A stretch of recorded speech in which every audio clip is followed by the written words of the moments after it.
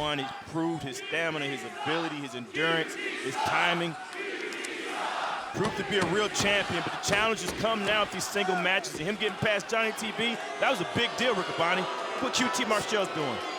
Certainly was. Code of honor adhered to QT Marshall, taking it to the outside here. And it's interesting, QT, maybe just trying to slow down Commander, who's known to really pick up the pace, really light a fire.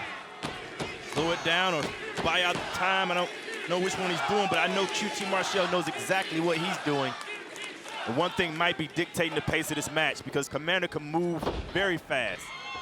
Well, I wasn't necessarily subscribing to the idea that maybe QT was trying to run out the clock, but we're gonna gymnastics. Yeah, with QT saying the gymnastics, QT is trying to dictate the pace here. He's trying to slow Commander down. He doesn't want any speed going on. He's going to control the pace of this match. That's what he wants to do. Well, and every time he goes to the outside, that's depositing another 10, 15 seconds to the time limit here. I mean, let's explain the rules to the fans. If QT Marshall defeats Commander, there you see Alex Abrahantes, or goes the 10-minute time limit, he gets a future title shot. Title not on the line, but QT can be on his way. And Commander, he's not going to let that time limit run out. He's picking up the pace here. Yeah, Commander said, you run away from me, I'm going to run towards you. You're not going to stay away for this long. Oh, kick to the midsection. And it's QT with a big uppercut there. Yeah, QT picking his spots, man. Now off the rope, stucks the right. Commander, look at how fast Commander goes. Beautiful flying hurricanrana. And a big drop kick sends QT down. Cover. Just a 1 count there. I tell you what, if the pace is fast, it's going to be in Commander's favor all night long. And that is exactly what Commander's doing right now. Whoa! And if I was Commander, I would have stayed on QT there. Yeah, well, he wanted QT to come at him, and QT intentionally did not. This is the smart things that QT does that he doesn't get credit for, Riccaboni. I've been in the ring with this guy a lot of times. He's a phenomenal athlete. Wow. And look at this, it's Commander, open hands. And looking for the Irish whip, the strength of Marshall, reverses it, kick to the midsection. And everything is so perfectly deliberate from Marshall. That right there was anticipation, knowing what luchadors or what fleet-footed people do, and cut him off on it. Well, let's not forget, QT had become a bit of a main event star down in Mexico. Whoa. So really has experience in the ring with luchadors. Wow. Again, that Larry Sharp style knee drop cover. Just a 1 count there. Tell you what, man, if anything, QT Marshall is moving like a champion. Well, there you see Alex Abrahantes, vamos, we go, we go. And you're right, QT putting this match at his pace. Seriously, Commander trying to ratchet up the intensity here. Great shot. Tilt-a-whirl backbreaker. But you see how the backbreaker was hit, but QT Marshall did not immediately go for a pin. He's staying away from Commander. He's really picking his spots here. Watch this. Lateral press, too. But he's not exactly evading his opponent either. Right. We've seen in matches with Athena improving grounds. And look at this, feet on the ropes. Come on. Oh, Abrahantes. Get your hands off my feet or I'm smacking you. Hey, beat. Not tonight. Not tonight. As QT with this neck vice. The neck vice pulling at the mask. You already know how much the mask means to the luchadors, Riccaboni. And in Ring of Honor, it's not an instant disqualification as it is in many promotions in Mexico. As Commander, shot to the midsection. Oh, again, this pacing. Yeah. Everything. He's not avoiding his opponent. Yeah. He's taking a second, 2 seconds, going right back to him. Well, I'll tell you one thing he's avoiding are these quick roll-up pins that Commander's known for. Oh. And this choke. Wow. QT looking chiseled, but unfortunately you cannot choke your opponent with your shin. That's old school wrestling right there. Again, QT, a true master of the craft. Yeah. You think about lineage dating back to Larry Sharp, who was so influential in American wrestlers going to Japan, had that great relationship with Antonio Inoki. That's the kind of lineage QT has in his own travels that have taken him across the world that he's building on. Commander, a fighting champion, man, really to fight whoever challenges him, but with him having that television title on his back, not only does he have a target on him, but everybody wants to fight Commander. They weren't lining up like this with Brian Cage. Oh, that's a great point, Caprice. Look at that. The suplex, turned into a sleeper. Sleeper hold. Wait a second. Oh, wow. There's that oblique version of La Escalera. Tearing at the obliques and the deltoids at the same time, put pressure on the ribs. It would take takes a lot of power out of QT. Yeah, you see QT grabbing his rib in the sternum area. Yeah. And that may have slowed QT down enough for Commander to pick the pace back up. Irish whip reversed once again. It slows down your upper body strength, though. And around and down with a face buster. Commander plants the challenger here in this proving ground bout. Great planning by Commander. Oh, now going to those legs of QT. Got his fingers laced in. Commander's got plans with Kabani. Certainly does. And this poise on the ropes, the sure-footedness of Commander. And the Hurricane springboard style. He's not finished with Kabani. Locked in, laser focused with the cannonball to the outside. Effortlessly. Effortlessly.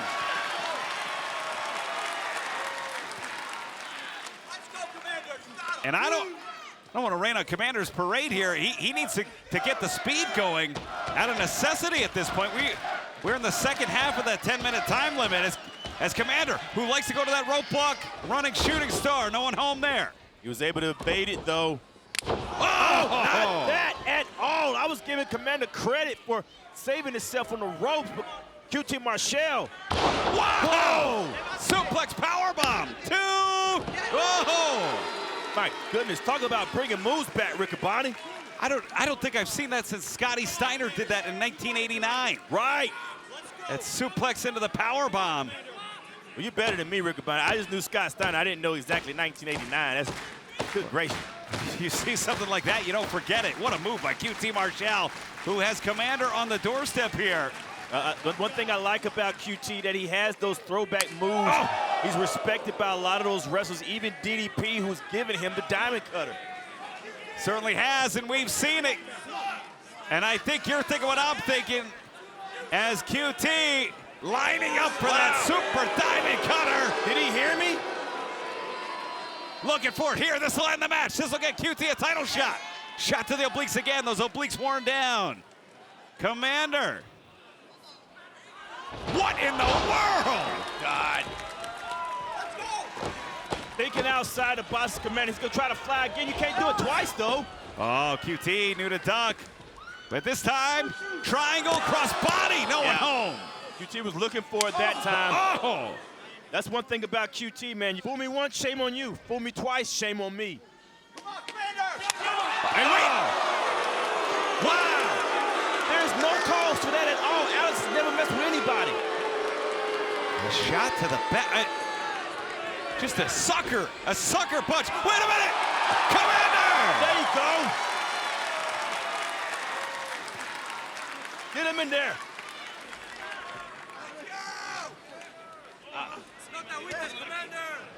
But I think this is a mistake, Riccaboni. He's checking on Alex at the time where he should be in the ring fighting QT. He's giving QT time to recover. Well, he's giving QT time against that time limit. Oh, into the corner. It might not matter. Commander, springboard. Look at that. Oh, Mexican Destroyer. Mexican Destroyer plants QT. And now Commander. He's going to put it away. We've seen this so many times. It's the move that won him the World Television title. Don't worry about the crowd, Commander. Oh, looking for La Salita Lindo. Can he get it here? This rope block. Shooting star press. The crowd behind the World TV champ. It's Commander. Whoa. Whoa. And he got it. He got it. He needs to go for the power. QT gets to the outside. QT got to the outside. Wow. Commander needs to stay on him. That's a smart move by QT, though. And it's come in. What? The bell? The bell? Ladies and gentlemen, the 10-minute time limit has elapsed. Whoa! Therefore, QT Marshall has earned a future Ring of Honor World Television title match.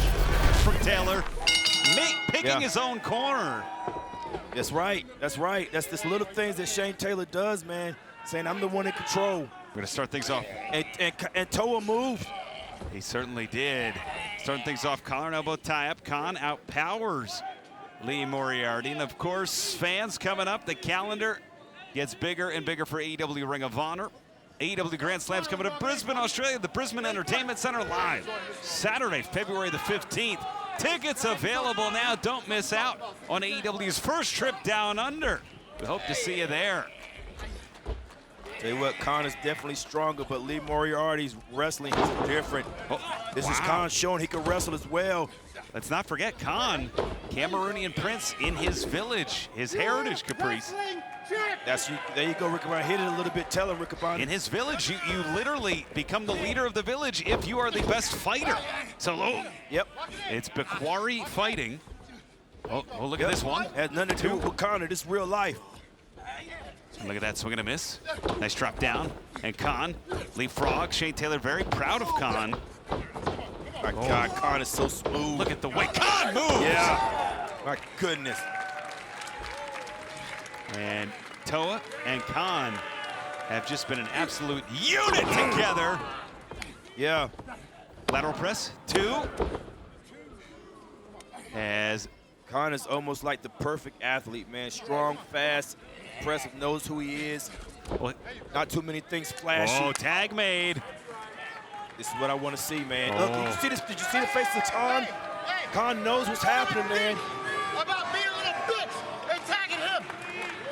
You in here with the general, dog. Oh my! I don't know what to do. I need popcorn and these bonbons and soda. Sit your ass there, shut up. Whoa! And Shane Taylor, he don't write checks that he can't cash. Yeah, I gotta see this. I don't know about type side headlock here. And now it's Khan. Look, Khan's trying to neutralize Shane. And maybe out wrestle a little bit. Oh, shoulder to shoulder. Nobody's moving there. No. You hit that way again. Try it again. Come on, baby. Come on, baby. Off the ropes. Oh! And set a trap for Khan. The big right hand. Taylor looking to capitalize. Oh, comes back with the left. The trap worked. Come on, homie. You see Khan stiff arm, man. Come on. Wow. Yeah. And now in the corner. You ain't on the side no more, huh? You ain't on the side no more. Huh? You on the other side now. Ooh. You on the other side now. And just Heard that. I don't have to translate that. Hit me again. Yeah, I got you. Oh! What? Khan asked for a hit and he got it. Oh, and Paul Turner. I hit too damn hard. Turner's got a check. Turner, Khan might be out. Turner might have to stop this. I told you, Riccaboni. Well, and tag made, it has never been publicly made known why Khan went under the leadership of, at the time of Prince Nana, instead of Shane Taylor, instead of retaining Taylor's guidance. And to be fair, Nana's record speaks for itself, managing the AEW World Champion, managing various Ring of Honor champions, but it's never been publicly known what the break point was between the young athlete and the leader of STP, Shane Taylor, as Moriarty now going for this rib stretch. Yeah, Moriarty trying to get the strength of Khan, has to break down the muscle there. I know what happened there, man. When Ring of Honor broke down, Khan got a phone call and didn't tell anybody and just popped up on TV, and Shane Taylor was like, oh, really? And they took that personal. Look at this, it's Moriarty. But, I mean, if you Khan, what do, man? You got to make a living, my goodness. Oh, God, stretching his shoulder into the trap, pin 1, 2. Moriarty had to be careful there. His shoulders were down, too. Yeah, Moriarty's such a great wrestler, man. If it's going wrestler for wrestler, it's going to be Moriarty. Khan's going to have to do something different, use that strength, use that savvy, use that power explosion that Khan has is known for. That's why he's trying to keep hold of that wrist. Oh, God, he popped the elbow right out of the socket there. Tag made. So this is... So many advantages STP has here. Having somebody like Moriarty on your team and Shane Taylor is two different complete wrestlers. And when they're tagging, it's hard to plan for them. And the forearm connects. Khan caught. Shane Taylor rolling Khan through. Oh, that big knee through the jaw. Khan rattled again. Center of the ring, 1, 2, and how many times do you see Toa break up a pin? Yeah, I told you, man, Shane knows Khan. He's helped mentor this guy when he was young. He knows his moveset. He's watched him. He has a legit grudge against him. I just got to, Khan has to do something, has to tag out or something. Now shot to the midsection there, upstairs with the chop. Khan trying to fire back. Again. And Uranagi. Big splash, that's gotta be it. Cover here, 1, 2. Khan able to find a way out. Have you ever seen the Gates of Agony in this situation, Riccaboni, being manhandled? They're not being out-wrestled, but they're being out-wrestled and manhandled at the moment. This is absolutely wild. But it's from 2 separate people, though, being out-wrestled by Moriarty and being manhandled by Shane Taylor, and that's the frustration of this tag team dynamic that STP has with Shane Taylor and Moriarty. Swing and a miss there from Moriarty. Oh, double cross body. Double cross body, and now Khan, the door is cracked. It is open. He is closer to Toa than he's been all match. Tag in, come on, Khan, they make the tag. Khan makes the tag. It's Toa. It's Shane Taylor for the first time in the bout. Whoa. Comes the beef. Look at this. Whoa. I don't know, Toa's a strong, oh my, Shane's buckling. Yeah. Wow. Whoa. Again, these rights out of nowhere, man.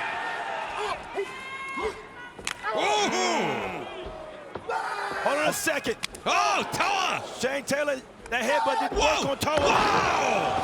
Wow, Samoan drop. Plants Taylor. A Samoan drop and a Samoan head. And look at Shane Taylor hit Toa's head and knocked himself out. Oh, and looking to make a tag. Unfortunately, Khan. Tag made to Moriarty. Tag made to Khan. I don't know that Toa or Khan know that Moriarty's the legal man. Right, they're setting it up on Shane, and Moriarty knows he's the legal man. Oh! Great game plan right here. Wow! Shane is playing a decoy. And there's Moriarty, the pure champion, sent to the outside. Swing and a miss. Moriarty back in, but caught. It was a trap. It was a trap up and over. Toa's not the legal man, though, either. Rolls through. And Gates of Agony. Open the gates. That might be enough right there. Cover. 2. Whoa. My goodness. This is a match right here, man. This is the main event anywhere. The story behind this match, the athleticism behind this match. They're going to lift the gates up, Riccaboni. And as soon as they open, they make close just as fast. Come here, bitch. Taylor knocks out Khan. Big kick from Toa. Taylor sent to the outside. And what does Toa have in mind? Toa up and over. Cannonball to the outside. Toa showing the agility he has over Shane. What's Trish doing? Wait, who? Trish Adora, who was not involved in this match. The 2 legal men, Khan and Lee Moriarty. Trish setting up distraction here. Khan in control. Wait a second. The infantry. Bravo. No, God. Captain Sean Dean, Carly Bravo. Oh, The no. double team on Khan. The stack. Bridge the locked in. bridge. No 2. escape. That's it. The winners of this match, Shane Taylor Promotion. That's a huge win. That's a huge win. STP has ended the 18-match tag team winning streak for the Gates of Agony. Very similar in style to Shane Taylor, but they didn't have that one right hand that could knock you out like Taylor does. Yeah, but you're right, Riccaboni.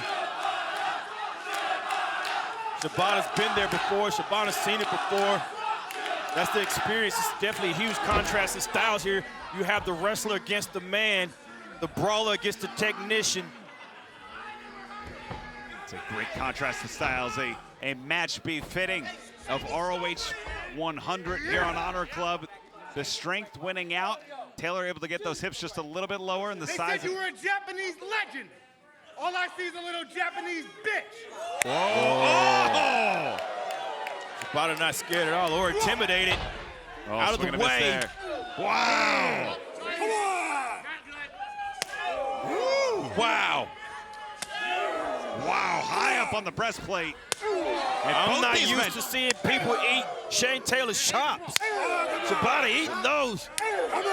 And Taylor absorbing Shibata's too, but it's Taylor now. Oh, that forearm. Wow. The first to break the sequence to get Taylor stunned. Into the corner, unloading. That's the difference between striking and striking with precision right there. Whoa! Wow! That uppercut, we don't normally see an uppercut out of Shane Taylor, but it was just what the doctor ordered on Shibata. Tell you what, with people like Shibata, you got to pull out the new stuff.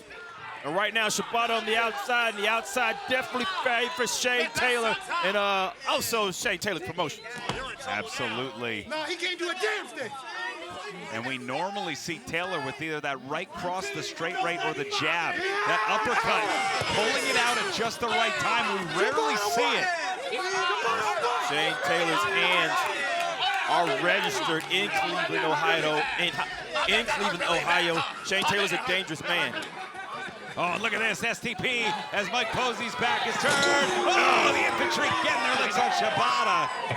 And Moriarty, who has a lot of... You're so hard. Oh, come on, Moriarty's got a lot of respect for Shibata. Used to train with Shibata. Well, I mean, Moriarty wasn't over there. That was the infantry. I understand. But he could have helped stop that. I don't know. Oh, Hey, grown man, Riccaboni. You gonna tell a grown man what to do?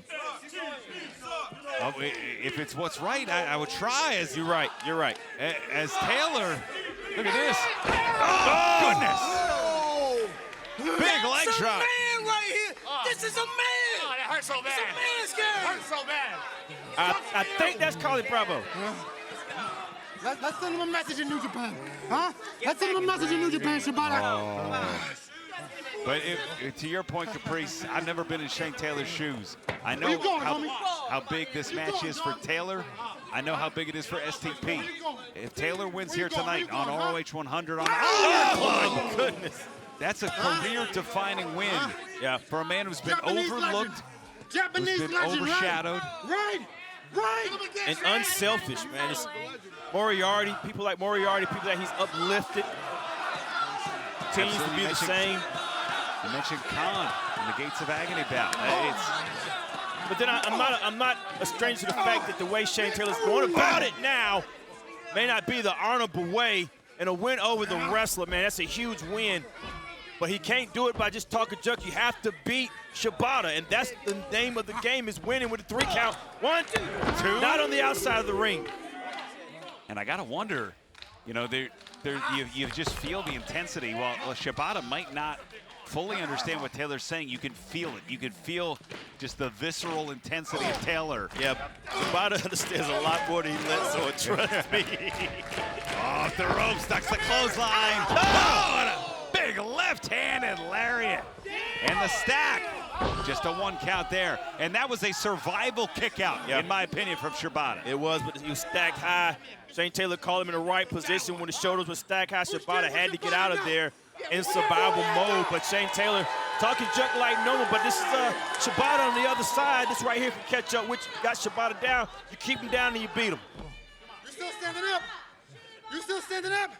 Shibata's one of the most well-conditioned men in this sport, let alone this roster. Maybe in professional sports. We've seen him training for hours before the doors open, running stairs, doing calisthenics, and it gives him that fire. I am not used to seeing people take shots from Shane Taylor and walking towards him. And out of the way, Shibata escapes the big splash, the big kick upstairs, delivers the knife edge, and another. Wow! And this rapid-fire machine gun chops. Whoa! And again! Wow! Breaking Taylor down again. Now into the corner. And Shibata floating. Oh, goodness. But then driving Taylor. Nowhere for Shane Taylor to go when that drop kick. That half-hatch suplex, able to use the hips. Cover here, 1, 2, 2.5. Right there, it shows the mentality of Shibata, able to suplex Shane Taylor. It's a very rare feat, but the way that Shibata is finding a way because he's a wrestler. The ropes. Oh, that body shot drives the oxygen out. What a knee! A knee rocking Shibata. Oh my God! This might be enough right here, Ricky Body. Marcus Garvey, driver. Shane Taylor has planted. Shibata 2. No. My goodness, great cover. Maybe he should have hooked the leg. I have no idea how Shibata's still in this. We've seen Shane Taylor take so many people out with that. That amazing world television title reign, the world 6-man title reigns. Shane Taylor has had. That Marcus Garvey driver's been the difference. Oh, he saying welcome to the land, just a few hours away from Cleveland here in Cincinnati. Open hand though. Oh, That's that sleeper. That's that sleeper. Doesn't matter how bad you are if you can't breathe. Oh, Taylor, the back suplex. Back to the sleeper. Wow, right back to it. It's a game plan, a perfect game plan. Shane Taylor trying to come back to his feet. This doesn't last long. Shibata, great positioning from behind, sinks that elbow into the clavicle. Taylor's fading. Yeah. Oh, if he can't get back up, he's gonna fall victim to the PK. Just like a cover 2. Got it. Wow. The winner of this match, the wrestler, Katsuyori Shibata. How do you wear down a giant? You stick to the game plan, and that's exactly what Shibata did. Incredible. We're seeing it from Blake Christian, and of course, maybe no change in attitude more pronounced or felt in greater detail and greater relief than Red Velvet's change of attitude at final battle against Leila Hirsch. Yeah. Code of honor adhered to, using the wrench to ensure she left the Hammerstein with that World Women's Television title. But just know that she wasn't the first one to use the wrench against those two. Like, well, it was a callback. Side headlock here. Sometimes revenge is a dish best served in the city of brotherly love, and we're hoping that the football team from Philadelphia does that to the football team from Kansas City, but also that revenge and scores are settled when AEW Dynasty comes to Philadelphia, the Leah Core Center, beautiful Temple University's campus, Sunday, April 6th. Tickets available this Monday, February 3rd, but those pre-sale codes went out, and if you got the pre-sale code, you can purchase them today. Big Bonnie, everybody ain't from Philadelphia. There are some people from Kansas City. Irish whip, nice clothesline. Oh, really? Oh, shoulder tackle. And they watch Honor Club.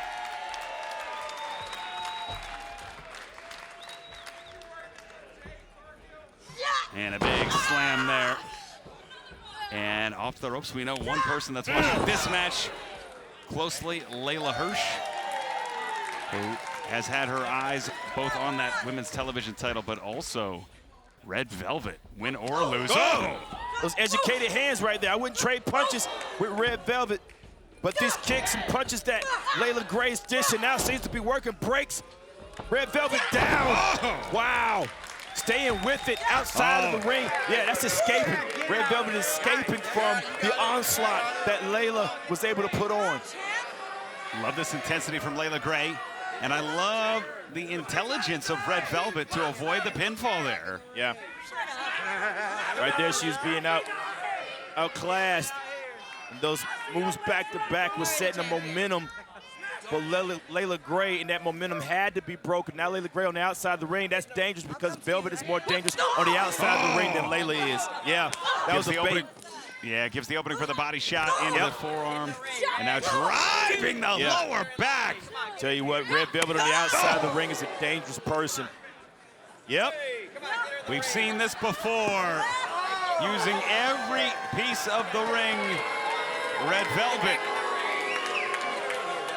And really becoming antagonistic with the fans. I don't know what the fans did to Red Velvet. I understand Leila Hirsch. I understand the long-standing grudge there.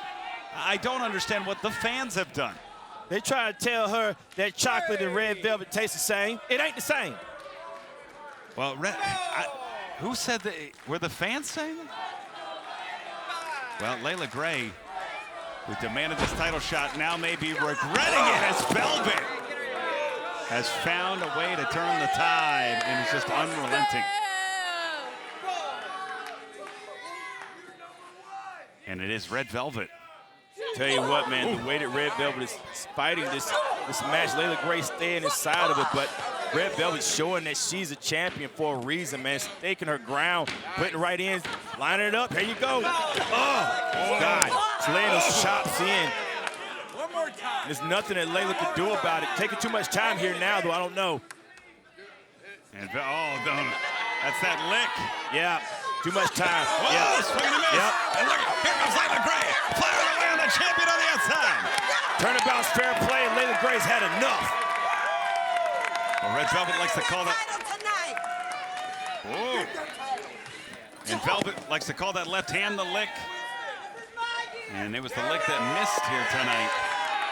And Leila Grey saying this is not proving ground. She's saying she's going to become champion tonight. Absolutely, our main event, our title bout. It's Velvet. Bring Leila Grey in. And Red Velvet with Leila Grey into the corner. Oh, to the bread basket. Those are educated fists, Riccaboni. Third generation boxer is Red Velvet. Has Olympic royalty in her family. Look at this. The split. As you hear referee Mike Posey. Red Velvet is so good. Really, This is what you want as champion, my pick huh? for most improved wrestler in Watch Ring of Honor this. in 2024. Oh! Meteora to the back. She's in the ring. And when you do that, man, it's the throat is what gets the most of that. Leila Grey is going to be straining for breaths now. Yeah, may have collapsed that esophagus. And now with this full Nelson adding to what she did with that Meteor. Great move. I love the strategy here from Red Velvet. And Leila Grey smartly trying to reestablish the vertical base to relieve the pressure. Off the ropes now. Whoa! They Leg glared Larry. right in play. My goodness, man. Red Velvet knows how to pick it. Knows when to pull out certain moves, knows when to lay it down, knows when to shut it down, knows when to change the pace. And again, the chin lock here. It just so functional, so precise. Velvet wrestling a perfect match against a very game challenger right now. Absolutely, and Leila Grey is showing that she belongs in this match, and she's been staying with her. Nice. Belly to back suplex. Not able to do anything else, though. Leila Grey trying to recover. And it is Leila Grey, the challenger. You hear the crowd rallying behind the challenger here in this title bout. Swinging a miss on Grey out the way. One. Just a one count there. Leila back to her feet first. Now shot to the midsection. Red Velvet. Irish whip. Clothesline though by the challenger. It's Grey with another. That's a momentum shift. The pump kick sends the champion into the corner. Leila Grey charging and up the ladder with a knee. Tell you what, Velvet was trying to support herself, holding on. This is what she went with last time. The Dragon Sleeper. Dragon Sleeper catches Red Velvet. That cutter to the, that's a great combination. That cutter to the sleeper. Red Velvet finally at the rope. And that was everything that Red Velvet needed right there. That cutter right to that sleeper, man. It doesn't get any better than that. Well, if Leila Grey can hit that maybe one more time. Yeah. And maybe get it away from the ropes. And I like the way Leila Grey is staying with it, man. She's not frustrated. She's not fussing at the referee. She's on the wrong side now. Red Velvet has her perched in the corner. Oh, what? And a variation of the iconoclasm. Legs hook. Two count there. That's another example of how Red Velvet can use every part of the ring to dish out offense and cause offense to happen. Yeah, great job by Red Velvet here. Irish whip, and the challenger hanging right with her. This is any woman's match here. Big back elbow, and it's Leila Grey. As Red Velvet, stunned by that, may have caught Red Velvet directly in the sternum. That change of directions really got Red Velvet as well. And here comes Greg and Blockbuster! Blockbuster! The challenger is the champion down! Hooks the leg cover! 2, we can have a new 2! Whoa, that was close, Riccaboni. That was close. These are some great moves that Leila Gray is pulling off.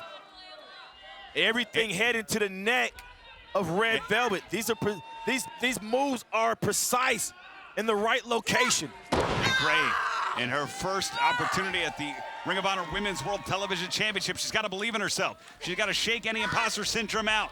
She's got to think she can be a champion, because Red Velvet is going to take advantage of this opportunity right here and maybe take her straight to her mama's. Catch it all! That'll do it, Riccaboni. I promise you that much. 2, that is it. The winner of this match, and still Ring of Honor Women's World Television Champion, Red Velvet. Wow, and it was a... So is Brian Danielson. As we call for the bell, and we're off. We're going to start things off with Truth Magnum and Ori Davari here. This is one fall to a finish, which makes a match like this difficult to win, Caprice. You've been in these kind of matches. Absolutely, man. You have to have eyes on all sides of you. Tag team partner as well. And you can get tagged out when you have the advantage. You get a blind tag. Yeah, and this one is your duty to tag your tag team partner, because tagging the wrong one, they can get the win. Boom. And Truth Magnum trying to get out of the Premier Athletes corner. And Tony Nese in there legally. Oh, that shot just under the jaw, maybe to the throat. And that was certainly to the throat. Broke both times with the body. That's Tony Nese's target right there. Watch out. Reynolds. And Reynolds tagging himself in. Delivers the shot to Davari. And, Davari sent into the barricade there. Yeah, that's what you get. And he's sent back in. All the way up top, it's Alex Reynolds now. Big cross body, cover. And James Shrake right there, man. Everybody was trying to get in and try to break that pin up. And Zach Gibson now the legal man. Oh, nice drop toe hold from Alex Reynolds, rolling through. Big drop kick to the skull of Gibson. Tag made. Seeing great continuity here between two men who feel right at home here in Jacksonville. Absolutely. And Evil Eyes. Jawbreaker, Reynolds. Backbreaker into the DDT from Uno. Classic combination like hook. 2-0. And certainly combinations from the Dark Order, man, they never get old. And Drake thought that could have been enough, and it has sparked a Pier 6 brawl here. Bit of a Donnybrook as now, wait a minute. What is this? 4, 8, 12, 16, 20, 24, 28, 32, 30. Okay. 36. Oh, 40. I like what you did, the multiplication there. Yeah, see, oh! And look at that, the Outrunners clearing the ring. The legal men are still Uno and Gibson. They're working together. At least for a little bit. Truth Magnum letting the fans know he's still indeed running hot. Tag made. I don't think they realize how cold it is in Florida. I don't think. Yeah, historic cold snap. Appreciate this amazing crowd. ROH returning to Daly's place. As, it's Gibson, knee to the back. And that's dirty, man. When you don't see that coming and you feel it, you just go forward, man. Your throat can hit the rope, you land awkwardly. Now the ring is cut off from Grizzled Young Vets, and they have Reynolds in the corner. That's Tony Nese. And Tony Nese going to work that's that intelligence, that veteran presence. And now this is just cowardice from that ambulance chaser, Sterling. And Woods is an All-American. He's a former national champion. He does not need to be participating in that kind of assault. Yeah, but we should know by now, Woods is a premier athlete. One. Just a one count there.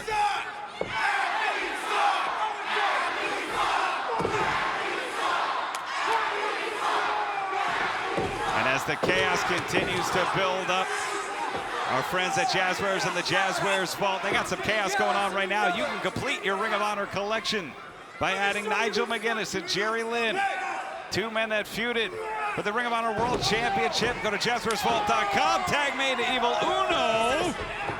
Whoa! Look at this. And it's Uno fighting off Nice and Davari. Davari able to slow things down. And big back elbow. Uno by himself doing very well. Whoa! And alternating noggin knockers here.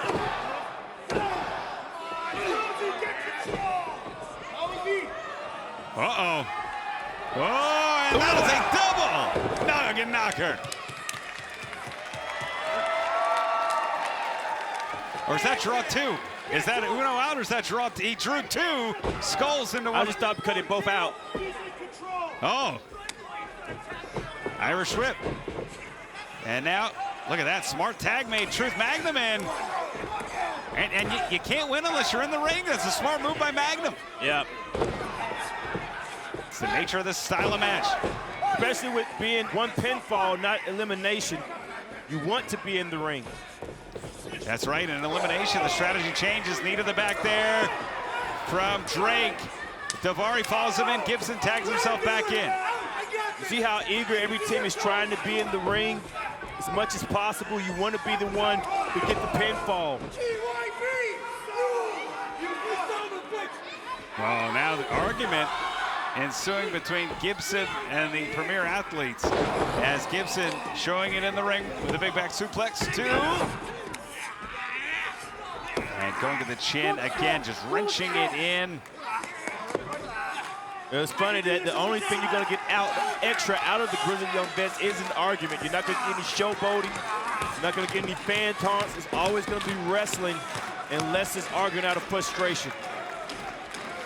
Turbo Floyd trying to get Jacksonville going here to power the Outrunners, but it's Gibson with a forearm, takes Evil Uno off the apron. Now, if you're Truth Magnum, Caprice, do you wait? Do you risk it by trying to get Turbo Floyd in, or do you make the first tag? Well, with Magnum being in a lot of trouble, man, he needs to get out of there as fast as possible. Because every team is trying to keep Magnum inside the ring to beat him. So now Magnum's a target for everyone that is not an outrunner. Into the corner. Whoa! You can see here, yep. Oh, Nice. Yeah, they realize. That's how much that one pinfall means. Oh, but wait a minute. In the meantime, while these teams are squabbling. Yeah, he almost escaped. And Magnum. Wow, 2 for 1. Boots out. Oh, but it's Drake and Davari almost working together to keep Magnum in there.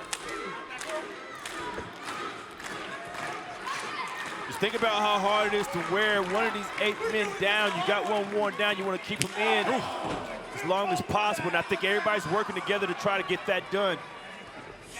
Irish whip into the corner.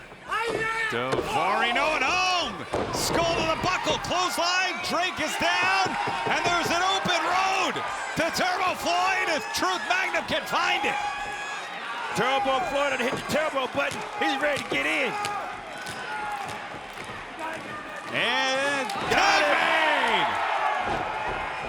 Oh, those big rights from Turbo Floyd. Scoop and a big body slam on Gibson. Drake going for a ride.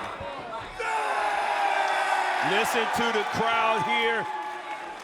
They love the Outrunners, Riccaboni.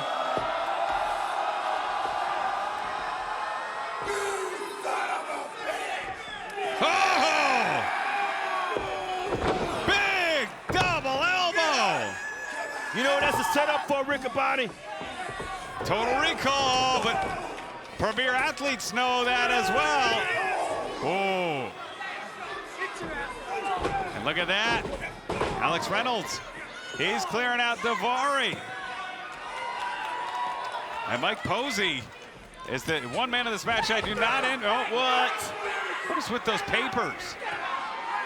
And the only, that's the only man in Ring of Honor who's authorized to have those papers. Now we can't get sued. I don't know if it works like that, Caprice. Oh. Dive to the outside from Reynolds. But Drake.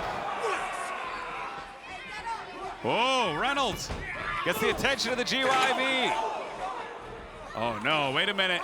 Turbo Boy by himself. Oh. And he is caught. And around the world, assisted sliced bread. Neeson there, breaking things up. Tell you what, man, Turbo did not kick out of that. Wait! Him first! Him first! He's the problem! You clown! Get a clown! Get a clown! What? He's the problem. Let's go, come on! Look at this. Oh, back to That's back. it right there. The Outrunners never leave a man stranded. Look at this. Cleaning house. And it is Truth Magnum delivering the decisive right. Oh, and Gibson sent to the outside. James Drake, no one home. Wait a minute. Drake caught. Drake caught. Total recall. Cover two. That's it. The winners of this match, the Outrunners! Perhaps the greatest world television champion in Ring of Honor history, waving off the coat of honor. Of course, I'm talking about his feud with Samoa Joe, who's made a lot of great memories in the city of champions, Philadelphia, Pennsylvania. That's right, AEW Dynasty coming to Philadelphia, the Leah Core Center, the Cherry and the White at Temple University, live Sunday, April 6th. Tickets available now. Got a lot of friends and family coming out to that one. Should be an amazing event. There's a lot of winners in that town. Huh. How far are they from Allentown, Rick? Just a good hour, but on tomorrow when the parade rolls through, it's going to be a lot of traffic, maybe a little bit longer. As Nick Wayne really taking advantage of that height advantage. And this is one of the things Nick Wayne has done so well, and I think you'd agree, Caprice. He's really taken advantage of his body type as of late. That's the next step in his development. He's been using some of those high leverage moves from those long limbs. Well, that's what you're supposed to do, is finding out your body. So many times a wrestler tries to emulate somebody that they can't because they don't have the same body. But when you learn yourself, you see the weapon that you are, you start to respect yourself more and harness it in. Wow! Wow! A stalling wristlock takeover. Oh, wait a minute, Commander now. Casadora inside wristlock takeover. Commander now. Wow, sweeping the leg. Nick Wayne. The speed is heating up. Wayne holding on. He's keeping his own. He's staying with Commander. Double drop kick. No one home. Popping up, popping through. Evenly matched in this television title bout. I am impressed. And that's with Nick Wayne. I know Commander could do this, but Nick Wayne showing I can hang with one of the greatest luchadors in professional wrestling right now. Tell you what, this is a glimpse into the future. Don't turn your back. Oh, you can't do that to this man who's been under the tutelage of Christian Cage, a man who's been champion with Christian Cage. Nick Wayne, who is unfortunately into that tractor beam.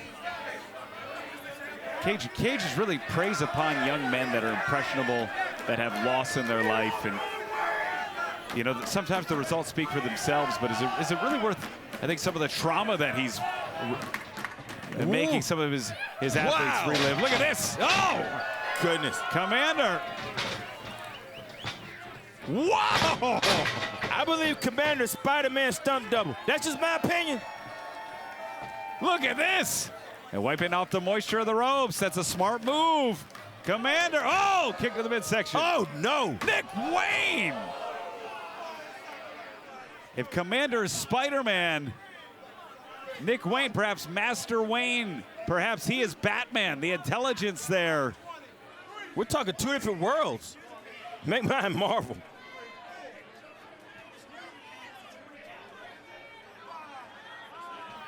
That ramp has no give in it, Riccoboni. A straight DDT on there. Nick Wayne bringing Commander away from the ring. Oh, jeez.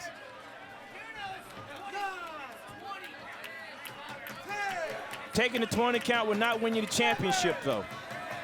What he's trying to do is expend the gas of Commander. You know what? That's a great call. Commander's a fighting champion. He knows the psyche of Commander.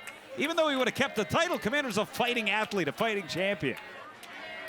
He made Commander run and spend that energy. And you can see right there, Commander tired, trying to get his wherewithal, trying to stay in the fight. A fighting champion he is, Riccaboni, but a smart man is Nick Wayne, and that, I believe, is because of Christian Cage. Oh. We certainly have to think so.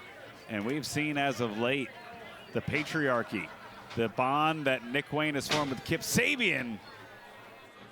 There's two great veterans, man. I tell you what, people don't like Christian Cage, and for great reasons, but you cannot deny who Christian Cage is. You cannot deny who Kip Sabian is, and to be under two great veterans with that tutelage, it has to rub off on you. And sometimes in a bad way. And yeah, speaking of rubbing off, the knuckles grinding into the eye socket.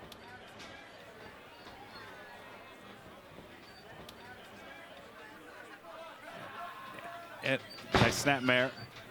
One.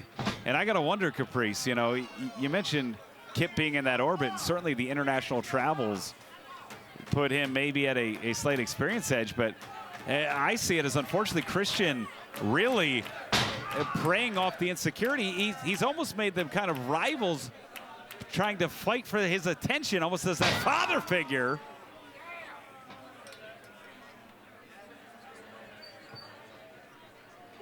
Oh! 1, 2, oh, we almost had a new TV champ. That kick to the spine created the pins and needles in the hands and the shoulders. You're right. That competition, though, that inside competition makes everybody raise their game up. And our champion is in trouble, Riccaboni, and Nick Wayne is standing on top. We could see history made as a new champion could be crowned at sea. As Nick Wayne maintaining the advantage. Oh, that mule kick. Functional, but also adding insult to injury. Those two leg drops, though, definitely hit Commander on that heel kick. Hold up. Oh, wait a minute. Body scissors. Whoa. 2. Oh, body scissors into the trap gets 2. Nick Wayne. The kick again, those long limbs, learning how to use those big levers. And it's Commander, though, firing back quickly. Off the ropes, springboard. Wow! Flying wristlock takeover there. Wristlock again, Irish whip reverse, Nick Wayne. Whoa! Whoa! Commander! And Nick Wayne wondered where he went. Commander got the flow and the glow, Riccaboni. As the challenger popping out onto the ramp. Oh, big kick there from Commander. Commander, springboard, moonsault. Commander on his feet on the ramp. Crowd seeing a great main event, Riccaboni. Commander heading up. Yes, indeed. Commander all the way. Wow. The rope walk, high cross body, like hooked. 2-0. No hands on the cross body. I tell you what, man, Commander, so impressive. But the schedule he's been competing on, Caprice, you and I both know Commander has just been burning the candle at both ends. If there's any flaw in his game right now, it might be the breakneck schedule that he has endured. Everyone from QT Marshall to Lee Johnson to Okada has Commander going up top here. Yeah, but we said the same thing about Athena, and she's still champion. Sometimes that breakneck schedule gives you that momentum and shows you who you are, but it can work both ways, Riccaboni. I'm not disagreeing with you. I'm just bringing up another point. No, that's a great point. Athena, who's now been wrestled on 48 out of the 103 episodes of Ring of Honor on Honor Club, as Nick Wayne, look at this, just toying. Again, those long limbs. This is so critical to his advancement. Yeah, but I think he's taking the champion too lightly. Commander's not just an opponent. Commander is a champion for a reason. Caught him there. Oh, wait a minute. Wow, Dragon suplex with a bridge. New champion, no. Wow, almost there. Knocking on the door. It's Nick Wayne. That Chris Adams style super kick. And front face lock now. Leg hook, fisherman suplex. Holds on. 2, he's got the fingers locked almost. 3. Nick Wayne is trying to put this away, Riccoboni. It's a danger zone for Commander. Commander has to do something, and has to do something fast, because one thing Nick Wayne knows how to do, and that's put it away. Whoa! That big kick again, looking for Wayne's World. Springboard, no one home. Commander now, second rope on the inside. Got it!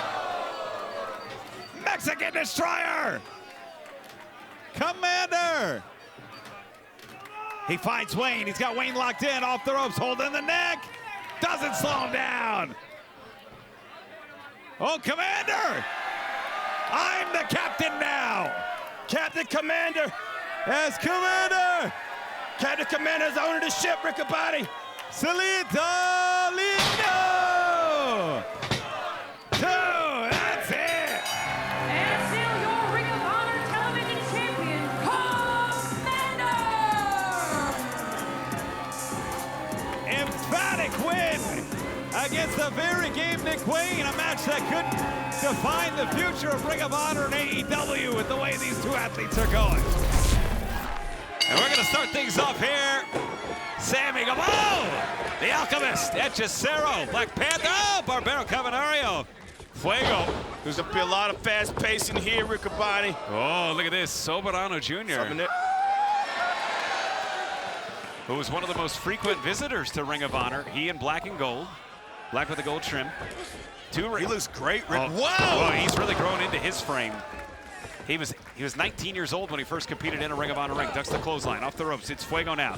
Look at this, around the world. Slingshot, roll back, double wrist lock takeover. Fuego. Lucha rules, 1 in, 1 out. If you go under the ropes or through the ropes, your partner can come back in, can be legal. I've completely lost control of who's legal at this point, as all 6 men are going crazy right now. And no team has gotten the upper hand yet. Well, Hechicero just choking Sammy Guevara. And what would it, oh, look at this, Soberano biting the boot of Sammy here? I don't think Luxury would do that. Well, Soberano really has gone off the deep end, really gone off his rocker. He still flies a lot like he did when we saw him, still likes that corkscrew plancha. But calling himself the Prada of Lucha. Like Prada is. Yeah, he said if Prada was a person, he would be it. Which is, it's like a claim that Derek Zoolander would make. I don't know. But I think that's the reason why MXM's out here. They might be scouting Sabanero. Well, yeah, it's Soberano. I mean, that's a great call. And what's interesting in CMLL, you know, that not a group or a faction, Soberano, Barbaro Cavernario, and Hechicero do team together, and they even have some combination moves, including a devastating rocking horse guillotine leg drop that they've used. I've heard that is more than devastating. I've heard it's diabolical, Riccoboni. Look at Hechicero, who's brought the fire to AEW Rampage, Collision, Dynamite. The literal fire is Soberano in. And Soberano really would fit in with the MXM collection now that you mention it. Yeah. But I'm so impressed, it's like a night and day difference, man, when you see somebody you haven't seen in a few years and they've grown into their body, they've owned who they are. I don't understand his attitude now, but my goodness, he's a brand new power. Oh, God! Barbaro! Up into the hamstring. You sure that was a hamstring, Riccoboni? And Fuego down. That'd be kind of bad if Sammy Guevara got shattered dreams. Oh my goodness. Well, that would certainly send a message, right? As Hechicero back in, kind of assuming the role of team captain, double wrist lock here. Guevara in trouble now. And wow! Triple drop kick. And Guevara gets out. Now that's as good as a tag in Lucha rules, folks. That's as good as a tag. Any member of Sammy's team can go in. And it's going to be Fuego, who's the legal man. Seeing him legal for the first time. Oh, one of the most popular stars right now in CMLL, Fuego. Tell that Barbaro does not care, man. Sometimes that person has that tag on them. It's the next big thing, and you have athletes that say, no, I'm the thing right now. You got to get past me to prove it. Whoa, goodness. And God, was that? Hechicero just, it's like a freight train. That speed, closing power. No, this is what we were talking about. This is this rocking horse style move. And it only ends the power of Hechicero. And just humiliating, but also fans, watch this. Oh, no! Rocking horse guillotine. Cover here. Oh. Why did he release the cover? There was nobody there to break it up. That would have been the win. Well, I hope they don't go to regret this later. Well, Black Panther, who made history, the first contracted athlete in CMLL history, Dark Panther, to compete in an ROH ring. He's the middle child of the family. Considers himself the black sheep, but he is currently a fan favorite down in Mexico. Oh no, they're setting it up again. They're setting it up again. Give me a break. The first time was devastation. Oh, there's something different. What is this? More tandem offense. Oh! Face buster. And I don't think that's Surfboard Bulldog combination. I don't think that's what Brian Wilson had in mind when he was singing Surfing USA. Not at all. As Dark Panther looking for somebody to tag, and there's nobody in his corner. That's the most hurting feeling you can have when you're looking for somebody to tag and nobody's in the corner to tag. And look, and Soberano operating under the who's gonna make me principle. Mike Posey has just been almost helpless to try and get this under control, under order. And look at this, just the shots. Dark Panther in trouble here. These Lucha rules that has to be taken advantage of. And big drop kick. And Fuego almost waiting patiently. In Lucha rules, you can roll out. It's as good as a tag. But I don't know if Dark Panther knows where he's at right now. Whoa, no one in the Dark corner. Panther's trying to fight. Right here, Colt. Backbreaker. Tilt-a-whirl. And another. Backbreaker. Look at that. And look at that. Barbaro sent out. It's Dark Panther. Dives to the ropes. And now another member of his team can come in. Another member can be legal here. But it looks like it's going to be Hechicero. Sammy Guevara. Sammy Guevara's in. And the Alchemist. Summoning the spirits. Look at that, off the ropes. Beautiful leapfrog there. Backflip out of the way. Sammy, big drop kick. Pop up. Hechicero didn't know where to hit him on that one, but it was Sammy Guevara. Drop kicking on the hip. And out goes Soberano Jr. It's Sammy Guevara. Outside. Nice. Big. Guevara's so good and moves so effortless. It's fleet-footed in the air. Look at this. It's Guevara off the ropes. Sammy! The tornado. How good is Sammy Guevara? That tornado Fosbury flop there. He is something else. One half of the World Tag Team Champions. Barbaro Carbonario now. Quickly, hammerlock into a body lock, into a hammerlock suplex. Wow! And that's how quick Barbaro Carbonario can work. Yeah, how quick he can move. Uh-oh. Can you do that, Rick Cabani? Well, that's the Guasado. Plancha Neanderthal, cover. 2. And it is Fuego now, the legal man. Because remember, if you go to the outside, your partner can come in. No, and for the record, I cannot do that. I would break several things and tear several muscles. Fuego into the corner. Fuego by himself, he look caveman. Whoa. You can do that though, Rick Cabani. Yeah, there's the full Guasan. Into the corner, up and over. Whoa. Stack. And Hechicero delivers the shot to Fuego. Wait a minute. Yes, Hechicero. I don't know if we can get another camera angle. I thought I spotted something. Flying. Oh, and scissors. Hechicero on his feet. Look at this, caught. Back around, nice standing switch. Off the ropes, Fuego. Fuego now. And leapfrog, oh, caught. One leg count. Wow, there's that back senton, Mr. Fuji style from Edgesero. Yeah. It's anticipation. Dark Panther, nobody home. Whoa. Nobody home for Edgesero. And look at this, Dark Panther now. So really, part of the fabric, the fiber of this great relationship with the CMLL and Ring of Honor. Oh, look at this. And we've seen our women's Dark TV Panther champ. anticipated what Edgesero was going to do. And Dark Panther. Wow. Oh, to the outside, Hurricane Rana. If these are big luchadors, Riccaboni. And look at this, Soberano, 6'3". Whoa, whoa, whoa, whoa. And Soberano just chiseled, look at this. Yeah. Really taking that next step.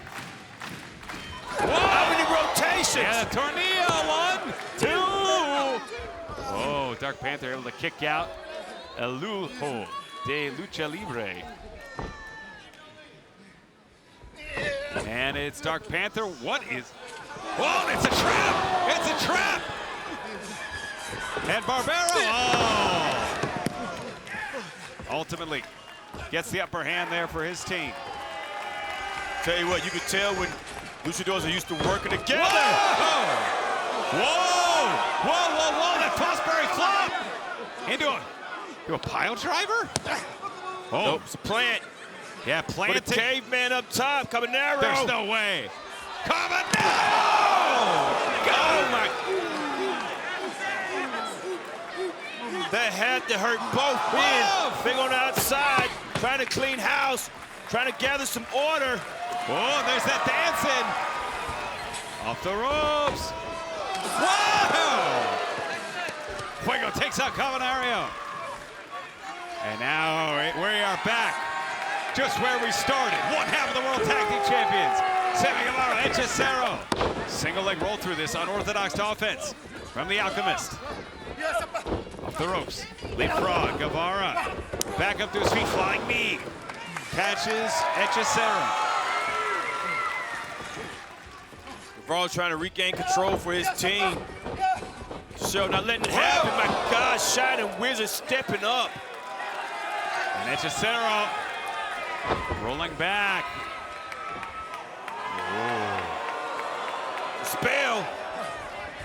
Oh! Too much time. I don't think it worked. Too much time. Big flying knee again. And Sammy has Edgesero where he wants him. Looking for GTH. Wait a minute. MXM. What is it? No, Mansoor. Just struck Guevara in the back. That's your friends, Riccaboni. That's his own belt. With his own belt.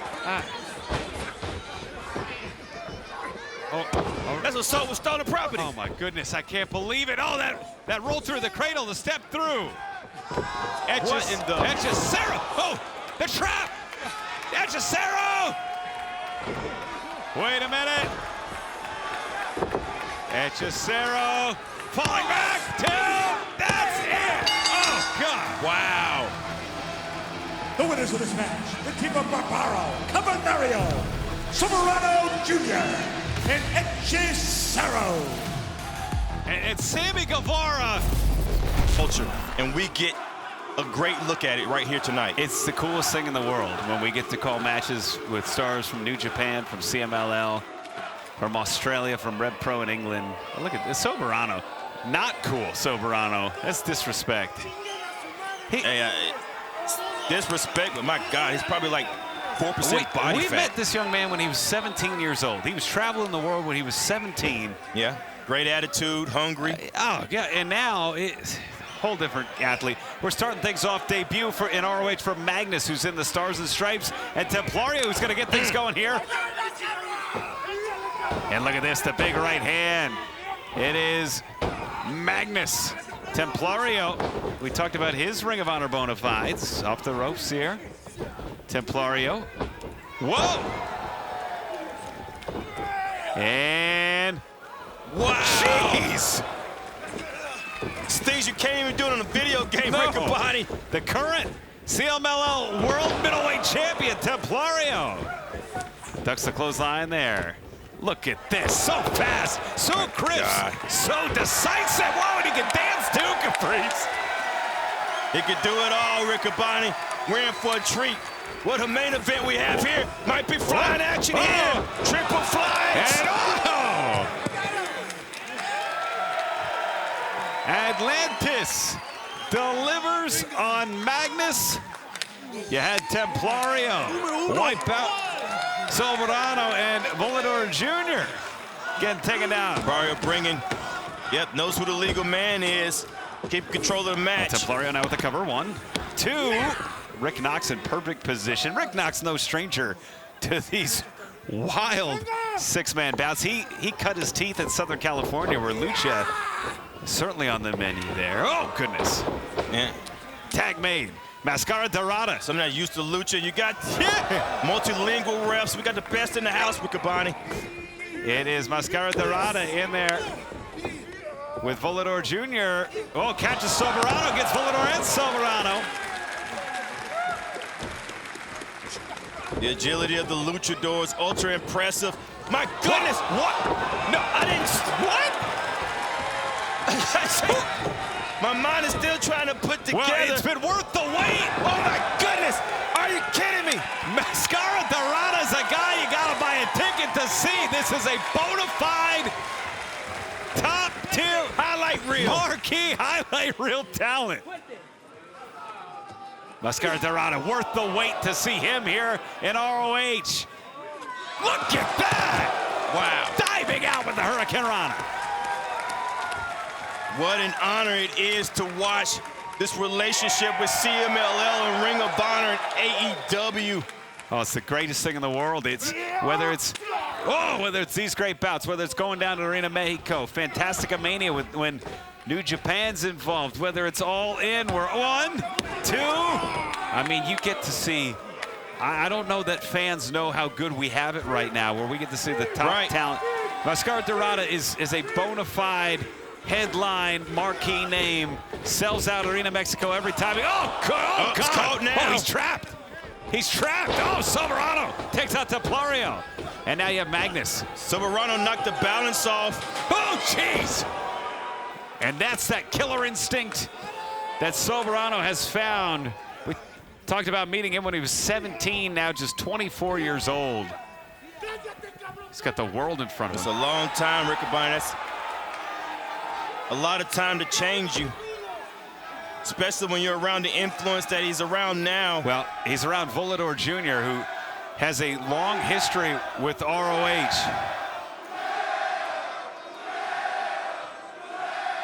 Just soaking it in. I think it sounds like that might be chanting Perro, which is his dog. Off the ropes. Nice drop down, beautiful leapfrog from Soberano. Mascara Dorado, though, takes a kick to the midsection. Volador into Magnus. And look at this. Whoa! Knees to the face. Lateral press cover. Oh, and he did. And what did Rick Knox do? As Mascara Dorado trying to make the tag. This is Lucha rules. If he goes to the outside, yes, indeed, Atlantis can come in. Now, Rick Knox confirming, it's... See right here with it. Right here, Riccaboni is showing respect, but cut him off. And to show you, Atlantis Jr. did not touch, did not even lay a hand on Soberano because he was at a vulnerable position. And Soberano took advantage of that. Yeah, that is a cowardly move by Soberano Jr., Volador Jr. And now Magnus in his ROH debut connects, rolling through, up the ladder, Soberano. And the man that sold out Arena Mexico with the Ring of Honor World title on the line, Volador Jr. Cover here, 1, 2. Ooh. And Volador, really the first extended look we're seeing as a legal man. He has an extended history chasing after that Ring of Honor World title, Caprice. Absolutely, and came close on so many occasions to do it. Very well put together. It's a great pedigree. And a huge, I keep saying it, you don't know.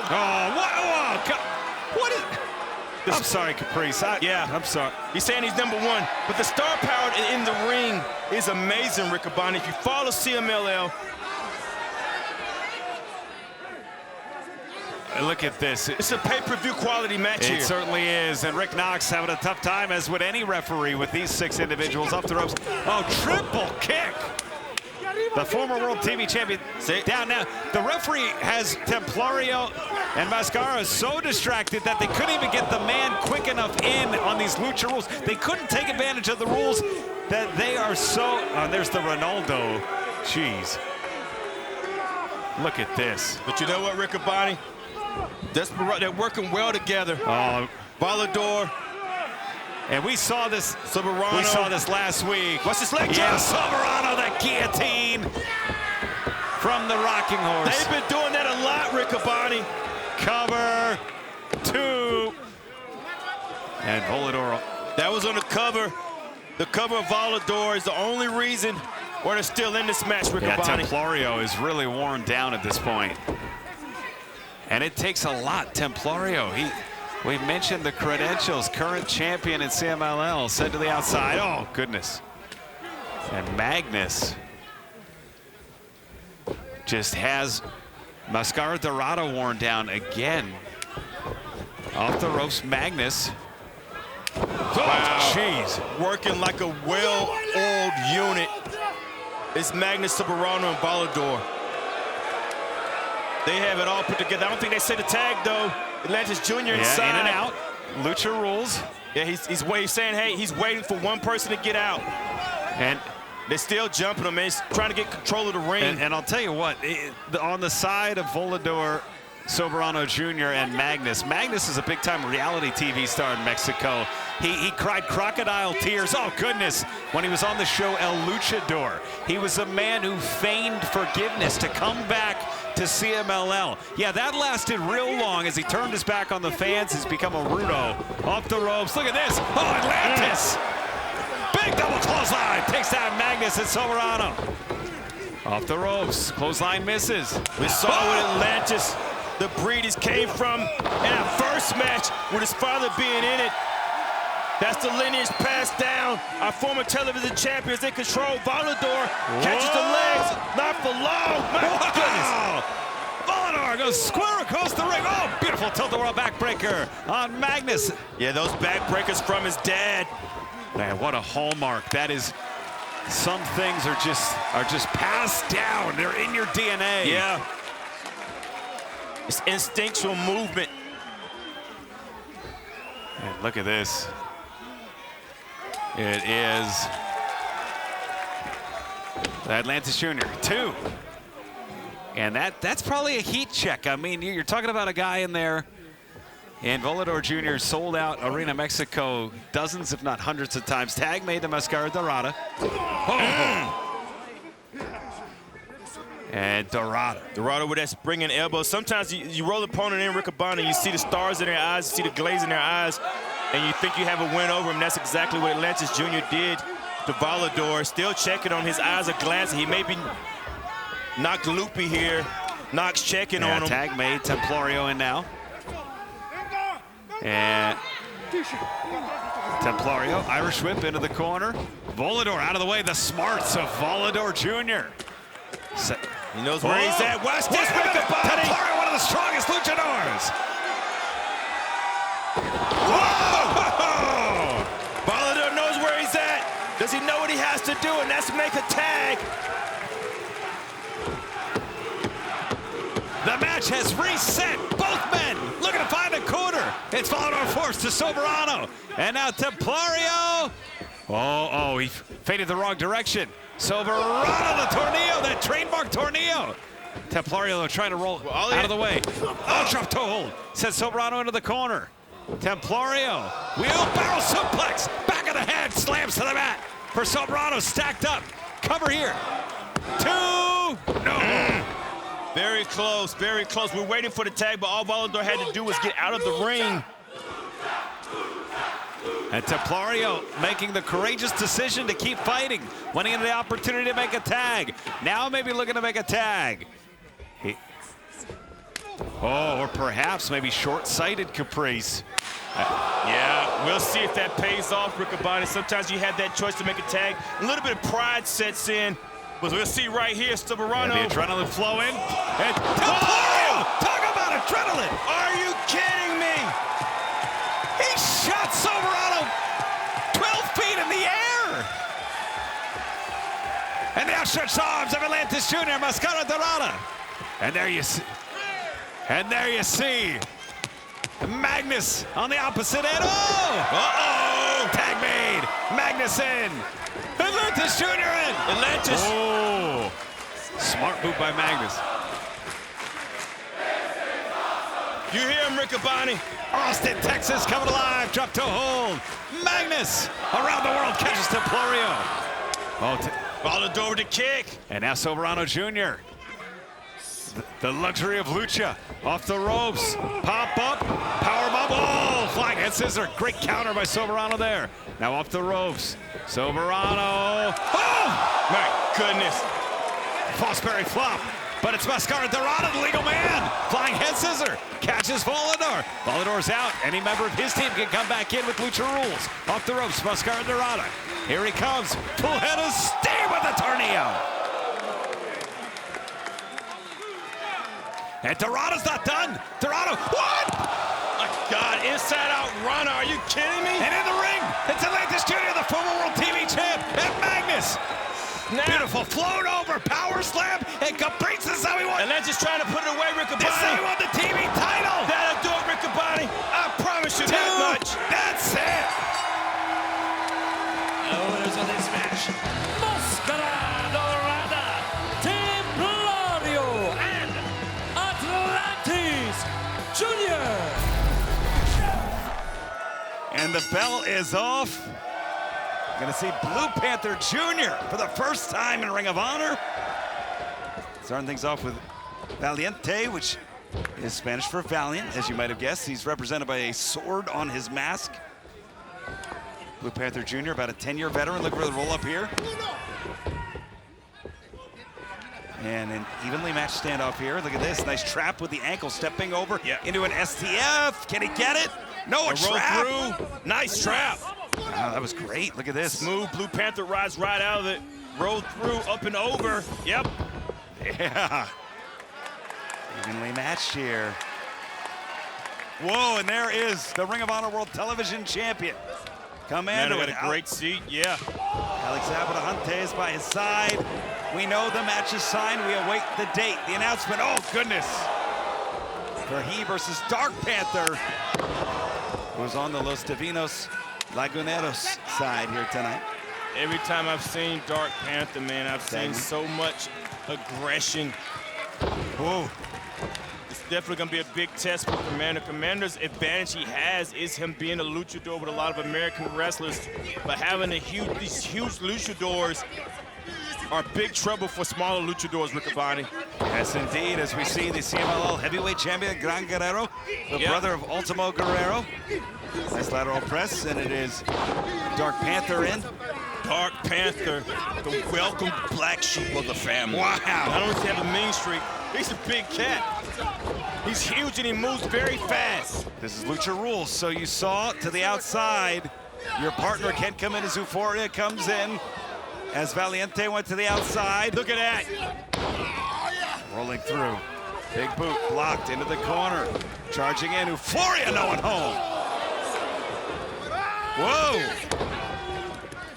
And now it is Valiente back in. Dark Panther, oh, and look at this. Looking to tag in the patriarch of his family. The legendary Hall of Famer. Didn't even have to tag because of the rules here. I don't know what we're gonna see, but I know it's gonna be awesome. Whoa!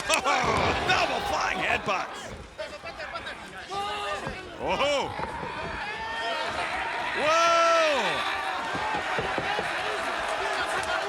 Whoa! Go rabbit, Riccaboni. Oh my gracious! Gran Guerrero. And Blue Panther, such a legend. Oh my goodness! That Bryan Danielson, it made sure to head to Mexico to fulfill a lifelong dream to wrestle Blue Panther. As Dark Panther with Euphoria. Whoa! Oh, fake out there. Dark Panther has Euphoria in a bad way. Move from behind. Valentino. Oh, Nice. Valiente. Valiente. Let's look at this. Valiente and Euphoria have Blue Panther Jr., Gran Guerrero. You know, back in other eras of Ring of Honor, we'd call this relaxed rules. These are just Lucha rules tonight. And huge powerbomb. Triple assisted powerbomb. They're not finished with Blue Panther here. Shot up to the right corner. Up and over to the outside. Panther lands on his feet. Brought down by Gran Guerrero, raising the roof. Yes, indeed. Runs in the family. Jeez, that Velocity that he was shot on the outside of the ring. Watch his neck. On this replay, I gotta see a replay here. Well, action continuing here. Gran Guerrero now into the corner. Caprice, here comes the replay. Watch his neck. Oh, jeez. God almighty. I know we're in spring training season, but that was World Series form on that baseball slide. Looked like he was shot out of a cannon. Yeah. Euphoria. Oh, jeez. They trapped Blue Panther in the corner. Both of his sons on the outside, not on the apron. Dark Panther back inside, though. Triple team.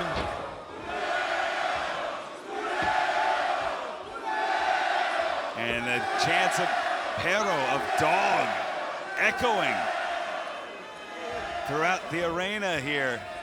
That's one of the biggest insults you can give in Mexico. Rick Riccaboni is calling somebody a dog. Well, and it is well documented. Euphoria has had his issues with Los Divinos Laguneros as part of Los Infernales. And looking to get some revenge. Look at that, Valiente. Oh, there's Euphoria, Gran Guerrero. And this is a long-standing issue, Caprice. Euphoria and the Panther family. Oh, Tell you what, man, Euphoria, Valentina, and Gran Guerrero work well together. As if they're the family. Well, look at that, the CMLL heavyweight champion. Look at this. Blue Panther trying to fight out of it. Unfortunately, just too many opponents, 3-on-1. But if you go down swinging, Riccaboni. And that's exactly what Blue Panther did, showing his heart. Still in this fight.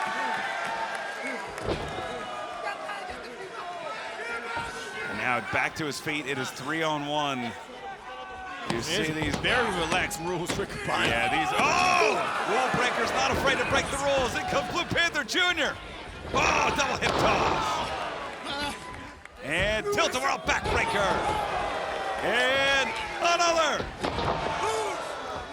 Wow! My goodness. Blue Panther with the speed on those backbreakers. And Dark Panther, the #1 challenger to Commander's World Television title. There goes Blue Panther! And the future Hall of Famer, Blue Panther on the outside. His sons on the inside.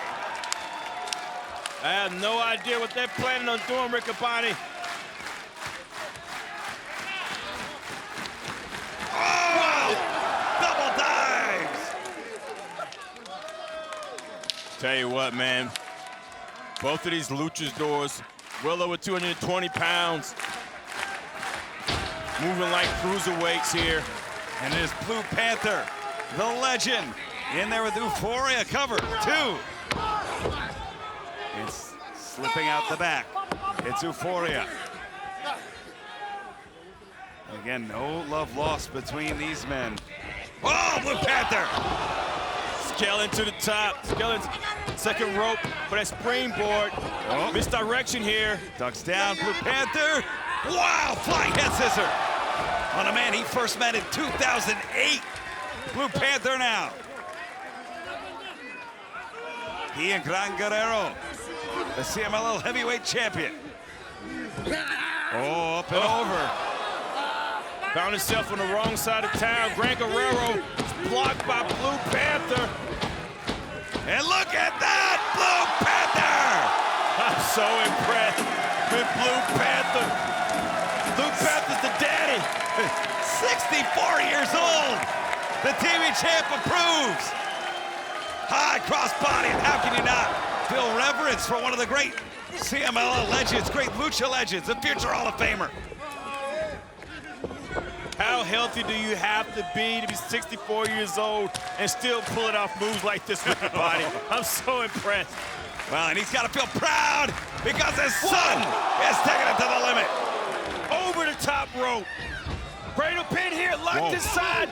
Tries Wait a minute. reverse. Two. He's stuck. Oh, Valiente. Valiente with the trap, almost. Catches Dark Panther there, off the ropes, Valiente. Powerbomb down, stack. Two. No, just a 2 count there. That stack powerbomb takes a lot of people out, man. It's huge impact. Then by the time you come to conscious, you're stacked in a pin. Shoulder block brings. Got a DT on the outside of the ring. Dark Panther! Whoa! Diving shoulder block to the outside. Oh, and this has got the attention of the TV champ. Tell you what, the crowd here is standing on their feet. Well, and so much of Commander's game plan comes from the crowd support. What would happen if the crowd supported Dark Panther like this in the TV title match? Whoa! And Dark Panther essentially doing this right in front of the champion. Yeah, knows exactly what he's doing. Showing Commander what could be coming his way, but took his eyes off the prize just that fast. Euphoria saw it. Wait a minute, cradle. 1, 2, that's it! The winners of this match, Dark Panther, Blue Panther Jr., and Blue Panther. What a world we live in! Wow! Blue Panther Jr. all in the same ring, like it's just beautiful. That's incredible. Oh, big boot from Euphoria. And now Mystico! Oh my goodness, this is the reason this man sells out Arena Mexico. Look at this, just, oh goodness. And Euphoria. Wow, big back elbow. Just that fast, man, putting the brakes on. Big clothesline. Sending Mystico for a bad trip, kind of like that time we got lost in the Smoky Mountains with Hechicero. Oh, goodness. 2 ever. Rocky, that's 2 ever. Looking for 3 ever. And, oh, that's just a size 14. And wait a minute, Euphoria. Vignette Onto the back. trying to take up for his teams here. And it is Valiente here. And we saw Valiente for the first time a couple of weeks ago into the corner now. And Euphoria holding Euphoria in place just long enough so that Valiente could get him into position. Here we go again, man. The cohesiveness that Rocky has with Valiente and Euphoria.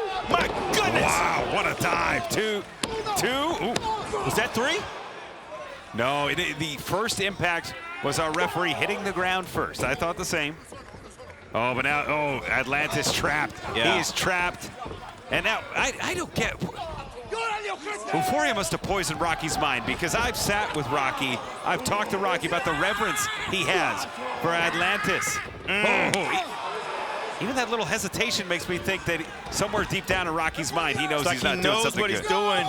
But he also knows what he has to do, and he knows who he's with. And I tell you what, man, I saw these guys a couple of weeks ago working with Rocky. Rocky works well, especially with Euphoria. He's always been a great tag team player. Well, Atlantis makes the tag from one Hall of Famer to a surefire Hall of Famer.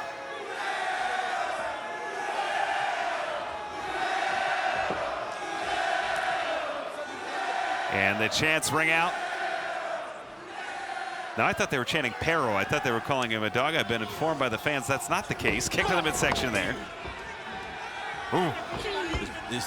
They're always keeping more than one man in at a time. It's supposed to be one man in, one man out. Anytime someone goes out, anybody can come in. But you see the team of Euphoria, and Rocky, and Valiente doing what they want to do. Oh, look at this, Valiente. And now it is Mystico in trouble. The double Irish whip dropped down by Euphoria. Off the ropes, handspring elbow, Mystico. Clothesline misses. Mystico. My goodness, turned around, the head scissors there. unpredictable as Mystico. And Mystico, look at that, the balance, the poise. Wow! Body control.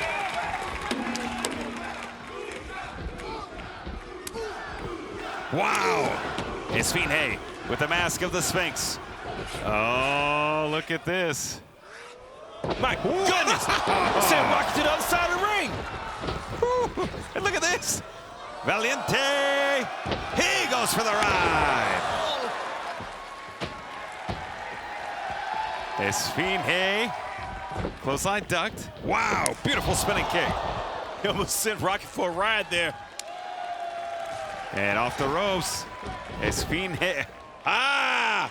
Whoa! Is that a Sphinx, Riccaboni? Yes, indeed. Going to bring in Atlantis here. Oh, The crowd wants it. Tag Yes, sir. made. Atlantis in. Tell you what, man. Ba-doof. Before you, he just spoils parties everywhere. Yeah, he certainly does. And I bet you some Dorado Jr. don't even know who Santa Claus is. well, Papa Noel. And look at this, Atlantis trying to get his bearings. These two men first met in 2008. They were actually teammates. Off the ropes. Oh, crossbody. But it quickly went sour. Ooh. And he hit it. Oh, Euphoria takes out his own opponents. Shades of how these two men got on the wrong page many years ago. Again. Oh, goodness.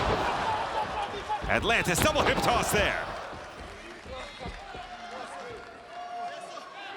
Atlantis now. And Beautiful backbreaker to the biggest luchador in the ring. Backbreakers for Rocky again. Running the ring, Riccaboni. no, I know what's gonna happen. And Atlantis and Rocky Romero, no strangers to one another either. As Atlantis getting a beautiful ovation here. Tag made, Mystico, the legal man once more.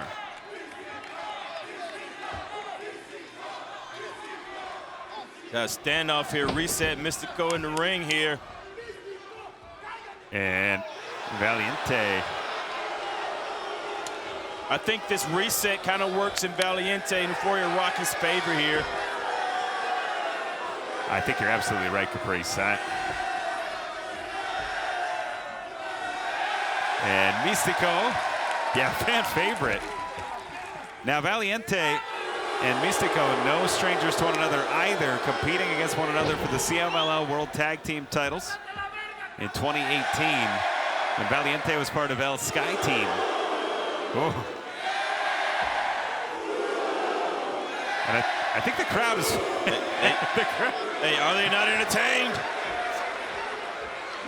Some exceptional real-time polling going on right now. Nice drive down there by Valiente. Off the ropes, handspring.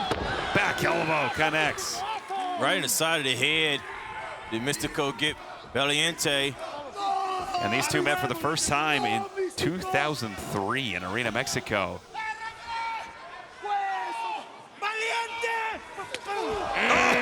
Oh, jeez.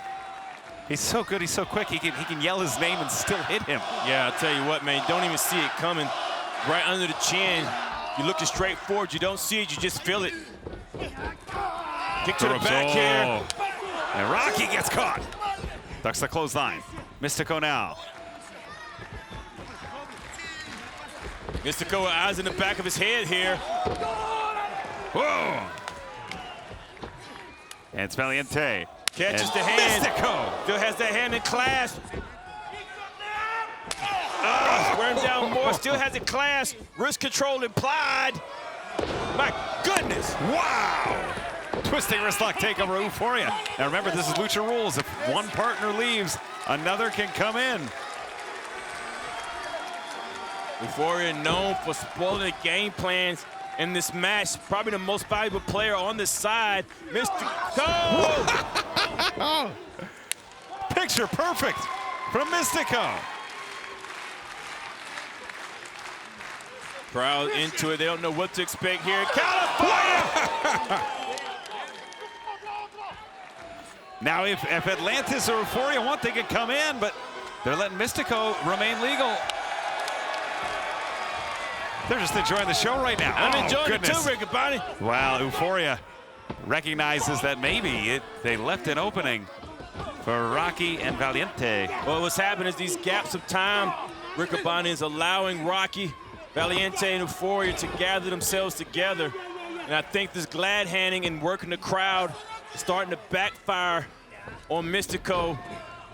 I think you're right. It's Esfinge who's the legal man. Until he's not, until Mystico is now. High cross body. And fans, these Lucha rules are something. Yeah. I love it. Oh. Look at this, Mystico. Whoa! It's great teamwork right there by Esfinge with Mystico stepping in right at the right time. A parkour plant drop kick. Now it's Esfinge. Diving through the ropes. My goodness. Oh, but Atlantis.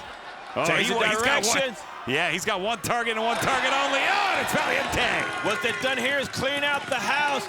But Mystico on the inside of the ring with Euphoria. Oh, Euphoria and Mystico. Tries again, got him. Euphoria back to his feet, shoots off. Misdirection, head scissor in play. Whoa, into the face breaker. And the armbar, that's it. The winners of this match by submission, the team of Atlantis, Esfinge and Mystico. Panther in a highly anticipated bout to Breeze one we've waited for weeks. Dark Panther, formidable opponent to say the least, as everything Commander has, plus 50 pounds. And that is what is at stake here today. If you're Dark Panther, you're going to want to look for the finish line quick. You're going to want to look for the finish line early. Use your power advantage. If you're Commander, you know you can go the distance. As Commander going for the wrist lock here. Oh, look at this. It's Dark Panther dropping down, trying to grab the ankle. Both men back to their feet. See how fast Dark Panther moves, though. That's what I was talking about. These hybrid luchadors like Dark Panther and Beast Mortos. They're able to do everything that the smaller luchadors could do, but they're 50 pounds heavier. When it's that heart that powers Commander, we've talked about it, his ability, the endurance to stay deep into bouts. Bouts like survival of the fittest, which led him to the television title. And it's the heart that I've been impressed with Commander, how he's never turned down an opponent to defend the title. The next week, right on TV, defending that television title. Well, and of course on Sunday, he'll be in tag team action as well, up and over. Wow! Slam dunks Saturday and Sunday, but on Sunday, it'll be the tag team bout. Oh, look at this, teaming with Hologram to take on Mystico and Beast Mortos. Now look at this rolling through, wristlock takeover. I think the only question is whether he will have that Ring of Honor World Television title around his waist. Nice drop down. Gator roll on the face lock. Look at that, wristlock exchange here. Dark Panther now sending Commander into the corner. Dark Panther charging in, no one home. Commander rolling out now. The champion and challenger evenly matched, but it's the champion going for a risk here. Looking for it, the wristlock blocked by Dark Panther. Clothesline misses, Commander swinging through the ropes. Diversionary tactic. It's Commander going around the world, wristlock takeover, that time gets it. Tell you what, man, Commander and Dark Panther are making these people. Oh! He wanted that destroyer. That could have been it. Cover. Two, the sunset flip. Almost gets it early. Caprice, I'm sorry I interrupted you. No, you're good. Action, fast and furious. You're right, though. These fans on the edge of their seats. Yeah, they don't know how to take this action in. Don't want to miss any part of it. Commander showing he can hang with anybody. I like the part here where you see so much fundamental wrestling, even collegiate wrestling with the luchadors, because so many people say, oh, this isn't wrestling. The foundation is there. The foundation is all in this match. Well, I think so many times Lucha gets overlooked, unrightfully so, because of the fast pace, because of the flying, because of the history, the heritage, the amazing athleticism, the gear, the pizzazz, panache. But it is, you see right there, it's a hammerlock. into a, wow, snapmare takeover from the pendulum position off the ropes. Commander up and over. Look at that. Oh, sitting the duck with Commander. That's the second time. Cover here, 2. Oh, Dark Panther has anticipated a move of Commander. He pulled him off the ropes when Commander tried with another arm drag. And that's how Dark Panther's back in control. And going for the arm bar. And also manipulating the wrist, the fingers. Of course, Dark Panther, the son of Blue Panther, a legendary Hall of Famer who we've seen here on Ring of Honor. For weeks, this match has built. Commander knew the match was signed. Dark Panther got to call his shot as to when it would happen. Commander has been ringside for each of Dark Panther's bouts following the match being signed. And it was the signs of disrespect, Caprice, where Dark Panther, it looked like he was going to acknowledge the champion. It looked like he was going to shake the hand of the champion. Instead, celebrating with the fans, sneering through the mask. Just, you could feel the look he was shooting at the champion. His head game started early. It's exactly what Dark Panther had. And with the lineage that he has with his dad, his brother, all these guys in wrestling, he grew up as a wrestler. He knows how to get inside the mind of his opponents. Dark Panther doesn't let go of grudges, especially if there's a title in the picture. You see Alex Abrahantes trying to encourage Commander. Abrahantes has been instrumental in the training. Cover here, 2. See the way that Dark Panther's putting that knee on Commander, just keeping his base, keeping him low, trying not to get him to his feet, keeping him down. Oh, look at this, Dark Panther. These shots to the obliques again.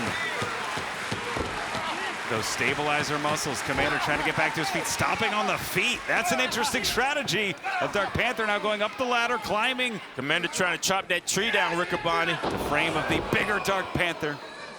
Commander's trying to chop that tree down. 2. Making those big trees fall hard. He's little investments that he's making there at the thigh, try to frog up the leg to make it hard for Dark Panther to move. And if he's able to seize it up, then Commander can have his way with Dark Panther. But it's going to take some time. Whoa! And that's where the endurance comes in that we were talking about. The longer it goes, the more it favors Commander. But he can't keep taking punishment like this, Riccaboni. Or maybe a mistake to open the door, an unforced error. Dark Panther to the outside. Commander firing up this crowd, rallying behind the TV champion. Oh, goodness, Dark Panther there. How fast Dark Panther puts the brakes on, man. He's really like a Panther, Riccaboni. Oh, those legs are trapped. Panther. Oh, he doesn't want Commander to go anywhere, though. Oh, it benefits the challenger. That knee, did you see the way that right knee just hooked on the way down? Yeah. Oh. Dark Panther definitely in control right now. Using his weight, pressing down. Oh, but even the way he's covering, putting the pressure on the jaw. You talked about the importance of the jaw in the last match, Caprice. Yeah. If you have to kick out while your head's being pressed down like that on the jaw, that's... The jaw is one of the easiest joints you can manipulate. You could dislocate your jawline just by chewing gum. Oh, look at this. And it's Dark Panthers looking to dislocate a lot of things, just marching the champion around. Uh-oh. And those knees, the tension on the knees. Commander's got to... I don't even know how Commander can get out of this. He's got to use that core strength. Is how he's trying to get out. Bringing all the way up, using all those abs. Oh, man. Commander tried to roll through like a sunset or something, and Dark Panther already had it scouted. Commander goes face first. Almost like a victory roll, perhaps. As you take a look at this great crowd here for Ring of Honor. Main event time. The World Television title hangs in the balance. Surfboard attempt coming up. And look at this. It's Dark Panther, who is Commander in trouble here. And if you've seen the AEW stories with Commander, we've seen his journey. We've seen the obstacles he's overcome. Can he overcome his biggest as Ring of Honor television champion here tonight, trying to power through, but those knees aren't there right now, Caprice. Yeah, he powered through the move, but the damage is done to the knees. You can see right there, Commander needing assistance to stand on his feet, and Dark Panther seeing that. This is what Commander was trying to do to Dark Panther, but Dark Panther has been successful at it. You're right, Commander trying to build up those deposits to cash in at the finish line. Instead, it's Dark Panther. Oh, set out again, an unforced error, an opportunity for Commander. Commander now up the ropes. Commander looking for Dark Panther, going home with a baseball slide. Commander charging in. Dark Panther, Commander to the apron. Commander now getting his footing. Springboard, does he have it? He does. Beautiful. Feet back under him now. Commander picking up the pace, and I believe a fast pace definitely favors Commander. And this might be out of necessity. This might be out of instinct. He knows his body better than anybody. He might have a short window here, Caprice. He knows how his knees are feeling. Riccaboni, this is where the conditioning comes in that we talked about. Commander has Dark Panther out on the deep end. Fast ascension, feet up in the air. 2 feet to the face of Commander. Dark Panther feels he's in control again, but he hasn't done anything yet. And we've seen both men now go for big moves twice and not pay off. I'd say it's equal footing in terms of big moves that could have ended the match. That did not. Oh, and there might be the match ender. Commander smartly, though, or maybe on instinct, rolling toward those ropes. Yeah, but he can't get to the pin fast. And that move defeated gravity. That big drop kick couldn't win the title. 2. Oh! The wherewithal of our Ring of Honor television champion has allowed him to hang on to that title just a little bit longer, Riccaboni. And if it was surreptitious or whether it was intentional, the impact from Commander sent him barreling toward the ropes. Able to get there before the 3. The shoulder tackle. Commander on his feet, but he is out on his feet as Dark Panther. Yeah, he's out on his feet. He's still having a hard time standing up. My goodness. Like a torpedo. The crown of the skull of Dark Panther was driven directly through the jaw of the World Television Champion. That's right, it could have knocked him out, Riccaboni. And Dark Panther bringing the champion in. And you see the champion, he just tries to keep moving. You see that continual movement. 1, 2, whoa. I saw Commander flatten out. But you're right, Riccaboni. Commander was trying to get as close to the ropes as he could, far away from Dark Panther, so he was trying to roll to the other side of the ring, ran out of gas and got caught before it happened. And Dark Panther delivers a forearm. The champion staggered, the champion. Oh, the kick to the shin, kick upstairs. Dark Panther charging in. Shin, oh my goodness. Again! Misses on the monkey flip. No way. Are his knees up for it? Can his knees handle this? Too far away. Dark Panther's literally on the other side of the ring, Riccaboni. Yeah, but Commander's closed the gap. The question here, can his knees hold up to close the gap, to make the distance? They do! My goodness! Commander back to high speed. Gonna try to put it away, Riccaboni. Here we go! The Silolito Lindo! That'll do it, Riccaboni. I promise you that much. Here's your winner, and still the Ring of Honor World Television Champion, Commander! What? They before CMLL.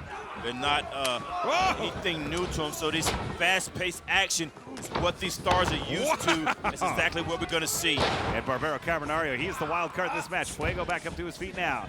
And of course, fans, that huge announcement this past Saturday, Super Card of Honor comes your way. Oh, yeah! Honor Club exclusive. That's going to be Friday, May 2nd. Pre-sale began today. General admission sale, wow, starts on Monday. And I hope we see some of these great CMLL stars, Caprice, like Bullet Jr. and Fuego, we're seeing now. Wow, absolutely. We've been seeing it for the last few weeks, man. Commander, the World Television Champion. I mean, we've been blessed with such Lucha Libre. No love lost here between Titan and Volador Jr. As it's his Lucha rules, so if you roll out to the outside, your partner can come in. That's legal. Kick right there to the liver. And Rhyno with a big kick there.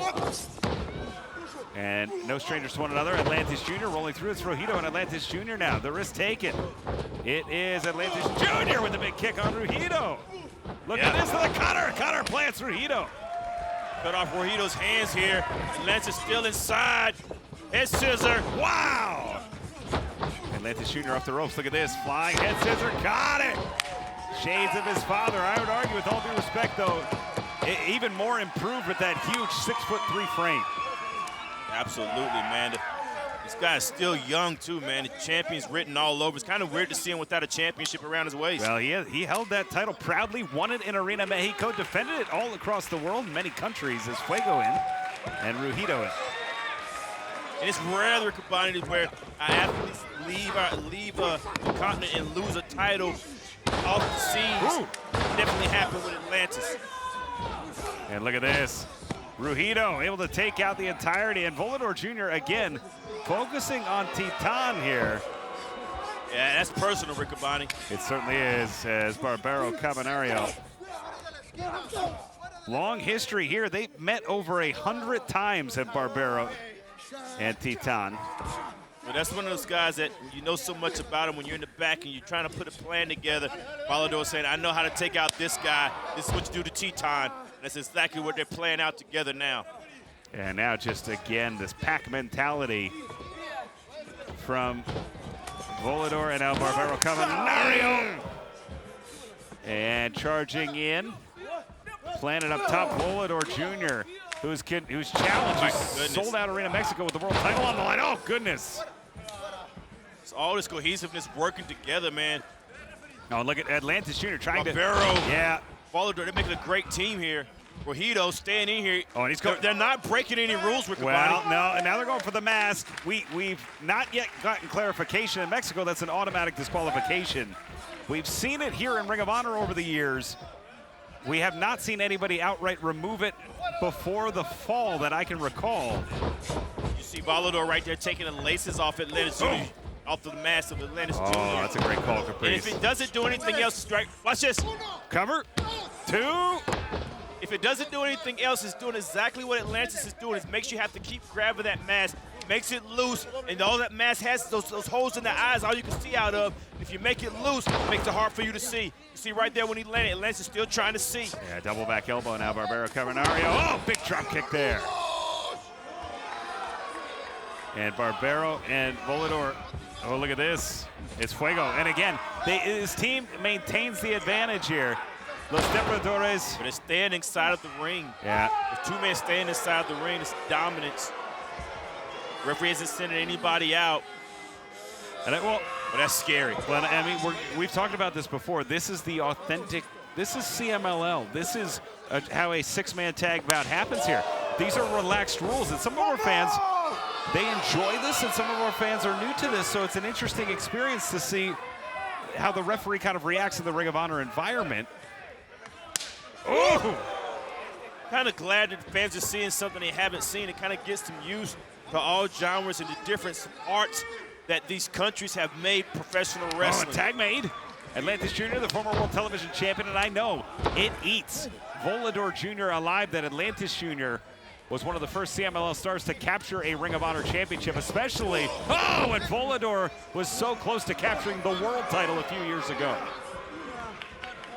Titan trying to sneak in, but I tell you what, like a wolf pack, Volador, Rhyno, and Barbaro have been in this ring.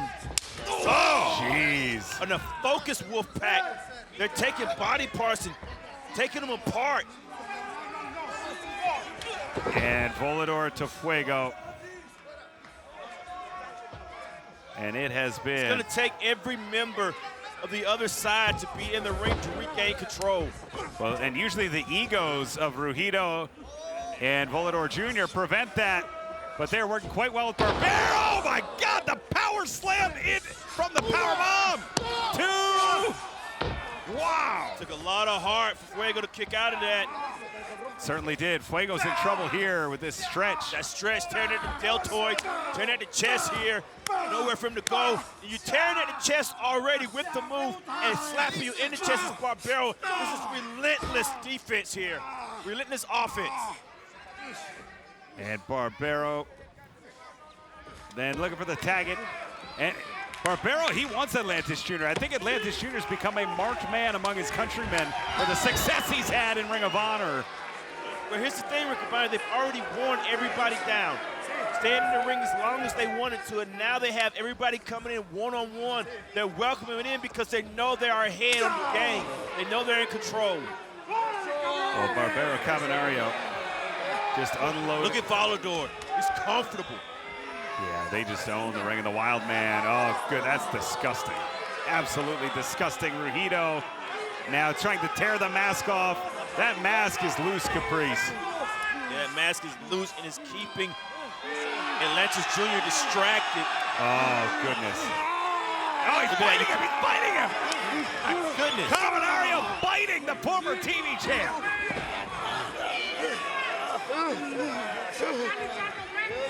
Atlantis is in a lot of trouble here. You might be right, Riccoboni, to focus definitely on Atlantis Jr. And sometimes you get in a win over somebody like Atlantis Jr. It catapults you no matter where you are. And it may be the focus of this match, Riccoboni, take out the leader. You take out the brains of the operation. A day or two after final battle, Barbaro Cavernario, he fought Atlantis Jr. But look at this. Backbreaker! Big backbreaker. The world historic lightweight title was on the line. Cavernario came up short. It was Atlantis who won that battle. Sure, that's still in the mind there. Double drop kick. And Titan. Now we have two. We have two inside. Wow. Titan and Fuego finally on the same page together. Look at this. Wow. Goodness, the balance. Titan! I tell you, it would take 3 to get back inside the ring, but maybe it only took 2. Off the rope. No. Oh, Cavernario. That's the man who picked up the win in Arena Mexico against Barbaro. Nice flying drop kick here by Atlantis Jr. He's getting ready to fly. Got it. And Atlantis Jr., one of the larger luchadors. In comes Rhyno. Wait a minute. Double pin. Flying cradles, legs hook. 2. No. Things are evening out. The advantage that Volador had is slipping away from them very fast. Was it a rope-a-dope from Titan Fuego and the former world TV champion Atlantis Jr.? Has Volador. Has Rhyno. Oh, have they worn themselves down? Oh, maybe not. Big kick there. Fuego. Rhyno. What drop kick, Rhyno. That elbow. That's an elbow right to the chest. And look at this, Titan. Rhyno. Irish whip. Whoa. Matrix counter. Big flying kick there. This is another reset in the match. Riccoboni is still anybody's match. I want to see who's going to be the first one to get to their feet. And that might determine the winner. Whoever can get that high ground first, whoever can get the vertical base first, might cross the finish line as the winner here tonight. A lot of times you think whoever can make a tag, but you don't have to make a tag. That's a great call, Caprice. Oh, we are at 6. It looks like Volador's trying to get close to his corner here. Titan and Volador. Titan's first one's to his feet. And Titan, the forearm connects. And Volador back to his feet. Both of these men, Titan has challenged for the Ring of Honor World Television and World 6-Man titles.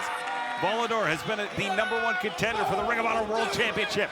No strangers to history here in Ring of Honor, and now in the middle of the ring here in Las Vegas, throwing forearms. Body shot from Titan, up the ladder, spins, throws kick to the midsection. Titan firing up now. Titan off the ropes. It's Volador who olays him, ducks the clothesline. Titan off the ropes, flying hand scissor connects with the Hurricane Rana. Volador to the outside of the ring. Titan coming out. Whoa! And look at this to the inside, Fuego, Rhyno.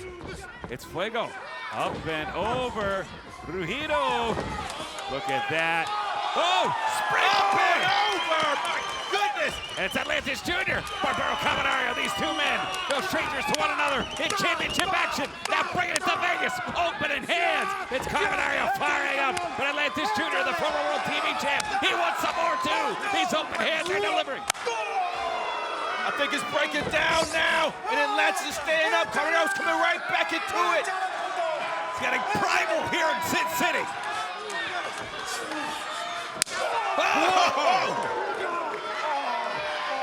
Oh, just stunning. Just blistering the chest of the Wild Man. Very well, break it down. Atlantis seems to be in control. Shoot out to the corner. Barbaro up and over. Stays in with the tuck. Atlantis. Whoa! Big boot. Uh-oh. Back to his feet. Back to his feet. Barbaro Cavalera. Atlantis caught. Oh, double leg takedown. High double leg takedown. Barbaro now with the boots. Oh, and this is a sign of the end. Caprice this usually calls the end. Oh, the big boots. Not right now. Atlantis back on his feet. Oh, Mexican destroyer. Darius down, and the move. That one Atlantis Jr., the world television title, maybe on the way. The Frog. That'll do it, Riccaboni. I promise you that much. Frog splash too. That's it. The winners of this match, the team of Titan, Fuego, and Atlantis Jr. Line. Moriarty defeated Wheeler Yuta, the only three-time pure champion, to capture that title last summer at the 2024 edition of Death Before Dishonor. The Code of Honor is adhered to, and he would love to get to Death Before Dishonor 2025 on Friday, July 11th, just announced, and be the pure champion, making it just about 1 year, 364 days at that point, I believe, Caprice. Oh, yeah. And we're going to start things off. This is a pure bout. You see the three markers on the bottom. This match has a 60-minute time limit. The three markers, you get 3 rope breaks. After the third rope break is exhausted, your opponent can be pinned or submitted in the ropes. You get 1 closed fist. The second results in a disqualification. Titles can change hands on countout and disqualification in the pure rules, which is important to note here as Moriarty now goes for the single leg, gets it. And now off the ropes, Moriarty. Whoa, Wow. rolling cradle. My goodness, that was beautiful. Straight into the arm bar. That is rope break number 1 used by AR Fox. Beautiful artistry. I tell you what, man, Lee Moriarty has 2 canvases. He has it on the art table and in the ring. 1 inside the ring, and of course, 1 outside the ring. A world-renowned artist from Moriarty. A rope break within the first minute now. As AR Fox, who, like we've talked about, is challenged for the TV title, the 6-man titles. No stranger to championship competition. But I think the rules favor Moriarty here, who had that classic bout, that instant classic at Grand Slam Australia against the native Australian Robbie Eagles. Yeah. Wait a minute. Oh! Big cutter there. Robbie Eagles has been around, man, and no stranger to championships. Just showing how potent Lee Moriarty is, but AR Fox right here, unpredictable at best. Wow. Cover here, 1, 2, and that almost like slingshot, rope-assisted Russian leg sweep. Right, you have to just like name the facts what AR Fox did to get it across. There's no name for that move, he just made it up. Well, an innovator, one of the great innovators of offense, AR Fox. Look at that, blocking the clothesline. Fox turning defense into offense, flying head scissor. Rolling Staying through. attached to him with the head scissors locked in. I like it, man. Cross face attached. Lee Moriarty knows exactly where he is. He's going to choose to do the rope break. That's smart on Lee Moriarty. That is rope break number 1 used by Lee Moriarty. And with these pure rules, you're absolutely right, Caprice. Sometimes you use the rope break to save yourself for the rest of the match. You got to be judicious. As Fox delivers with a big right hand there. AR Fox has been issued a warning for the use of a closed fist strike to the face. And there's a punch in the face. Yep. Tell him, Riccaboni. That results in a warning. Oh! Wow. Nothing gets a foot in the face, though, Riccaboni. That ain't the rules. No rules there, as Moriarty taking advantage of that. And, of course, if there's another closed fist, that will result in a disqualification.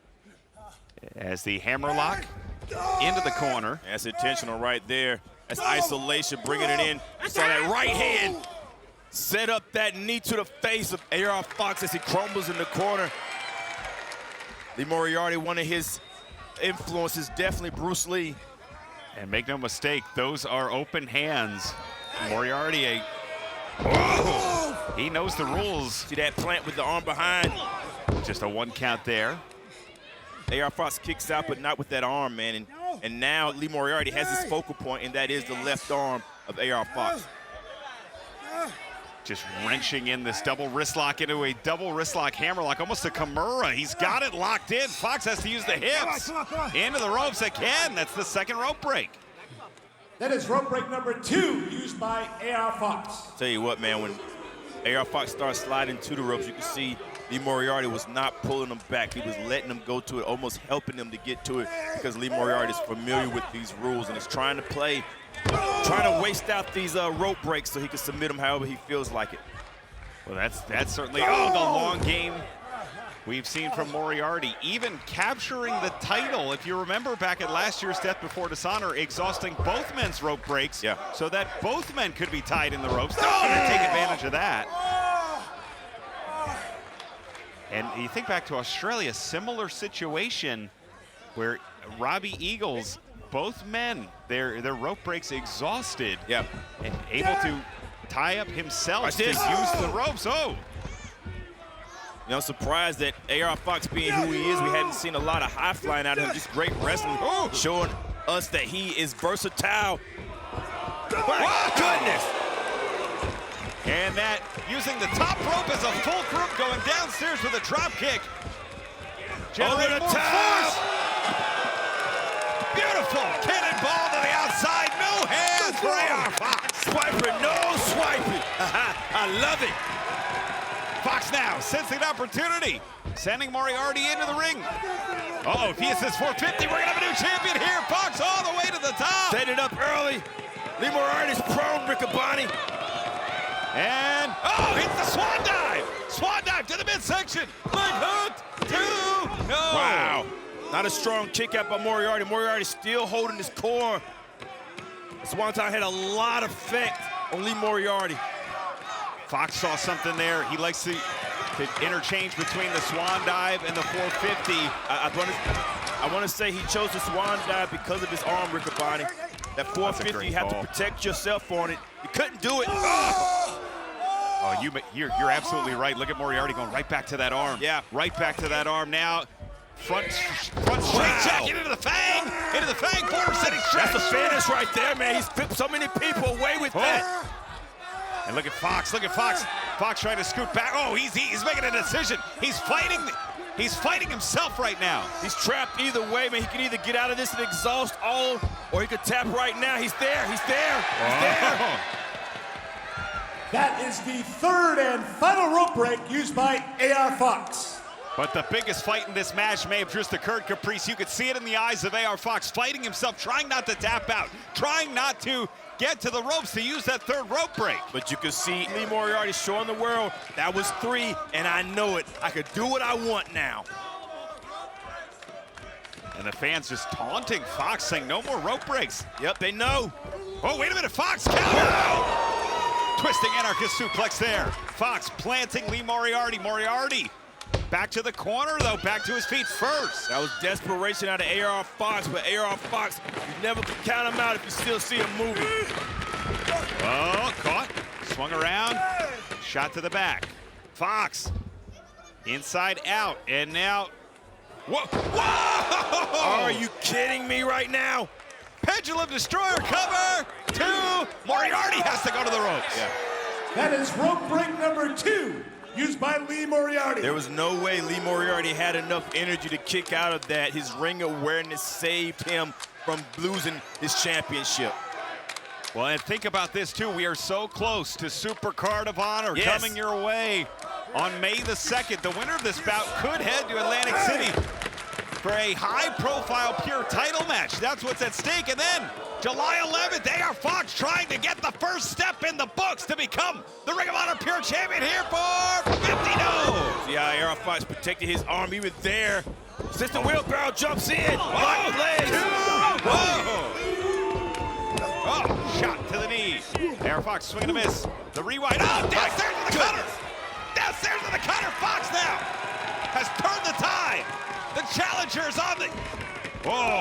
Some things you cannot anticipate with AR Fox. And this is one of them. And the crowd coming alive. And Moriarty now. Fox on the outside. Oh, and wait a minute. Fox is in trouble. He's in the ropes. Yeah, there's nowhere for Fox to go. Libre already knows it. He's not going to let go. He's not going to let go. No rope break applied. This has got to be enough right here. Yeah. That's it. The winner of this match by submission and still Ring of Honor Pure Wrestling Champion, Lee Moriarty. Tell you what, Moriarty's going to be champion for a long time. Master those rules. Earn a shot at the world title. I like that respect off Gates.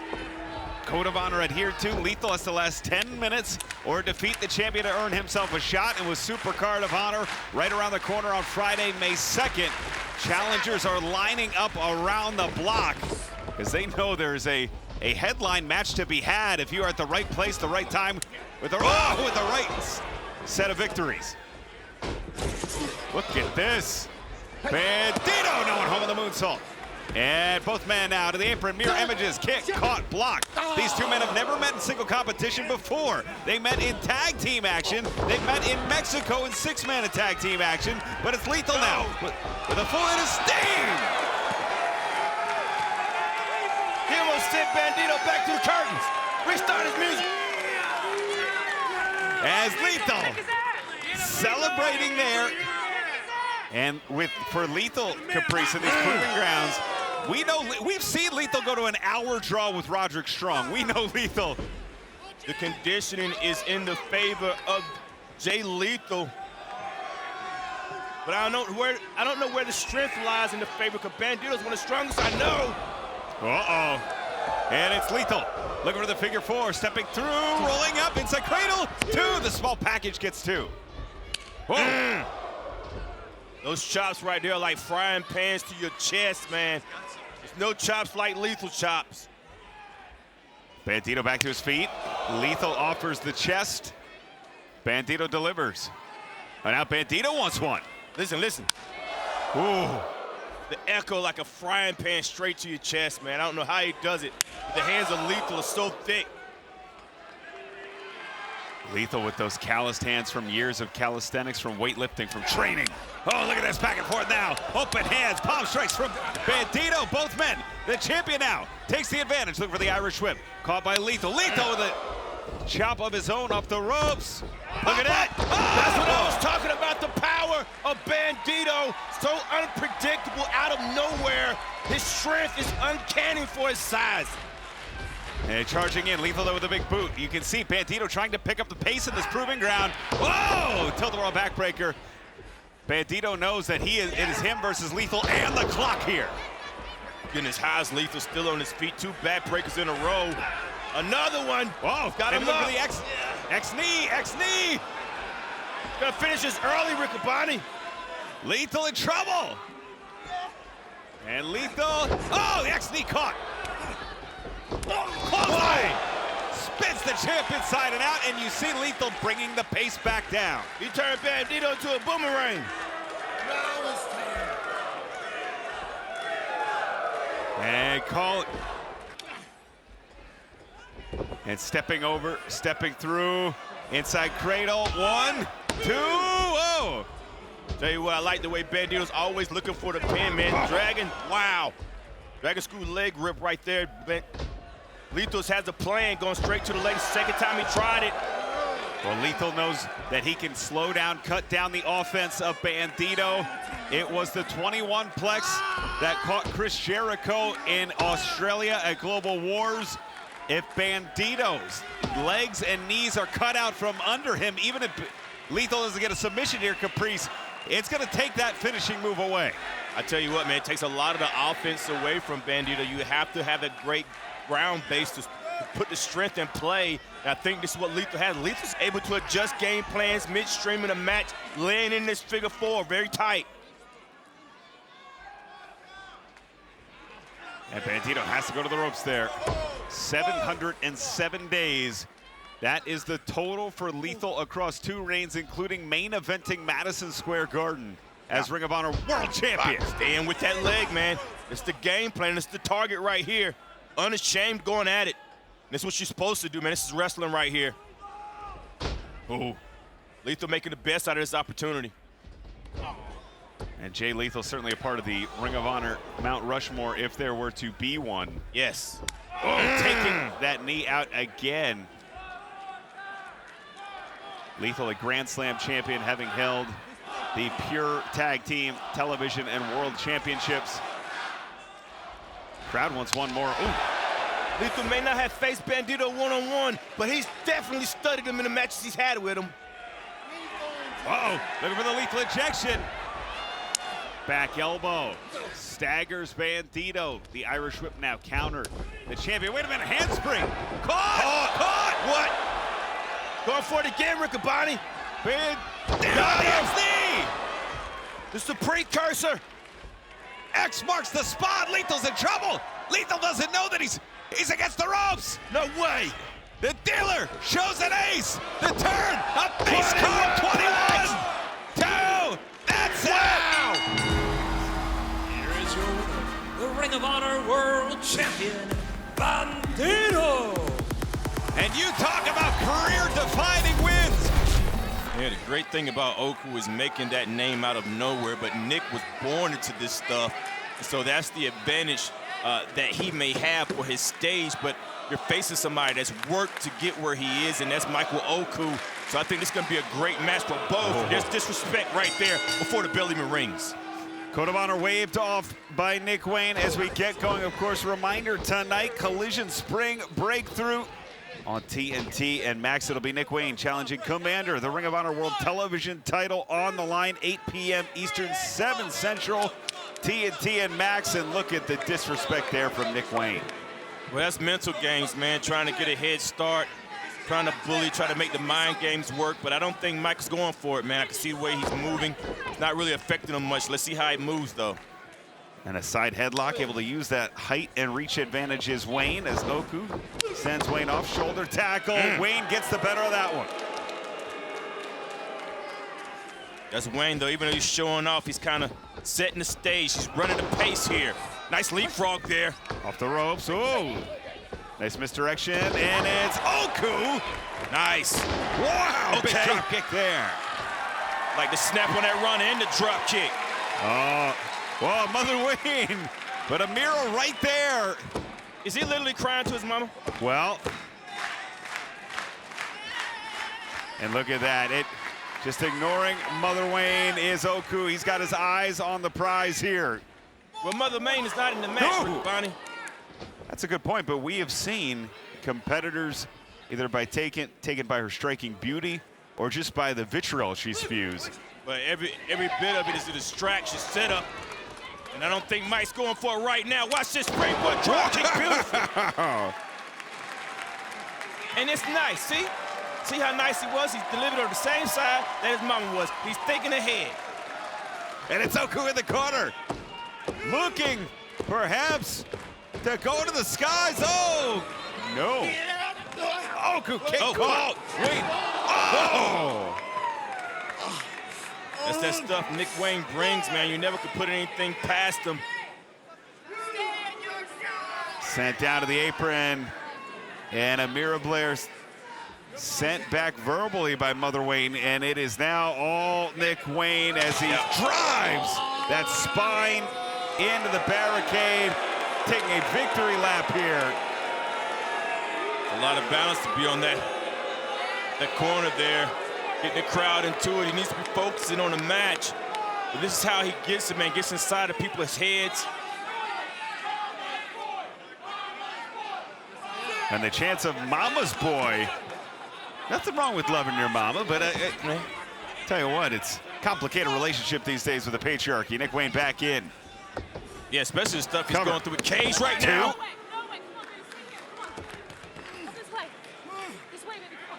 And look at Amira trying to get Michael Oku back into this bout. And the half Nelson looking for the full Nelson. Oku, though, leaning forward. Great way to block it. Prevents the fingers from getting locked. He's trying to get him in, trying to bring his shoulders down as well while standing to his feet. There's a lot of things happening at the same time. Nice roll. Look at that. Yep. Snagged him with an arm drag on that one. Big elbow. Now it's Oku Wayne gets low, though, drives into the corner. Oku, big boot. Second rope on the inside, big drop kick. And Oku's got the adrenaline. Gave up that back that was driven, that spine that went directly into the apron earlier and then into the railing. That's why it's called high-risk maneuvers, man. Sometimes it's instinctual what you're doing, but it gets across what you're trying to do, and you just try to recover before your opponent does because you're the one making an impact. Wayne back to his feet first, but it's Oku who blocks the right and another, delivers a second, blocks a third. Oku driving those rights in, has Wayne reeling. Now looking for the Irish whip. It's Wayne reversed into the reversal. Oku wrist lock around the world. DDT plants Wayne. Okay, Oku, cover. 2, no. Did you see the spike on that? I know Amira Blair did, as she can start to sense victory. If Oku can fight through that spine pain, and we know that can cause involuntary movement, tingling in the hands, the feet, the fingers. Now we play. Looking for the single leg grab here. Oh, it's Wayne going to the hair, grabbing anything he can. And I mean, it's blatant. It's not even like he's trying to cover it up. And Wayne, waist lock off the ropes. Michael Oku looking for that knee. It's the full Nelson, gets it this time. But wait a minute, picks the leg again. Instead of going for the crab, follows through with a big kick. It's Wayne. Caught for the springboard moonsault from the top. But wait, it's Wayne back to his feet. Dragon suplex with a bridge cover. 2, could it be? No. Whoa, my goodness. Nick Wayne is precision tuned, man. That was flawless maneuvering right there. And this match has gone back to the middle. It is reset with both men, in my opinion, having an equal shot once more at victory. I'm amazed at how the Ring of Honor crowd knows Oku. They're cheering for him. And no matter what, they can't stand Wayne. Wayne's World block. The ropes. And Oku! Oh, goodness. Plants it. I think that was intentional. Wayne going outside, man. He's trying to create that space. He's hurt. And Oku taking those big breaths, filling the lungs with oxygen. Yeah, he's trying to get the rhythm of the crowd. Sometimes it's a little harder than you think, Riccaboni. Everybody don't have rhythm. I take that personally. I resemble that remark. I didn't say you, Riccaboni. You invited to the cookout. You know that. As Oku winding up. Oh, killer Oku. What a move. Pulling out all stops right there. You can see his back still reeling, but Oku is in this thing. If anybody's ahead right now, it's Oku, but he has to capitalize on it. Has to close the distance. That running shooting star to the outside. Oku likes to go to the top. What does he have in mind here? The fast ascension. See, can he capitalize? Oh, that back. That took a second more. Whoa, Wow! splash! Landed it. Cover! 2 and Oku! Holds on to the leg. Looking for that single leg grab. Got it locked in. And Oku sinks low, putting the pressure on that knee, on that lower back. You see Mother Wayne. I think Wayne's focus is that rope close to his mother. He's trying to get the rope close. He's got it. He's got 5 seconds to let it go, though. And here comes Amira Blair. Let me translate that, Riccaboni. And look at this, face to face. And Wayne paying attention to the brewing scuffle on the outside. Drop kick from Oku. And that interaction benefited Oku as Wayne's attention diverted to his mother. It's almost a second chance for Oku as well, man. You don't get many second opportunities. Got to make the bet. Why is she on a... And Mother, wait a minute. Wait, Kip Sabian. Wow. Sabian shoves Oku. No strangers to one another from the UK scene. And it's Wayne's World. Cover 2. That's it. The winner of this match, Nick Wayne. Love it all, Riccaboni. Oh, it is great. A big debut here tonight by Barbaro Cavernario. He's in Mexico, they call rule breakers rudos, as many fans know. Barbaro Carbonaro is interesting because even though he breaks so many rules, remains one of the most popular stars in Mexico. Is he a culo rudo? Well, we're going to start things off with Fuego. Oh, wait a minute. That was, whoa! Start off hot. There's that Doken Jr. And look at that beautiful flying head scissors. The Hurricanrana from Esfine. Barbaro Carbonaro, Esfine getting us started. And that huge announcement. Wait a minute. Can you do that, Ricky Bobby? No. Break a hip. Whoa!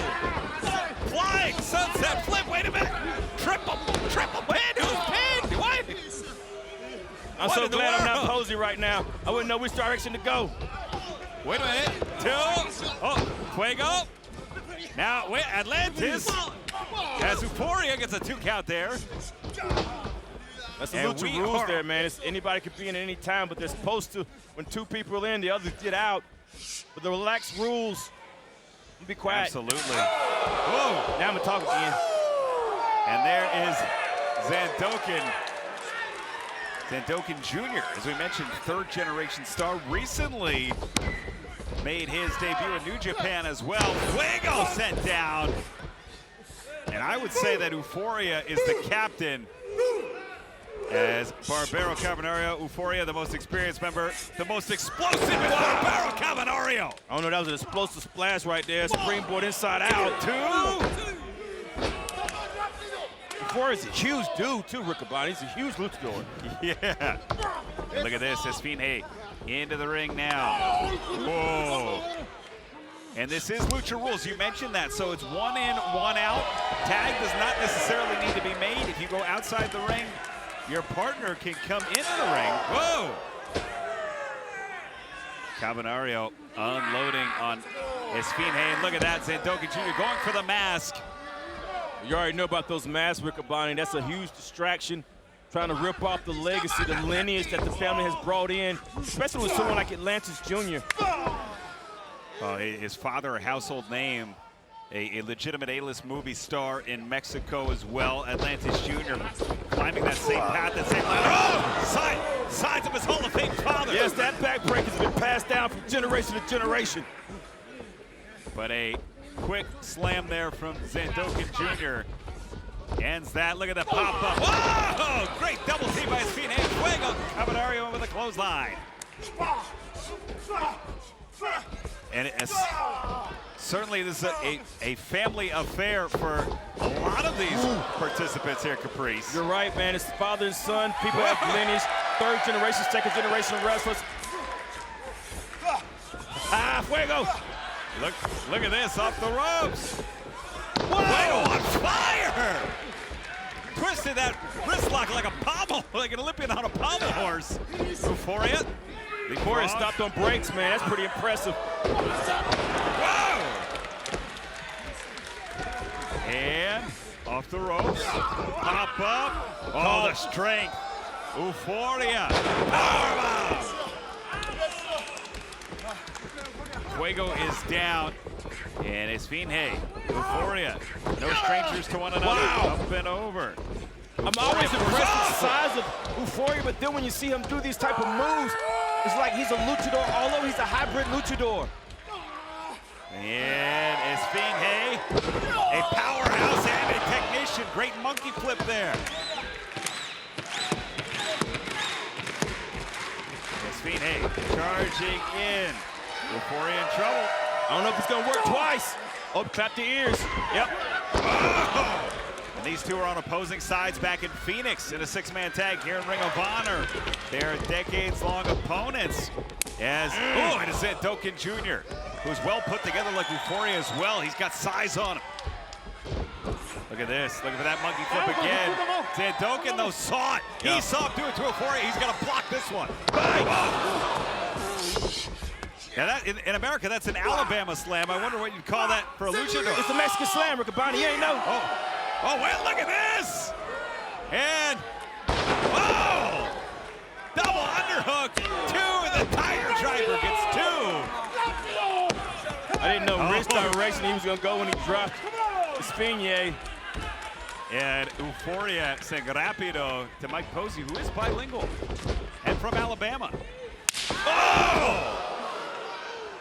So I wonder what Mike Posey calls that move he just did. That's a good question. Is Zandokin Jr. open hand across the chest?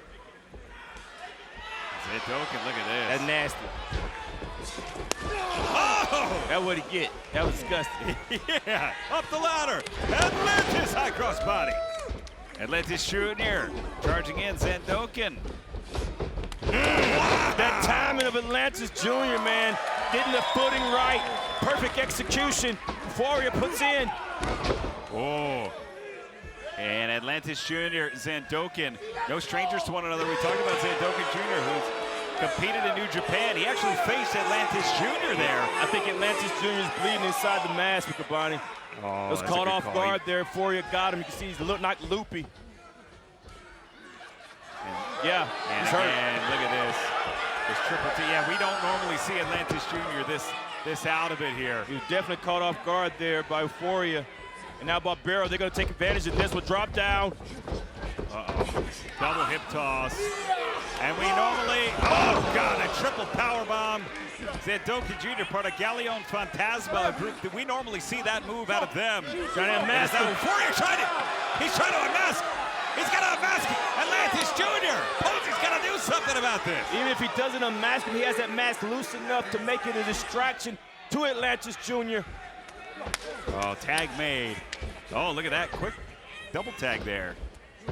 Tell you what, they're working well together. Certainly are. Oh, wait a minute, no, for Euphoria. Atlantis Jr. flying head scissors, sends Barbaro out. Ducks the clothesline. Atlantis Jr. up the ropes, the former TV champion around the world. Sending Zandokin Jr. down. Atlantis Jr. Whoa, okay. Double wrist lock takeover. Now it's Atlantis Jr. Oh, double drop kick. Fuego on his feet. Hey, back in. Look at this off the ropes. Full head of steam. Double hurricane. The action is happening so fast, so many places. And the hips don't lie as Fuego. Oh, again. Love the way this man moves. Yes. Hey.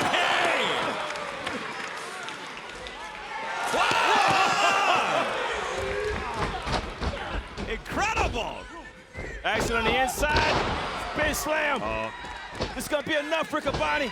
Short time, everybody's eliminating the outside. And let's just capitalize it. That'll do it, Riccaboni. I'll promise you that much. 2, 3. The winners of this match, the team of the Stingray, Fuego, and Atlantis Jr. The move Atlantis Jr. won the TV title with last summer at Arena Mexico. He wants the former champ. He wants the former world champ, Mark Briscoe. Oh. That's nasty. That's disgusting. That's filthy. Oh, and Taylor says it's like that. These two men have had their careers in Ring of Honor intertwined, even briefly alive at one point in 2019, but it's Taylor and Briscoe now in our main event, throwing forearms left and right. Some feuds you don't forget about.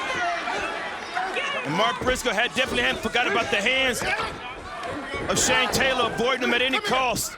Oh, caught by Taylor. And if you like what Shane Taylor Promotions has been doing lately, oh, looking for that driver. Oh, instead it's Briscoe with the thrust. Mark Briscoe taking it to Shane Taylor. Off the ropes. Oh! And tag made the Tiger Style. The pure champion. In comes AR Fox. Tiger Style rapidly approaching the record for longest pure championship reign. He's already defeated the man that holds that record. Nigel McGuinness did so back in Final Battle. And if you like what STP's been doing, tagging Tiger Style in changed the whole pace of the match. Tag made to Carly Bravo. You can get the latest STP gear on shophonor.com and shopaew.com as AR Fox sweeps the leg. Enlightening interview on AEW as AR Fox. Wow, an innovator. What? Of offense. Swiping, no swiping. That was awesome. And AR Fox not afraid to take chances against some big-time opponents. Look at that. Wrestled Kevin Knight on Collision, team with Top Flight against Crew. And now, took a chance against Nick Wayne at Dynasty 0 Hour, took a chance there.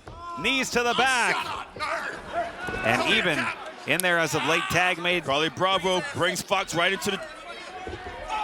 To Sean Dean, And those matches, including the ones against guys like Knight and Will Ospreay, cover 1, 2, they were one-on-one Caprice. He's fighting a whole different ball game against the Infantry. Absolutely, in that Infantry, you see the way that Sean got in the way of Top Flight, cutting the ring off, making it impossible for AR Fox to tag, bringing him right back into the corner. This is a unit right here. Shane Taylor's promotion like a pack of wolves. There's a pack of wolves on the Fox with Kabani. Like an army tag made. And Bravo back in, and Fox is just swinging. I don't blame him. He's just trying to hit anything he can to get out of that corner. Oh! Goodness, Carly Bravo. Tell you what, Carly Bravo's a different breed, man. Certainly is. Oh, goodness. Knee to the midsection there. Hooks. Carly Bravo's good, and he knows it. Watch his cover. And holding Fox in place. I love the placement of that chin lock, Caprice. Anytime Fox moves, he's got that point of the wrist and the forearm right up in there. Putting the pressure in deep is Carly Bravo, making it hard for AR Fox to move. Fox got 2 shots in. Bravo hit on the back, trying to neutralize Fox, keep him from tagging with that wrist control. Kick to the stomach, pulls again. Fox trying to stretch, so close, but so far away. Bravo knows his job, forearm to the jaw. And again, it's Bravo. Front face Got him lock. that time. Oh, no! Whoa! Spinning suplex from Fox. Can he reorient himself? Can he find his corner? The outstretched arms of Dante Darius Bravo's Martin. grabbing that ankle, man. Oh, tag made to Captain Sean Dean, and in comes Darius Martin. Look at this. Martin with a shot on Sean Dean. Straight uppercuts. And Sean Dean caught. Inverted atomic drop. It's Darius Martin. Oh! Wow! Oh, but Tiger style. Grabbing the ankle of Darius. Oh, the shove off. Oh, but oh my God! My goodness! absolutely. Darius didn't see that coming out of nowhere. Absolutely brilliant tag. How's that cheap, boy? Huh? A Uranagi. Oh, big splash, leg hook, cover. 2, this could be it. No. That's what we call turbulence. You understand? My goodness, man. That means we hate flights. I didn't Almost like cutting off an airplane in mid-flight. I didn't even know Shane Taylor was the legal man, but they. Oh! That's a man! That's a man right there! That's a man! Did you see the look? You see the look in Darius' eyes? His whole future just went ahead of him just that fast. It's like his spirit escaped him trying to fight back. Oh! Giving up the crown of his skull, tag made. Shane Taylor in comes. Carly Bravo, quick tags. Sean Dean now the legal man, gonna be a double team here for the infantry. The do-si-do. As Dean figuratively tags. Whoa! Dante Martin, now it's Darius. Beautiful. Running C4. Tag made, it's Dante Martin. Big back elbow. And another one takes down the pure champion, Lee Moriarty. Into the ropes. Oh, look at this. Wow, big kick there. Tell you what, Dante, Up the ladder. moving all over the place. Whoa! Not being able to be touched, but he's hitting everybody. And Dante Martin. And wow! Twist. Not finished yet. Split. My goodness. Split the ropes. Twisting stage time. Springboard connect. Whoa, just a 2 count. Wow. Top flight, Mark Briscoe, AR Fox on a roll right now. Oh, we saw this last week. That's how Dante got the victory. Wow. Cover. Inside wheelbarrow. 2. And stepping through. It's a gift to have. Wow. Oh, hammerlock neck breaker. Lee Moriarty with such a contrast of styles in Shane Taylor Promotions. You have to change up from brawler to pure wrestler. You can't adjust. You're in a bad situation. And the only thing, Mark Briscoe, he knows is fighting. Use that redneck kung fu. Escaping here from the grass. Whoa! Big kick. Sean Dean set down. 13 times over. Ring of Honor tag champion with the Uranagi. Uh-oh, we're back where we started. Ducking those hands. Taste the redneck kung fu. Taste the Shane's own medicine there. Wow. And up goes Taylor. Wait a minute. Whoa, Darius. Darius. And it's Dante. Clearing the airways. Whoa. Whoa. Fox on to Taylor. In the inside. It's Carly Bravo. Mark Briscoe. Jay Triller. That'll do it, Riccaboni. I promise you that much. For the sky, boy. The winners of this match, the team of Top Flight, AR Fox and Mark Briscoe. And then, now this might be a long-standing peace offering, Caprice. There's been a lot of history here, Riccaboni. What? What? Oh, come on. And Garrison and Carter, 2 men that stole the mask at one point of Serpentico. I tell you what, see those cuts, what I think is in those cuts, I know the eyes are burning. And wow, and so are the jaws of the frat house. That's SAP going to work here. And you know what, things are big here in this grudge match of sorts, but they will be even bigger as AEW takes over Texas for All in Texas Week. It starts off AEW Dynamite live Wednesday, July 9th, and then AEW Collision live on a special night Thursday, July 10th, the return of StarCast. Meet your favorite stars Friday and Saturday. And of course, Ring of Honor Super Card of Honor live Friday, July 11th. Then the big one is a cover here, 1 count. AEW All in Texas live Saturday, July 12th at Globe Life Field, Arlington, Texas. The first AEW pay-per-view in Texas. An early start time, special start time, 3 p.m. Eastern, 2 Centrals. The tag is made. Visit AEWAllinTexas.com for tickets and details. I understand some of the first stars to be appearing at StarCast will be named within the next couple of weeks. SAP with the big clothesline there. Riccaboni, take a breath. Just take a breath, okay? Listen, we got to be telling the people how to get there, how to be in Texas. I'm wearing my cowboy hat again. It's going to be awesome. Good old IR's making his return. I heard a rumor on good standing. Off the ropes. No, Jim. Oh, look at that.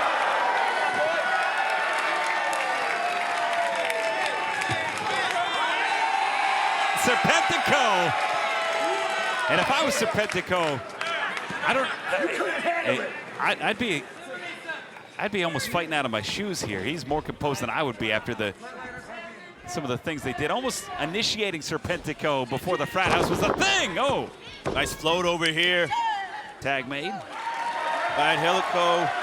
Oh. Serpentico trying to get to the top, taking too long because of distraction on the outside. You saw him picked off. Yeah, Cole Carter grabbing a hold of that ankle. The footing messed up by Serpentico there, and it is Griff Garrison now to the corner, just driving in those punches. And I think Garrison, honestly, oh, wait a minute, come on. Now it's 4-on-1 in the corner. I expected nothing less. I expected nothing less. And I think Garrison, honestly, the fact that Serpentico, as the tag is made, got his mask back after the torture that Garrison and Carter tried to put SAP through. I think that really stuck in their craw. 1 count there. I want to say that sometimes Garrison has a light in him. just because I've known him since he was very young. But I think I have to come to terms with knowing this Griff Garrison isn't the young guy I used to know. Well, and that's the thing. They're even more dangerous. I mean, there's something that was unlocked that was even more unhinged and deranged than Cole Carter. Getting really that alpha energy, as the kids say. Well, here's the thing, Bonnie. You around people like Preston Vance and Cover 2. that have the ability to allow you to do everything that you want to do without any supervision. Think about that, Riccaboni. They're having the time of their life now. And no consequences either. Yeah. There's no one in their life that's reminding them that, that these decisions that they're making now could affect them for the rest of their life. Cover 2. You know, and that's where I lucked out when I was in college. I had people around me, upperclassmen. I had advisors. I had professors. And this frat house, these are college-age kids, Caprice, and they're being led around by Jack Jameson, who who was what, a sixth-year senior tag made. Exactly. You hit the nail on the head, Riccaboni. And now it is the frat house into the corner and charging in. Whoa! And big drop kick. Cover here. 2. Did you ever pledge, Riccaboni? Didn't you go to school? Yeah, I went to NYU. Yeah, I did. Yeah. Did you pledge? No, I didn't pledge. I was too busy playing baseball. Was Big Bill your advisor? Hey. What Bill did, he was a great basketball player for the NYU Violets, who made it to the D3 finals this year. Look at this cover. 1, 2.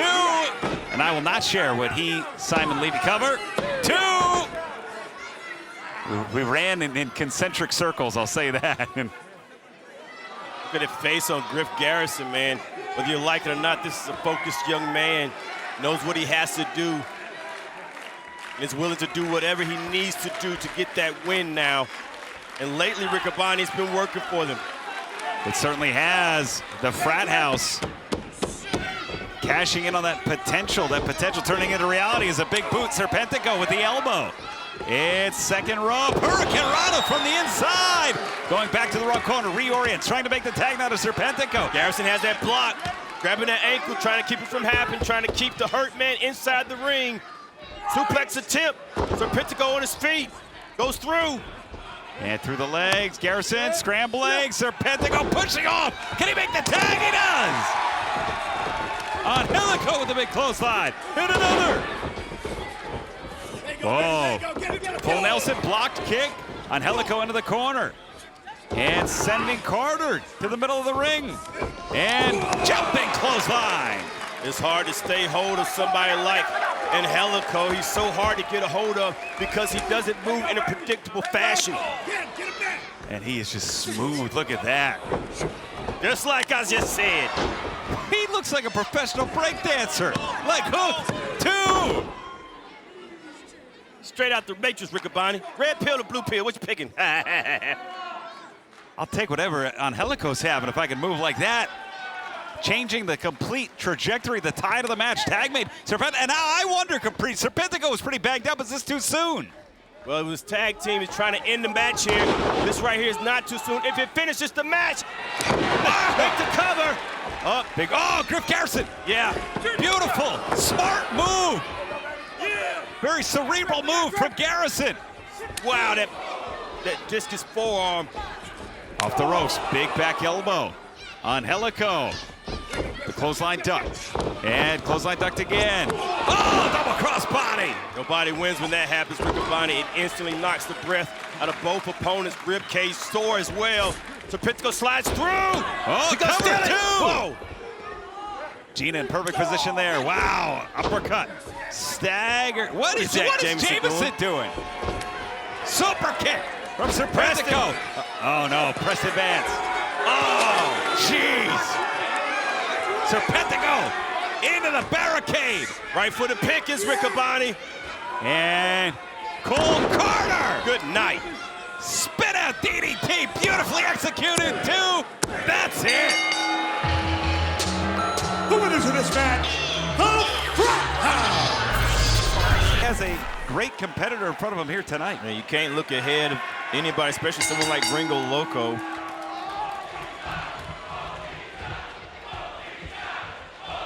Big things, Bandido coming back to CMLL, he was one that had to prove himself from the beginning of his career, wanting to go out on his own to make it, and he did so, Riccaboni. Absolutely, that led to him main eventing the first All In. And speaking of proving, in the proving ground, if you go 10 minutes or are able to defeat the champion, you earn yourself a future title shot. Nice leapfrog. We talked about Tuesday, June 17th, on Wednesday, June 18th. What in the world? How many dance moves have we seen in this episode? But we will see the stars of AEW, CMLL, and Ring of Honor. Oh, wait. What? He's sucking him in, Riccaboni. Do we got to dance next? Is that? Don't you do it. Clothesline off the ropes. Whoa! Wow! That was inside out Rhyno, Riccaboni. I'm standing up. You can sit down. And caught. And up and over. Pump kick. One thing about these two luchadors here is wow! They both can move, but they're both ridiculously strong for their size. And I am calling Gringo Loco a luchador. I am calling him a luchador.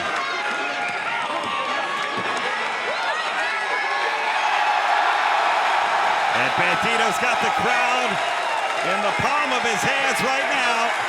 The world champion, but as he celebrates, the time continues to tick. A raucous ovation for the world champion, a raucous reception. But he's also giving Gringo Loco time to recover here. Recover? And before I was interrupted by the hip-swiveling dance-off, we began to talk about AEW Grand Slam Mexico, coming to you from Mexico City Arena, Mexico Live, Wednesday, June 18th. The first time in Mexico. Of course, it's one night after that huge card. Bandido will be taking on Mascara Dorado in a dream match. I tell you what, if you've been watching Ring of Honor on Honor Club, you've seen a lot of the luchadors. To be familiar with some of the wrestlers that's going to be there. Oh, wow! Absolutely.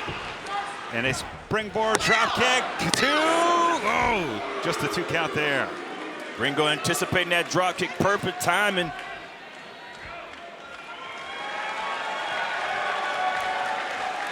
It's Gringo Loco now with the champion in a bad way to the corner. Gringo Loco taking his time. I appreciate this approach. Bandido holding on to the ankle.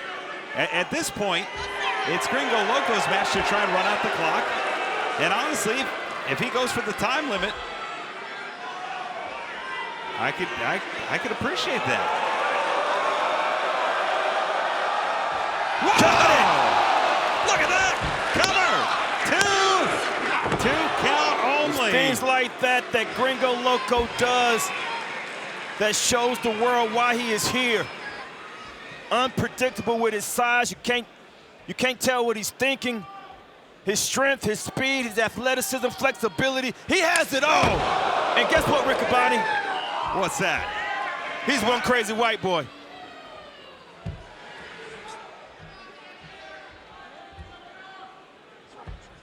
Oh, look at this, the open hands from Bandido. Bandido trying to fight his way back. The springboard. Into the powerbomb! Gringo Loco! 2, could it be? No, as we approach the halfway mark of this proving ground bout, it has been all Gringo Loco. And Caprice, he's got the moves, he's got the pace, and he's got the game plan where he could earn himself a shot at the Ring of Honor World Championship. That smile on his face just showed I'm taking my time, and you can see the champion laying face down. It's a bad situation for the champion in the Proving Grounds. The Proving Grounds have proven in Ring of Honor not to be safe. And it's Gringo Loco. Pump kick from Bandido following Gringo Loco in off the ropes. Bandido around the rope. Pop-up DDT! DDT plants the Proving Ground challenger. We've seen Bandido before fight with everything. Look at the fast ascension to the top rope. Now up to the corner. It's the world champion. A little shimmy shake. Oh, beautiful frog splash. Inside leg hook. To the stack gets 2. Thought that was enough, man. That shimmy going back to some Eddie Guerrero movement there.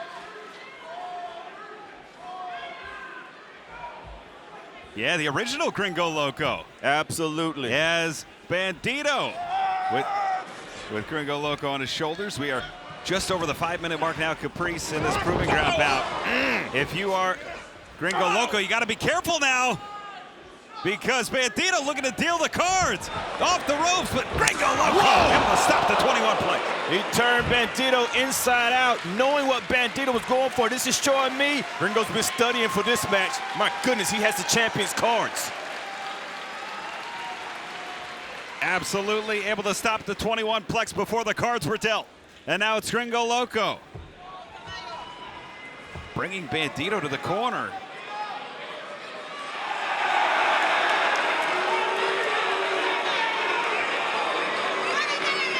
And Gringo Loco with Bandido by the hair. And Bandido fighting back, both men in a precarious position. Yeah, believe it or not, Gringo Loco has a better situation here with the base here. Now his base is off center. Bandido has an opportunity here to push off. Oh, both men standing straight up. It's Bandido. Wait, What the? whoa! What in the? How? Inverted angle slam, leg hook cover to Gringo Loco. That was 2 9/10 Riccaboni.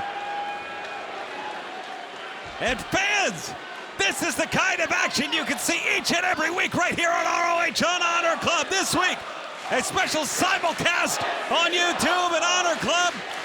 But if you want to see this type of hard-hitting, fast-paced, high-risk action, Honor Club is the place to be. It's Gringo Loco going to the top, looking to end things here and earn his shot at the world title as Bandido following Gringo Loco up. And now both men again, Caprice, are standing. It's Bandido, full vertical base. Wow. Oh! Dangerous! Super Rhyno! Bandido got it. Oh, Shining Wizard. Shining Wizard plays the challenger. 2, got it. Here is your winner, the Ring of Honor World Television Champion, Bandido. What a win for the world champion. Honestly, one of the MVPs here in Ring of Honor. Mike Posey calling for the bell. He's going to start things off here with Marshall Von Erich and Aria Davari. Collar and elbow tie for newer viewers, Caprice. Marshall Von Erich wrestles barefoot in honor of his father, the great Kevin Von Erich, and it's Tony Neeson with the tag. Oh, look at this. Double team right away, and they were mentioning the t-shirt.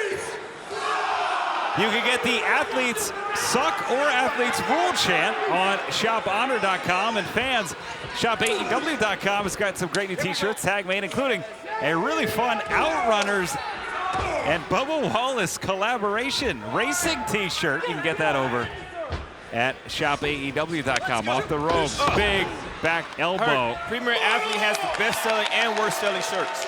Well, the best is the is the Athletes Suck shirt. The worst is the Athletes Rule shirt. There you go. Look at that.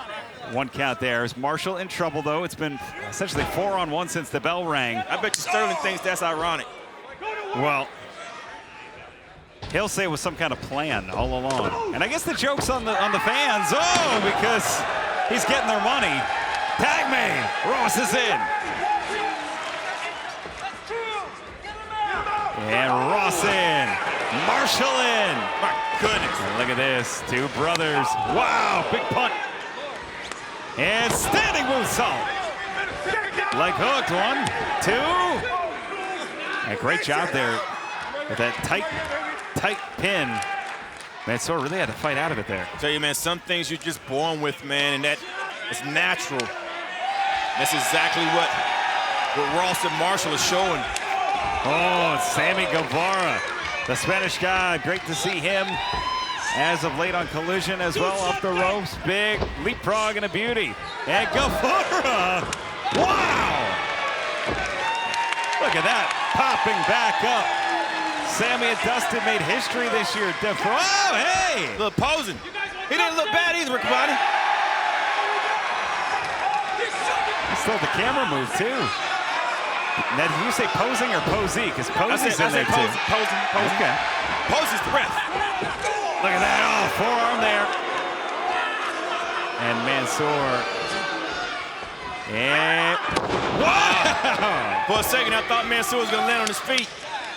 Well, tag made, and in comes Ross. Sammy wanted to tag to Dustin, but Mansoor able to isolate Dustin for a moment. Oh, look at that, Sterling.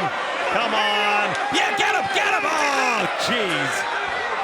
Look at this, Mansoor. Watch this, Riccaboni. Whoa.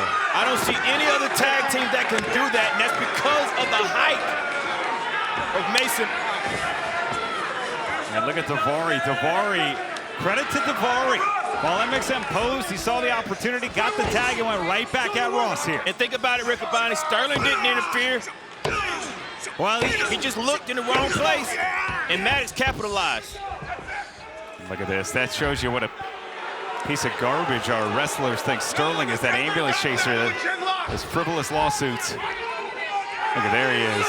Jeez, what did he even mean? The big D is Dallas. Detroit's Detroit Rock City. What was he talking about earlier? I think he's got a, you like MXM, you know there's a lot of innuendos in there, Riccaboni. Anyway, I don't know which one. Oh, look at that. Nice neck breaker there. Daivari going to the top for the self-professed carpet ride. Oh, no at home. No at home. Opportunity here for Rossmeyer to make the tag. Into the corner. Tag me from Daivari. It's and it's the natural Dustin Rose. The crowd here in Detroit has come alive. First time Dustin's been in, the crowd almost exploded, Riccaboni. Not today. And beautiful snap power slam. Dustin, Sammy continue to make history. Successful defenses in the Tokyo Dome in Australia. Back at final battle. Oh! Look at this. Oh. Man, look at the strength of Tony Nese. Wait a minute.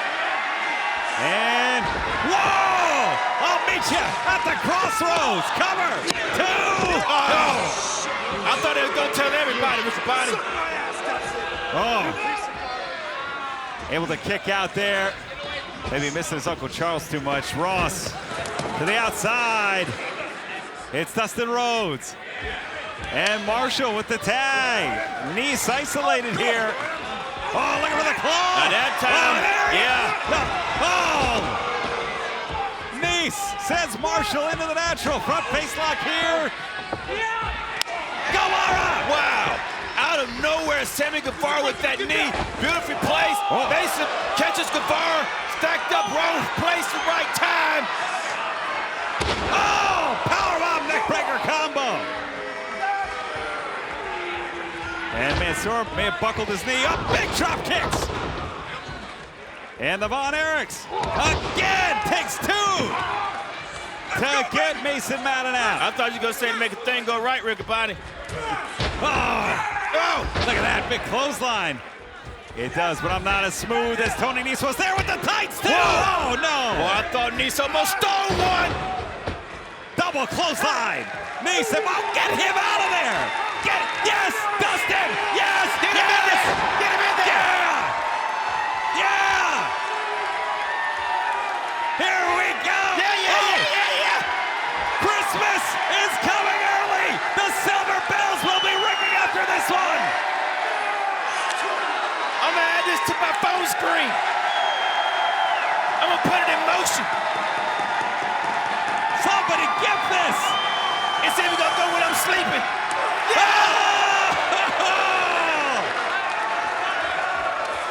Oh no! We can't soak it in for too long! All the way up the ladder! And Nese blindsiding Rhodes. It's the athletes and Mansoor now on the attack. Oh. And looking to send the 6-man champ stuck down. Whoa! Texas Destroyer! And there's the claw! It's the claw! Ross! Oh, that's it! The winners of this match by submission submission, the team of the Barbarics and the Sons of Texas. Yes, sir. What a main event this week! 9 years in the making, CMLL and Ring of Honor. It feels like only yesterday. Yeah. When we were starting to get some of the top stars of CMLL, and these are some of the best, Caprice. We talked about Barbaro Cavernario main eventing Arena Mexico. Volador Jr. selling out Arena Mexico against Matt Taven for the ROH World Championship, against Rocky Romero in a very heated feud for the historic welterweight title down there as well. I tell you what, man, in Mexico, these guys are huge. Volador Jr., multiple-time champion, Western champion. Absolutely, we're gonna start things off here. Hip toss, and it's Fuego, who has been on fire here in Ring of Honor, especially in these Lucha de Trios matches. Great choice of words, Riccaboni. And wow, inside wrist lock takeover, says Volador out. Now, if you notice, a partner can come in when their partner exits the ring. That's Lucha style, and so is that great shimmy by Fuego. Whoa! Off the ropes. And look at this. And it is Fuego inside. Double wrist lock takeover. It's Hechicero now coming in. The Alchemist, the man. Whoa! Wow! Are you kidding me right now? Yeah. Fuego! Flow, baby, yeah! And fans, tag made to the former Ring of Honor World Television Champion Atlantis Jr. Barbaro Cavernario, and things are going to get hot for AEW Grand Slam Mexico in Mexico City, Arena Mexico, live Wednesday, June 18th. AEW's first time ever in Mexico. One way to gain control. And in Mexico, they describe wrestlers like Barbaro Cavernario, Hechicero, and Volador Jr. as rudos. Yes, sir. Not just describing their attitude. Whoa! That was rudos. Yeah, certainly was. And this is a hallmark of each of these three gentlemen. Look at that, up and over. Atlantis Jr. They like the pack attack. Oh! These trios matches have a bit of relaxed rules. And at least in these situations where Atlantis, and Atlantis is holding his own against 3 stars here, Caprice. Man, Atlantis Jr., literally born into this sport. Father, Atlantis, has got so much to go back on. And a lot of these things are just natural instinct, especially those backbreakers. His family is known for the backbreakers. Like father, like son. And the tag mate, and you even notice now as we see Neon in for the first time, that Atlantis Jr., Fuego, Neon, they follow the rules, they make the tags, whereas the team of Volador and company, not afraid. Are you kidding? Did you see the way that Neon was able to get to the top ropes? And look at the way he moves his body. It's almost effortless, Neon. Pulls him in an arm drag. And yeah, grabbing a hold of those wrists, and now the kick held. Hechicero with the back flip onto Neon. Wow. Now off the ropes. Sometimes the way to catch him is just to hold on sometimes. That's exactly what they're doing. Oh, what? Oh, no! Rocking the baby into the powerbomb. Drop kick to the unprotected spine. The amateur wrestling style duck walk from the Alchemist. Yeah. One quick fact, Riccaboni, we see a lot of movement from the luchadors moving like this, but before they can get trained, they have to go through mat wrestling, the collegiate style wrestling. They have to graduate that before they even learn the luchador style. Well, that's why it's so wild that the contrast in behavior, Volador Jr., longtime fan favorite, a rule breaker now, but his is more subtle. With guys like Barbaro Cavernario, there's no subtlety. He just does whatever he wants. But the foundation is there. The wrestling foundation, the heart of the sport is there. This is just how they do it in CMLL, and it's beautiful. My goodness! Whoa! Leg hook cover, 2, and no one able to make the save there as Barbaro Cavernario gets 2. after the pop-up drop kick. And it is Fuego able to get out. The former TV champ. Big drop kick, though, from Barbaro Cavernario. That took some great timing to pull that off, man. Atlantis Jr. in a lot of trouble here. Oh, look at this, going for the mask. We know that's not illegal in Ring of Honor, just serves as a distraction. Alchemist drops over, pulls that single leg. My goodness, kick right to the face. And cover 2. Every time the Rhyno's in control, every one of them in the ring. Well, and they clear the apron, too. That's what makes them so dangerous. No one can help. We talked about trying to break up the pin. No one's on the apron to break up the pin because they've cleared the apron. And it kind of falls in the rule set because one man in, one set out.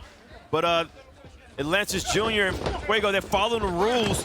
But the Rhynos are just doing what they want to do. Wow, look at that. The spine buster. Oh. What in the world is this? Wow. That's impressive. Reverse monkey flip, double kick. 1, 2, could be it. No. The timing, the cohesiveness that it takes to pull stuff off like this, like these guys are not. These are impressive movements. They may get them the win if they keep it going. As Aubrey Edwards checking in on Atlantis' teammates, it is now Volador Jr., Hechicero, and Barbaro Cavernario staring at Atlantis Jr. straight in the eye. Atlantis Jr. trying to break free. The former TV champ takes one right to the skull and another one. Yeah, that just looks like a sacrificial lamb here. Break it free. Super kick. Double clothesline. I thought he was going to clothesline Aubrey. Well, look at that. Ducks down, grabs the wrist lock. Irish whip, big boot. Atlantis Jr. What? What in the world? Clothesline. You never seen a caveman do the worm, Rick about it. Wow. Only Barbaro Cavernario. It's Atlantis Jr. And diving through. You can see Atlantis hitting head first there. Neon! Always buzzing, just like Neon there. And Fuego. Oh, look at this, it's sync. Neon, Fuego, double dives. And it's Cavernario and Atlantis Jr. The last 2 men standing now. Forearms delivered from the former TV champ. Off the ropes. Caught. Waist lock, spun out. Wrist lock, Cavernario. Hammer lock, inside. No. Front, DDT! face lock, DDT! Those quick movements, man, Cavernaro's been doing, planning well. You can look at him. Leg hooked. 2. You think crazy, but inside there's an intelligent wrestler that knows how to take his opponent apart.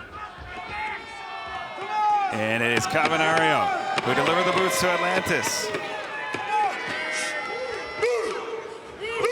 Uh-oh. Get the crowd fired up. Barbaro, Cavernario, springboard. Oh, blocked! Blocked by Atlantis Jr. Now off the ropes. Atlantis Jr. Oh, Mexican Destroyer! Got absolutely all of it. Going to the top now. He won the World Television title with this Not move. wasting any time. Frog splash. That's gotta be enough. Hooks a leg. 2. That's it. Here are your winners, Neon, Fuego, and Atlantis Jr.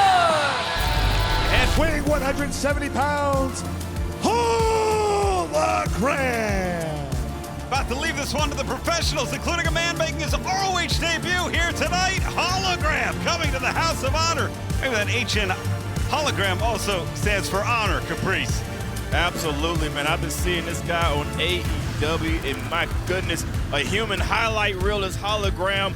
This is going to be a great showing for him. Debut here, he's got a great opponents too, but his tag team partner may be the one that I want to see the most. Yeah. His partner, wrestling Detroit, Michigan. Weighing 295 pounds, the man beast, Rhyno. That's right. Welcome back to Ring of Honor, Rhyno. And the last time he was here, Caprice, you know what he did? He broke up a party. He broke up Mikey Bennett's bachelor party. There were scores all around. And tonight, looking to do the same to the frat house and their party and their tomfoolery and their hijinks. And I couldn't think of a better guy to do it. Yeah, if anybody could do it, it's Rhyno. Rhyno used to run rock shot in Ring of Honor. But he had some great opponents, Jay and Mark Briscoe. Caprice, you wrestled him once too, right? I don't remember. You don't remember? I mean, I wrestled him, but I don't remember what happened. Well, you can log on to Honor Club after we're off the air tonight, and you can bring that one back up. Because Hologram and Mike Bennett's bachelor party, that was a fun event. I believe that's where Cheeseburger really cemented his legacy in ROH.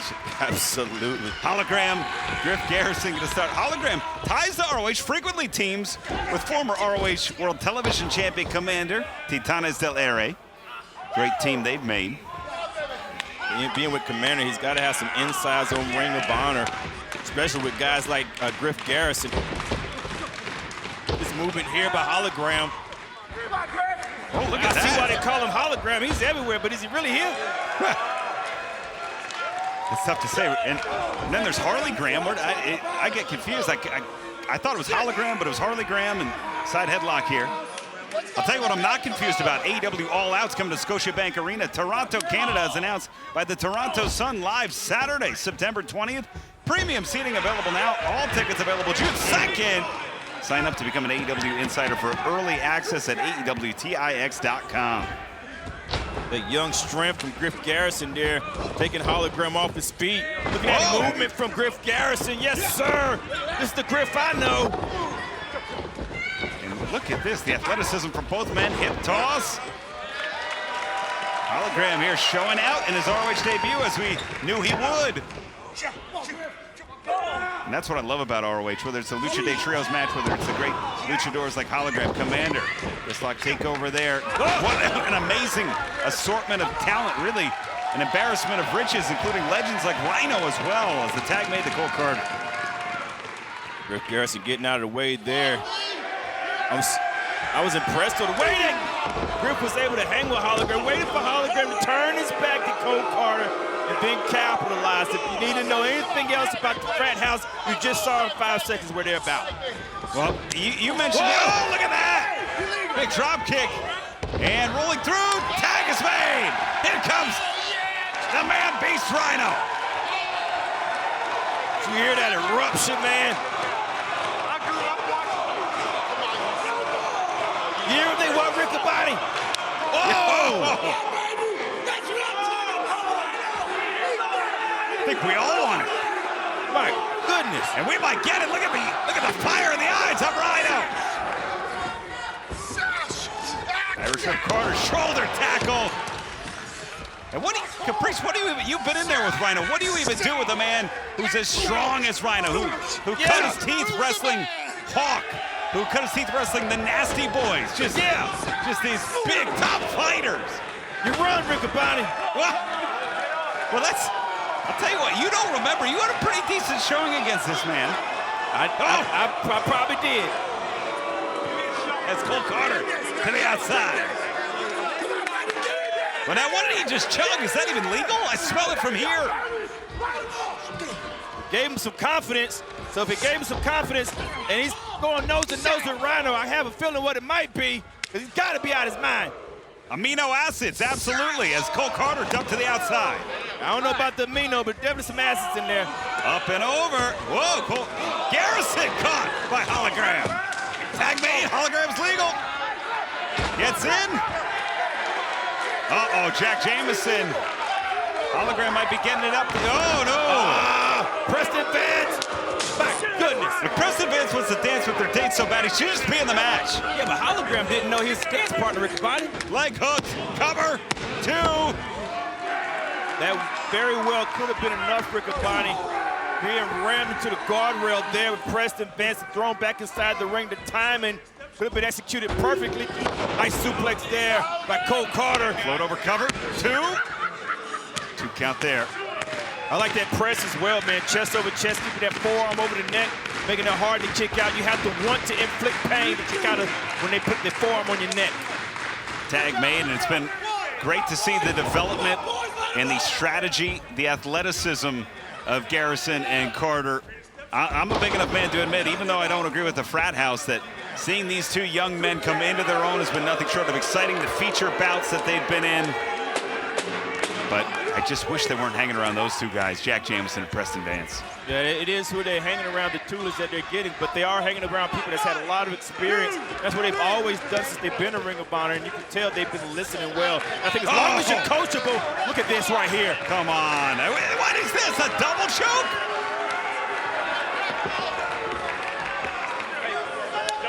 Tag made, and it's reciprocal too, Caprice. I mean, we've seen Preston Vance. He's been under the influence, so to speak, of Garrison and Carter as well. It goes all around. Double flapjack. I just can't see it being good influences, Riccoboni. No, it's like a circle of debauchery. It's almost like allowing them to do everything they want to do, whether they're old enough or not. Well, into the corner.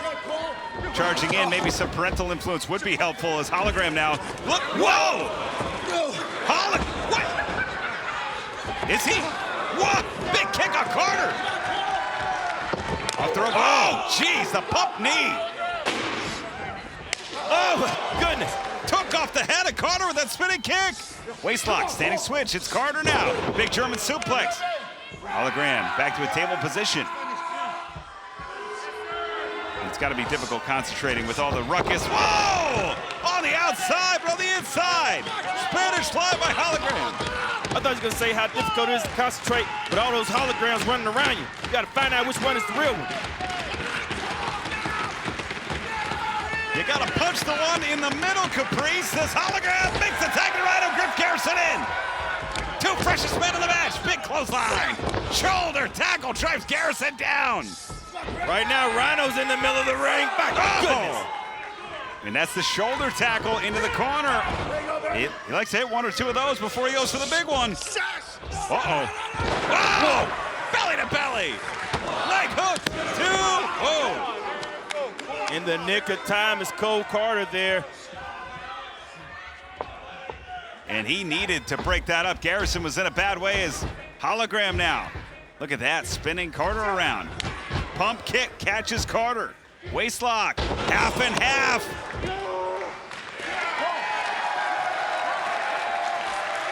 Oh, the H in the air. And it is Hologram. 3 for 1 there.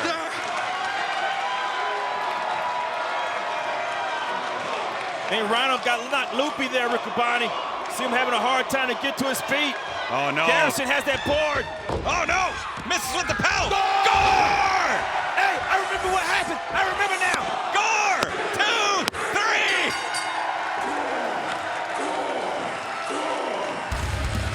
3. The winners of this match, the team of Hologram and Rhyno. What a unique combination this week on ROH. Rachel has been making waves all over the world. She's known as Miss 450, man. She's a great high flyer. Do a lot of things that are very unpredictable in the ring, innovative. Mike Posey, who's officiated more Ring of Honor Women's Championship improving guard bouts than anybody. Gets the code of honor. Athena blows right through it. Just dragging Rachel. Oh my goodness, we might not be able to see anything out of Rachel. Athena does this. She's had time off to heal, to be who she needs to be, come back with a mentality to show everybody who she is. She is champion for a reason, Riccoboni. Well, there was a streak, Caprice. You and I both know. I think it was 54 weeks in a row where she competed on ROH. Yeah. It was, oh, look at that, and Athena. Riccoboni, she was on every episode as champion. It was crazy. Over 2 years as champion now. And Armstrong trying to fight back. Athena returning from her successful World Tour. The World Tour continues for AEW, for New Japan, for ROH Stars, for Bindor. Look at that. Live Sunday, August 24th. Dynamite and Collision coming to Glasgow. Oh! And All Out headed to Canada. Oh, where all this started, in my opinion. This sinister streak from Athena, but it's Armstrong. Caprice, you called it. Yeah. Watch this, man. She's unpredictable. I think Athena knows. I think Athena knows. Well, that's why Athena's so successful. There's so many things that Rachel's known for aerial-wise. Whoa! Athena caught her.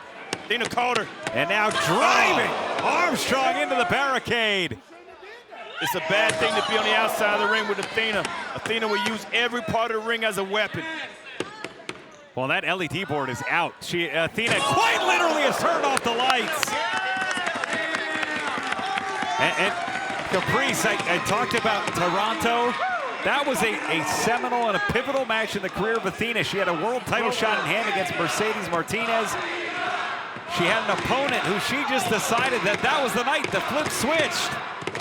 And since then, over 2 years, 2.5 years, the fallen goddess, the forever champion, has reigned tall and doesn't take opponents for granted. She knew Rachel Armstrong's repertoire. She knew to get out of the ring. And she's pulled Rachel outside of the ring into a place where she knows she has the advantage. I've seen Athena do it many times, man. She's gonna pull you where you're not familiar at. She's not gonna box with a boxer. She's not gonna kick with a kicker. Athena already finding herself, in my opinion, on the ROH Mount Rushmore. Absolutely. There's no champion that's held the title as long as she has consecutively. No, breaking records set by Samoa Joe, Jay Lethal, Nigel McGuinness. And she's breaking combined records as well. Absolutely. Most defenses, most proving ground wins, you name it. Taking the title, history-making wins in Japan, in Australia. And look at this, Athena going to town. It's almost an assault here on Rachel Armstrong. And who's going to tell her she's not? Who's going to prove that she's not the best in the world? Wait a minute.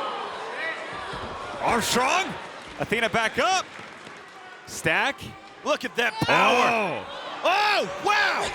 Whoa. Hurricanrana plants the champion too.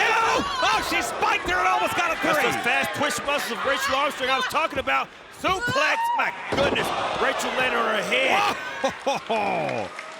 It's time for Athena to take this out, man. I see it right now. It's the level change. You can tell when Athena is ready to finish things off. And I think you're right, Caprice. We are reaching that moment. Doesn't take anything for granted, the 10-minute time limit or any opponent, no matter the experience. Athena's got bad intentions, Riccaboni. What is it? What is this? Stacking her like a transformer.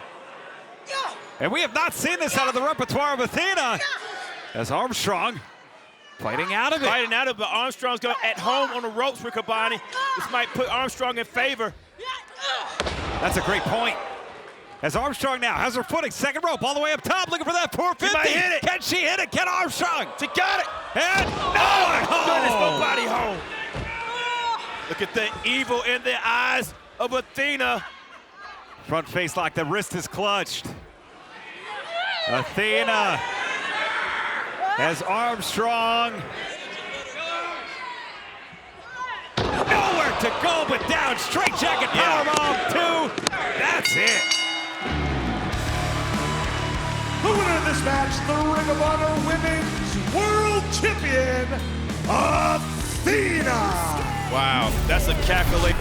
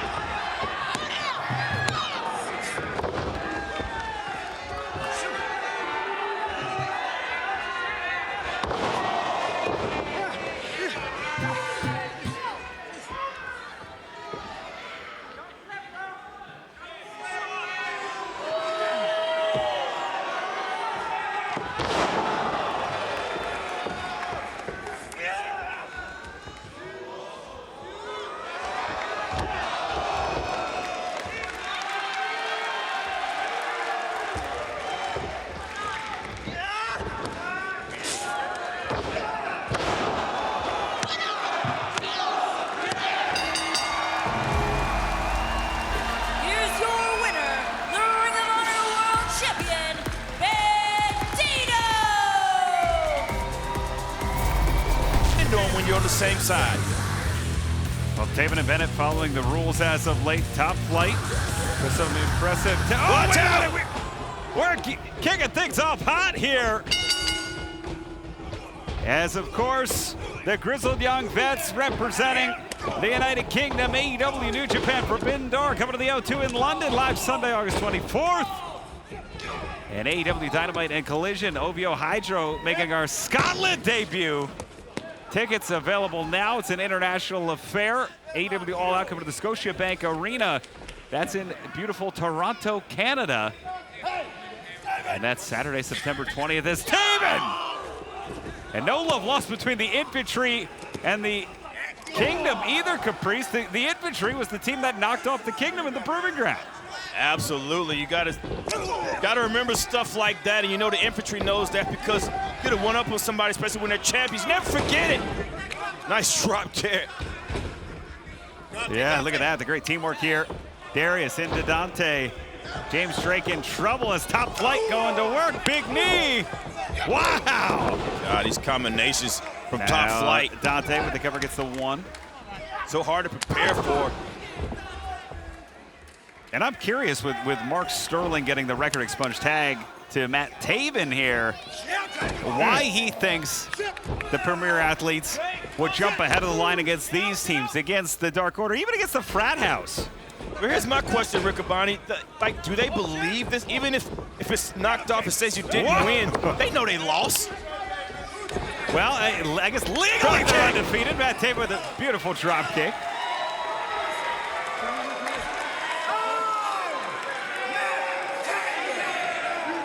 He is indeed Matt Taven, as Drake in trouble. Been saying that since kindergarten. Yeah, tag made. And look at that, nice drop down. Oh, and Gibson. Gibson with Taven. Taven with a big shot. Oh my goodness. James Drake like a torpedo, landing on his feet, man. That's impressive. And just taking out Taven there. Oh, jeez.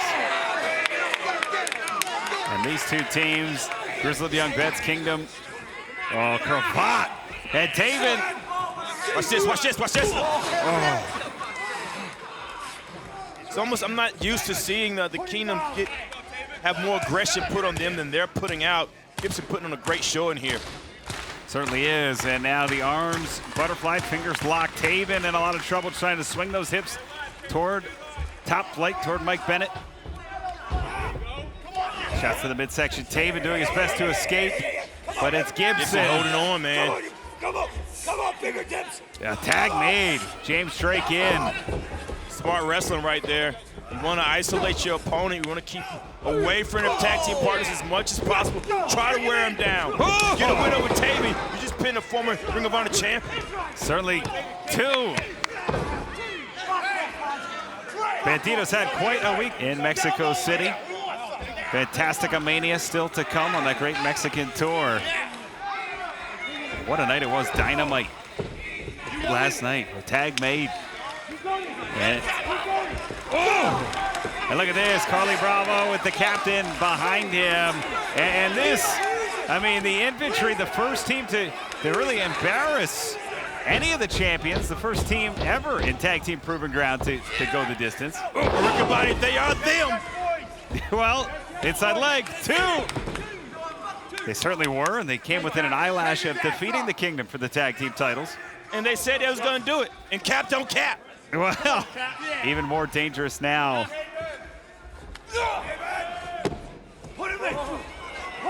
And look at this. Taven in the trio woe. Tag made. And these quick tags as Carly Bravo still in. And not to be undeterred, James Gibson just talking a whole bunch of trash. I think it's rubbing off on him. You hang around the Infantry long enough, you learn how to talk jump.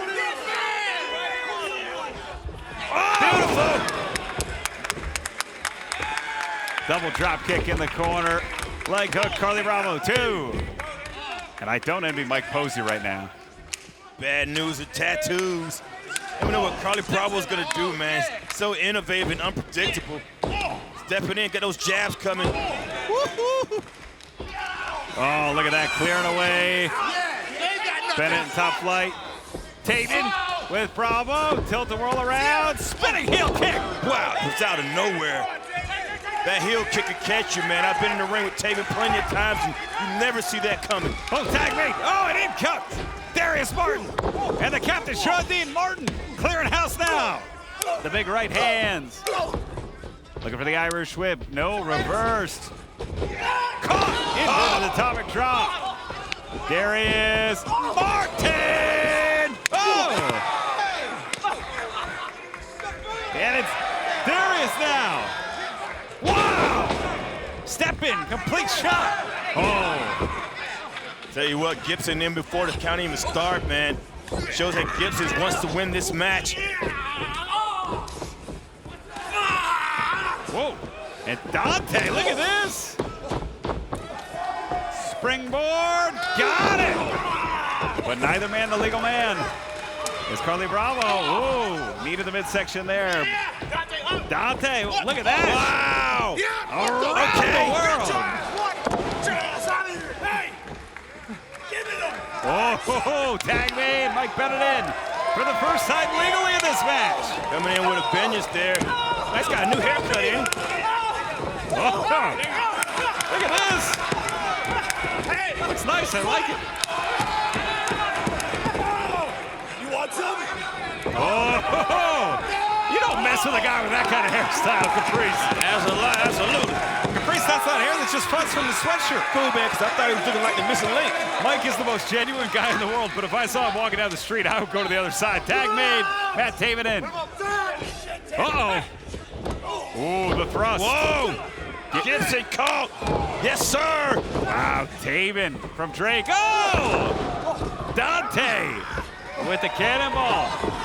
Carly Bravo, double under. Whoa, crisscross underhook facebuster. Sean Dean had the beautiful facebuster there. Wow! Oh! Wall walk kick. And it is Carly Bravo with a scissor kick. Mike Bennett. And the Spicoli driver. David, just the tip of the knee. You want to kill him? Let's kill him. What? They can't do that. Can't do that. Oh, wait a minute. Maybe it was figurative as Gibson brings down Bennett. Oh, kick of the king. Plants Drake. And David, 6'3", 220. Flight of the Conqueror from Matt Taven. And look at this. In there, Dante. Captain Sean Dean. It's Carly Bravo. My goodness. Back clothesline on Dante Martin. Calling for boot camp, Riccaboni. Look at this. Oh, Boot they camp. got it. Took Dante's head off. Cover. 2. Oh, it's Darius just in the nick of time. Dante did not kick out of that, man. Darius had to be there. Break that up, or this match would have been over with. Bravo sent to the outside. O'Shawn sent to the outside. And Darius in there. That was Bravo. Captain Sean Dean, front face lock. Up and over. And nice leapfrog. And it's Captain. And it's Darius. Oh, the big knee from the Captain. And Sean Dean kick caught. And Darius with a float over. Fisherman, Dante up top. Watch this sky high. What? Whoa! Leg hook! 2, got it! The winners of this match, the team of the Kingdom and Todd Fly.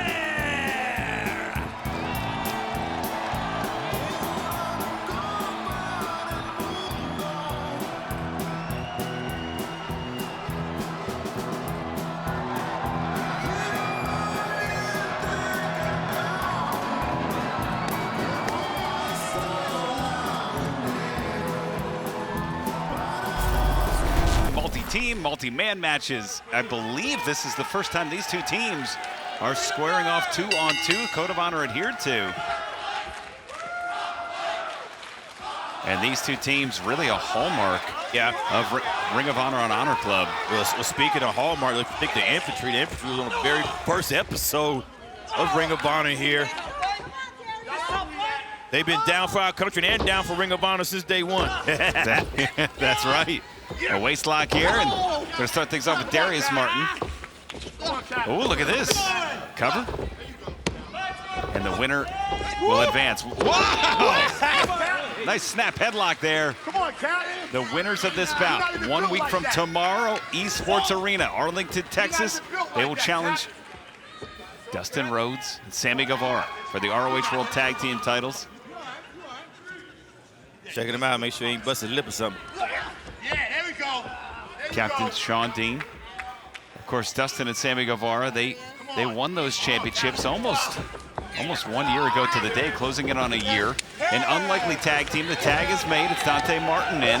Unlikely tag team, but they're in their hometown defending the championships, but they're going to be defending against one of these teams. My goodness, great combinations there.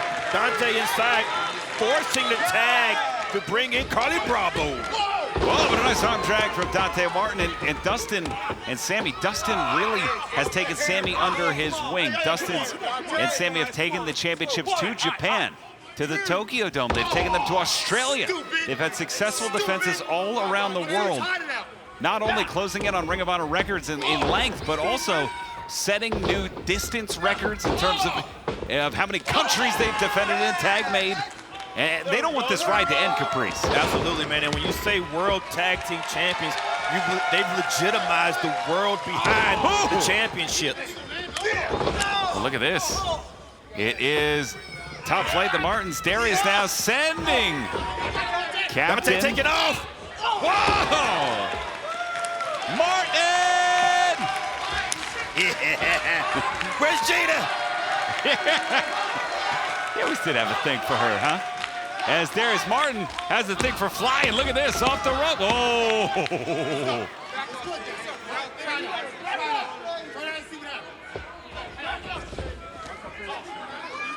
I'll go different direction. I've been on Shane Taylor's side and stopped. My goodness. Immediate stop there by Sean Dean, causing Darius to take a fall to the mat unwillingly.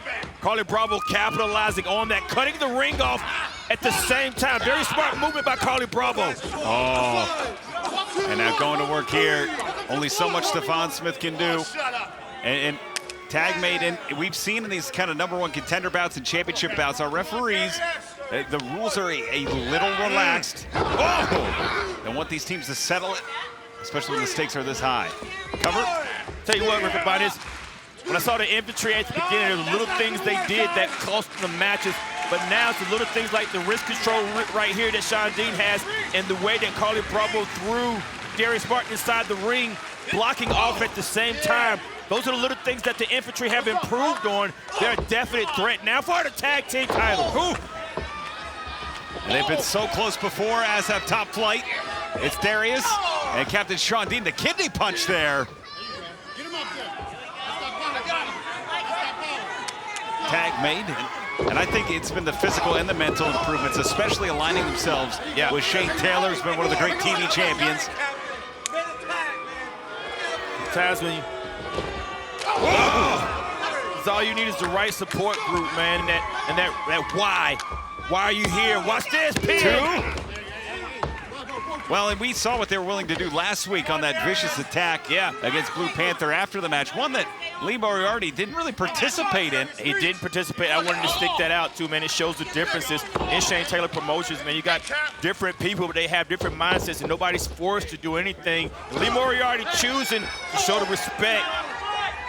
Blue Panther that he's always had. Lee Moriarty's been having a great time in his career here.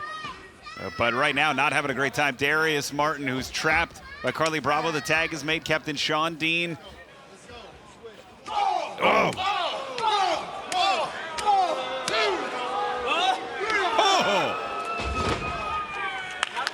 Nothing fancy about that. Just straight obliteration by the infantry. And now it is the captain. Back in cover here, 1, 2. Even that is smart, Caprice. The body positioning to keep Dante's view out of the way of Darius's view. And the press that Sean Dean had on the elbow of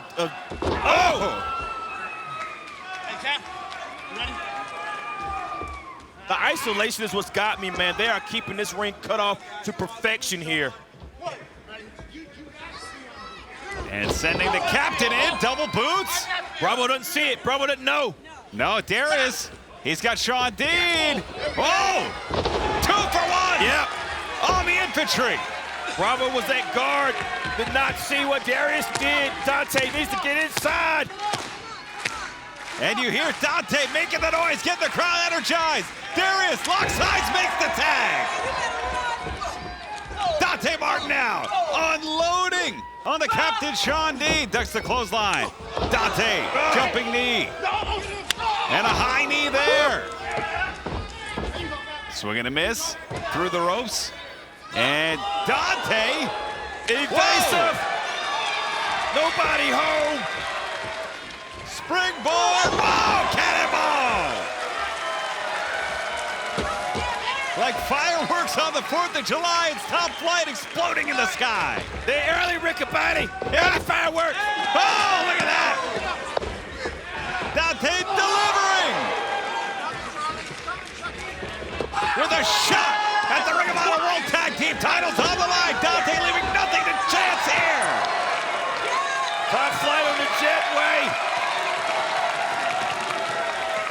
Sending the captain in.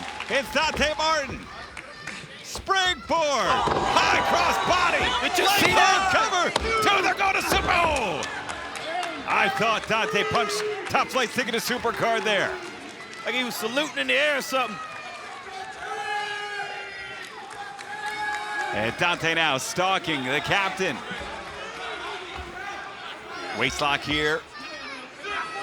And he's got one arm hook. Nope. Standing switch. And whoa! Trisha Dora. Trisha Dora. She didn't do anything, Riccaboni. Just a distraction. Two. Taking the eyes off the prize for Dante. And it looked like Captain Sean Dean may have had a handful of tights there, too. That wouldn't surprise me, man. I'm not going to sit there and take up for that. If I see it, I see it. If I don't, I don't. Oh, Connie, bravo! Hey. Oh, wait a minute! Misdirection there. Irish whip reversed, it's Dean! Oh! Okay. Catching, bravo, tag is made! Darius, the legal man! Oh, complete shot! Hooks the, wait, cover! Two-leg hook, Kano! Wow. I tell you what, man, if Dean did not kick out of that, that would have been over with. Trisha Dora's up again. Come on, Trish. Yeah, Trisha Dora up on the apron. And Stefan doing his best right now. Come on, Trish. Oh, it's Leila! There you go. There's Gina. That's what I'm talking about. Oh, the forearm! And it's Leila Gray! Trisha Dora going at it on the outside! And these two are brawling into the aisleway! It's Gina versus Pam. And look at this! Going at it! Tooth and nail! Could you imagine these two in the pure division tournament? All right. This is anything but pure right now. Look at that. And on the outside, oh, that big right. We're seeing fireworks after that. Darius, front face lock after that big right hand up and over. It's the captain. Rear waist lock, standing switch now from Darius. Captain Sean Dean going into the ropes, trying to hold on. It's Darius to the step. Oh, no! Moriarty!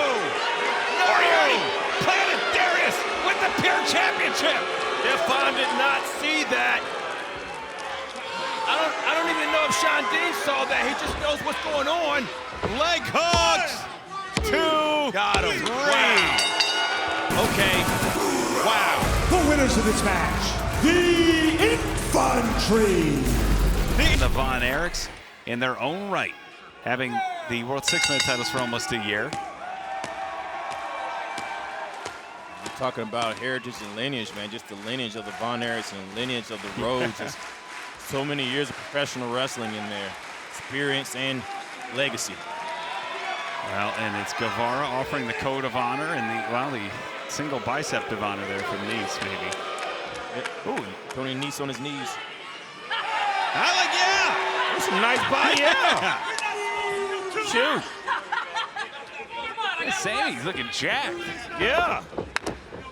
And we're going to start things off here. Collar and elbow tie-up, of course, fans. Don't forget, tonight, you may be watching us on YouTube. If you're joining us on YouTube tomorrow night, Supercard of Honor. The place to be is Honor Club. Watch ROH.com. It's the exclusive home of Supercard of Honor. And as an Honor Club member, you get access to the back catalog featuring every historic match from Bryan Danielson, Samoa Joe, Nigel McGuinness, and more. Oh, goodness. But also our live events, including tomorrow night's Supercard of Honor and Ring of Honor each and every week. Wow, big back elbow. Tony Nese lands on his feet. Wow, I'm telling you, man, Tony Nese is an elite athlete, bro, and don't forget it. Well, Nese in incredible condition.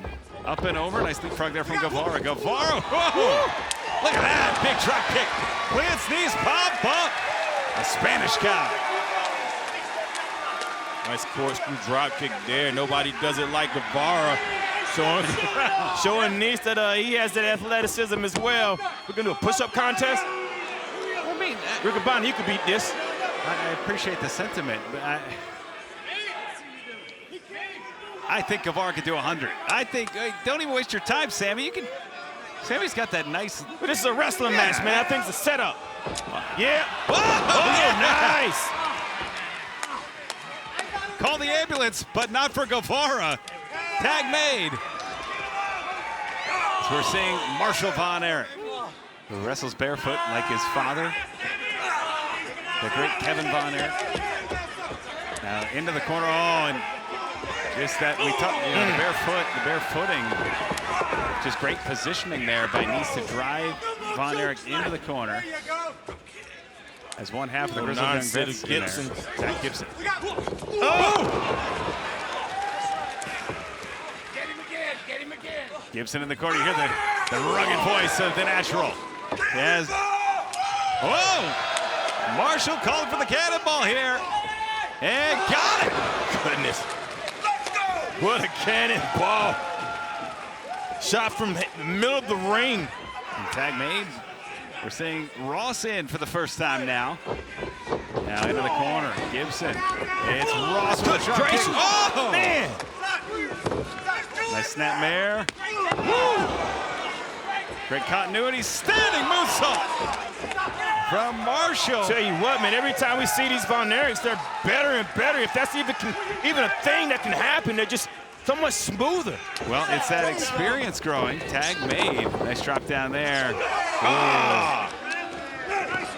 And look at that, James Drake. Gibson. See the. Oh! See Ross's face, man, went across that top rope. His ear hit the top rope there. Oh, come on! And up the nostrils, in the mandible. And that snake Mark Sterling on the outside. What are you gonna do? Like back off? Now, he claims to have gotten all the previous losses of the Premier Athletes thrown out, claims they're undefeated, claiming that the shots below the belt are illegal. They're always illegal, but he's he's made the mistake of getting involved in his men's matches. He puts himself in the line of fire. Yeah, he's not gonna use that against himself, though. No, there's no accountability from Sterling. Tag made. We go from Drake to Gibson. I'll tell you what, man. If I'm managed by Sterling, though, and he's getting these matches erased, so do you really feel like you still won that match? Yeah. Though you were there, you know you lost. No. I'm with you there, Caprice. The crowd, they want to see Dustin Rhodes as Gibson. Oh. I want to see Dustin Rhodes too, but I like the way Dustin Rhodes is being a general here, kind of directing traffic, directing it well. Ring cut off now. Gibson tags in Drake here. And that was even a smart move by Dustin. It gave Ross a moment to breathe. Big boot. As Gibson sent to the outside, but Drake right back on it. Smart move there by James Drake. Sleeper hold locked in. Fans trying to rally behind Ross. Big back suplex. As you see the Natural trying to make some noise. Reorient Ross. I think he's ready to get in now. Big tag. In comes the Natural. In comes Ariadamari. Dustin takes out Nice, takes out Gibson. Clothesline sends Damari down. And again, it's the Natural. Irish whip reverse. Off the ropes, ducks down. Oh. Not today. Wow. Big snap slam. And another. Yes! Yeah. Give him a snap. Give him a snap. Give him a snap. Fans, this is why you should subscribe to Honor Club. Because you will. It is the exclusive home of beatings to Mark Sterling. Yes! Let's see it. Let's see it ring in. Supercard. With some Golden Globes. Oh! And there's Gibson. Gibson trying to. Oh! Shimmy out. He can't even get out of the ropes. Look at that. Guevara now. Wait a minute. The chaos ensuing. High cross body on the Grizzled Young Vets. It's Ross. Look at Ross. Ross isolated Nice. Guevara has Nice up high. All over the GTH. He stays up, rolls through. It's Nice rolling out. Popping up, taking up the head of Sammy Guevara. Get me out of this! And look at Nice. Still trying to get Sterling out of there. Trying desperately, and then Ross is back in. Ross taking it to Tony Nese now. And you see Tony Nese. Marshall Cole! Oh, big My spinebuster! Oh, super kick from Daivari. And Sterling still trapped as Marshall and Daivari take each other out. Don't say it out loud. He might hear you, Riccaboni. Oh, come on. It's going to be in a week like this, that might have been one of the best parts. Yes! Oh! Sterling back to the court. Back to the yes! Put it back. Yes! Let's see it! Go to Ball's court. Dreams will be shattered! Yes! Oh, yeah! Oh, wait a minute, Daivari, they're up! 2-0! Wow, that almost cost him a message. Still would have been worth it. Watch it here. Oh, off the ropes. Whoa! Texas Destroyer! Uh-oh. Wait a minute, look at this double close! The Monarchs on GYV! That's claws been handed down from generation to generation. And there goes Drake! Gibson set out! Guevara! The crowd coming alive! Off the ropes! Whoa! Guevara cleaning house. Daivari's by himself. And Dustin! That'll do it, Riccaboni. I promise you that much. that's it!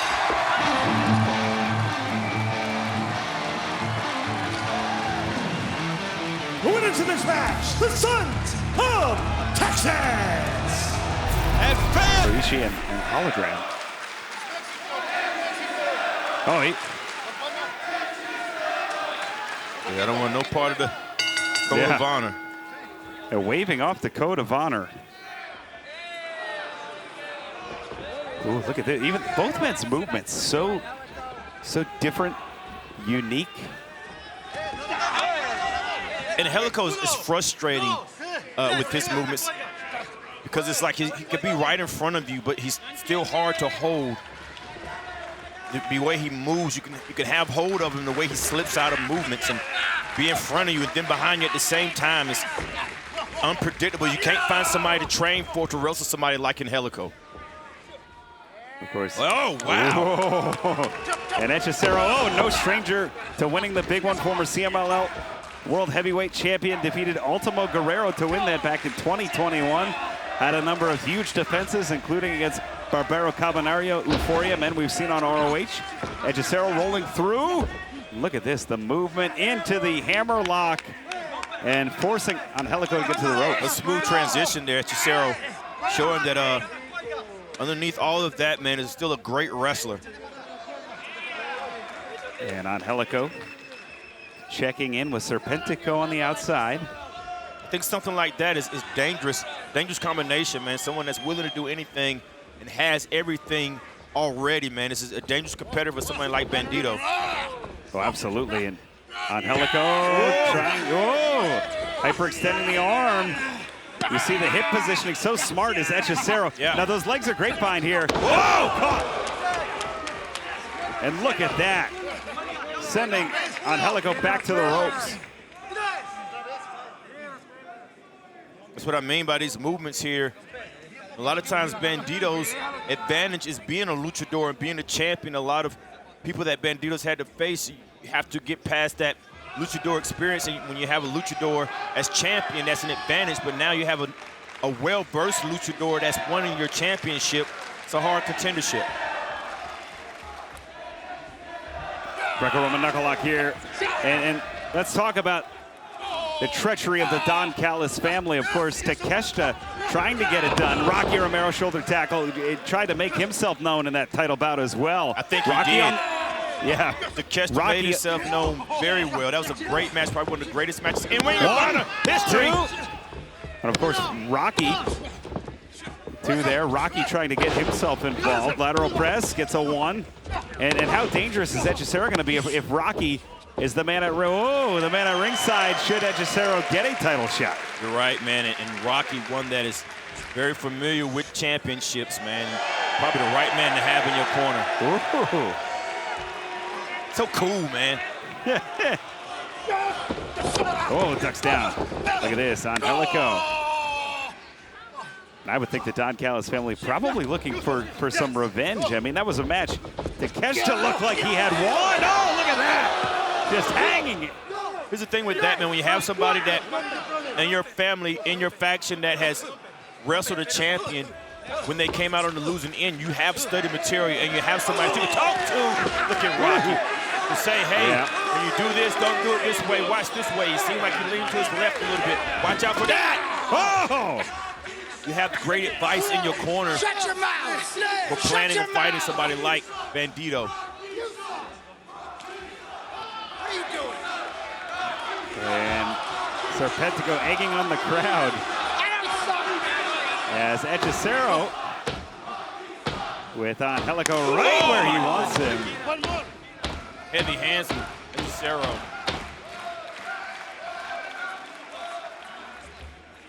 And whoa, Irish whip reversed into the corner. Hechicero up and over, up and around, onto the apron now. Helico charging in. Wow, Hechicero. Ooh. And planting that. Like he's welcomed it in. Hechicero. Now hyperextend that knee right there. Yeah. Wow. And he is saying one more time up top, Hechicero. What could he have in mind here? And oh! Going for broke on Helico. Cuts down Hechicero from the sky. The excitement turns to consternation, turns to perhaps fear. Another opportunity for Angelico to get back into this bout. As we are up to 5. Helico, out of desperation, man, throws that knee up and has, you can see right now, even limping a little bit. So much work that the Alchemist has put on that leg of Angelico. Ooh. Exchange here. Angelico with the quick kicks firing away. And Hechicero stunned. Yeah. That knee, finishing that combination, shoot off reverse. And nice duck down. It's Angelico up and over, back to back, sweeping through up the ladder. That Cueto kick there, almost capoeira-like. And stepping through, La Casita, roll up, 1, 2, high on the shoulders, Wow. gets 2.5. I didn't see Hechicero kicking out of that one. That was a high torque on that cover there. Nice lock in as well. Great kick out by Hechicero. And the crowd getting into this one. And Angelico, that jumping flatliner, plants Hechicero. Cover, 2, no. Tell you what, man, you can never count Helico out, man. Every time you think that he's had enough, he's still in this game and still showing he can win this thing. Wraps the leg around. He'll try for a submission finish. That's Rocky. Rocky getting involved. Hechicero down to the knee, into the basement. And a basement DDT. Rocking on Helico. Oh, look at the movement. Look at the flow of Helico. High knee through the chest, through the sternum. Hammerlock, El Con. Oh my goodness, I think Angelico's already out, man. 2, that's it. The winner of this match, Hechicero. Hechicero.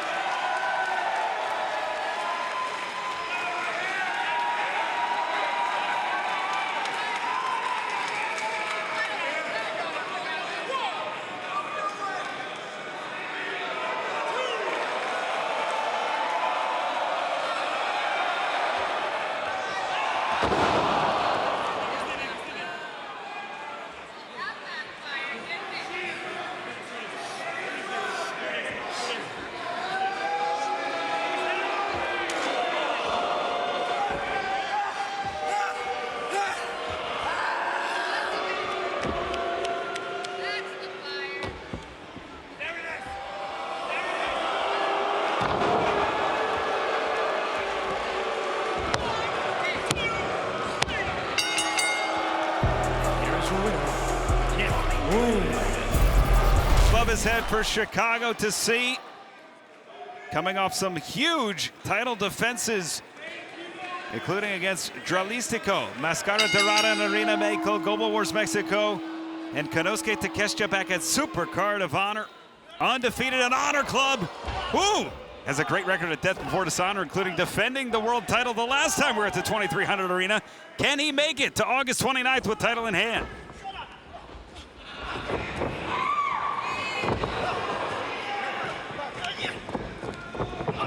Whoa! Wow! The speed and savvy of our champion versus the technical prowess of Adam Priest here. I want to see how this goes. A Priest, who reminds me of a leveled up, of an evolved James Gibson. former Ring of Honor World Champion. Great call there. He's got that technical prowess, uses a variety of the same moves, including that single leg crab. And that's not a bad comparison. Of course, Bandido, a lot of folks are trying to find an apt comparison to him, but that strength to power combination is tough to put your finger on. Maybe one of a kind. Exactly, man. Bandido is so unique, and his attributes are so rare to have in a combination. You can't compare him to anybody. And look at this, the strength of Bandido. Just holding Priest up. See, I've seen guys 250 pounds do this exact move. And you have Bandido doing it with ease. He's holding the guy with one hand and counting with the other. Now, is he counting in English, Spanish, or Japanese? We found out he's trilingual. He's letting the crowd count, Riccaboni. Priest trying to fight, he can't, man. When you're in that situation, man, there's only so much you can do. Because if he lets go, you land straight on your head. Cover, 2. And my only question, Caprice, is coming out of San Diego Comic-Con. You know, when are we gonna get a great action figure from our friends over at Jazzwares of the World Champion? The Briscoes, their new figures available now. Both Mark and Jay, FTR, limited quantities available from the Jazzwares Vault. I'd love to see Bandido, the World Champion, join the line soon. Roosh will be available soon. Former World Champion. Look at this, cover 1. When I get to Bandido, when I wanted to have interchangeable masks. Oh, look at that. Nice snap suplex cover. 2. And the thing I like about Adam Priest is unlike many of Bandido's opponents, including Takeshita, including Mystico, he's not going for the mask of Bandido. He is all business. He's going right to work on the World Champion. I tell you what, man, Adam Priest's ring IQ is exceptional. And like him or not, man, he's not always going by the book. He rarely goes by the book, actually, but his ring IQ, what he's able to do inside that ring, the way he's built, the way he's mastered who he is. He knows who he is inside of that ring and outside the ring as well. Oh, just driving Bandido into the outside. And it's always a great sign, too. You know, we made the comparison to a former world champion, but how about Bryan Danielson calling Adam Priest the best independent professional wrestler in the United States, bar none, no strings attached, no qualifier. Yeah, it's no lies detected, man. This guy's composed under fire. He's calculated. He's able to move along with what's going on, changing game plans. Goes in with a game plan. He's always going to be working on your back, trying to set up that Boston Crab. Oh, now going to the mask. Just a distraction, though. I like what he did there. I don't condone it, but not a bad move to make Bandido concentrate on something. The quick movements, transitions reminds me of Nigel McGuinness. Here's the thing, man. It's dirty, but it's not going to get you disqualified. And if it's a distraction, it's something that Bandido brought in the ring, so why not use it against him? Very reminiscent of something Nigel would have done as Ring of Honor World Champion. And that's the thread here. We keep bringing up Ring of Honor World Champions and how similar Adam Priest is. He's like a bunch of former world champions rolled into one. And honestly, Bandido's title's in danger here tonight. Everybody that you compare Priest to has gold wrapped around their name. You're absolutely right. But here's the thing, Riccaboni. We're in an era where these guys have footage of the guys that you're talking about. How do you know he hasn't studied these guys and made himself, what's this? Like a Nigel McGuinness, like somebody who studied the pure rules, found the rules and was able to bend them at will. Well, even this, he's certainly been studying on Honor Club where Priest has been successful. Even the small things like that cover held onto the wrist went right into this shoulder bar here, this arm bar. If you look at Honor Club, Riccaboni, you have the whole history of Ring of Honor. Absolutely. Bandido wants to continue that legacy. Priest wants to make his own. The forearm connects. The crowd here in Chicago rallying behind the world champion. It was in Chicago, in Hoffman Estates, where Bandido launched onto the international wrestling scene, main eventing the very first All-In. The forearms delivering. Chicago has a soft spot, has a place in their heart for Bandido, but Adam Priest does not. Right back to that back is Adam Priest, man. I told you, man, he's always going to be searching for that half Boston Crab, always setting and softening up that back. And with that belt that Bandido is wearing, it's almost like a target is on that back, Riccaboni. Well, let's not forget, Caprice, We called every single one of Bandido's matches the first time he held the Ring of Honor World Championship. Let's also not forget, during that reign, he hurt his back. This is a lifetime of back issues. Being this strong does not come without back issues, but he's turned it into a strength once more. Nice press there. I was gonna say uncanny for the champion, but it's not uncanny. He's just that strong, powerful power slam. And so quick, those fast twitch muscles. Big drop kick, sends Priest down. Priest, who had control, is now reeling as the champion goes for the cover. 2! Whoa, net offense by Bandido Riccoboni. He go from speed move to impact move to power move. The speed combinations is unpredictable. He's like a great pitcher in Major League Baseball. You're absolutely right, going from the fastball to the changeup to the curve, back to the fastball. What will we see here as Bandido ascends to the top? The ultimate hybrid is Bandido, and now he ascends to the top. Whoa, little shimmy shake. No one home on the frog splash. Rolls through, Priest back up to his feet. Ducks around, it's Priest. Oh, the backbreaker. Cover here. 2, whoa. Priest capitalizing on that right there, man. Mistake made. Capitalized on perfection.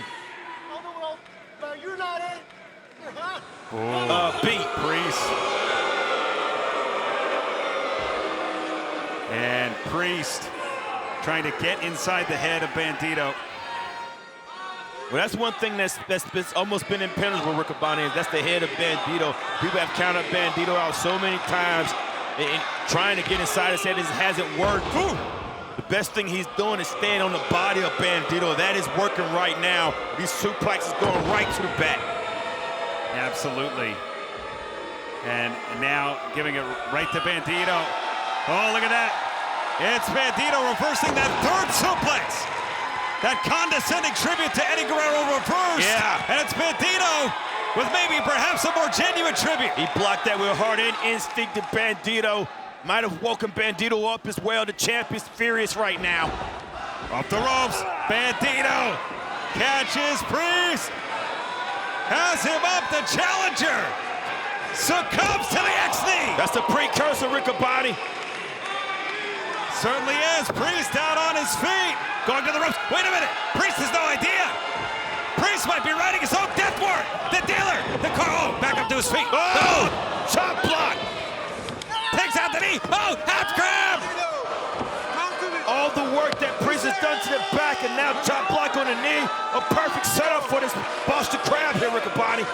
That cross crab. The half crab across the body. No matter which direction Bandido turns, the pain riding through the obliques, the hips, the knee. The champion gets to the ropes, though. The damage is being done, though, and you know Priest is going to wait to 5, jamming that knee right into the canvas. Priest, man, I'm telling you, this is a great wrestler. It's a great mind inside that man, and a great body as well to execute everything he's thinking.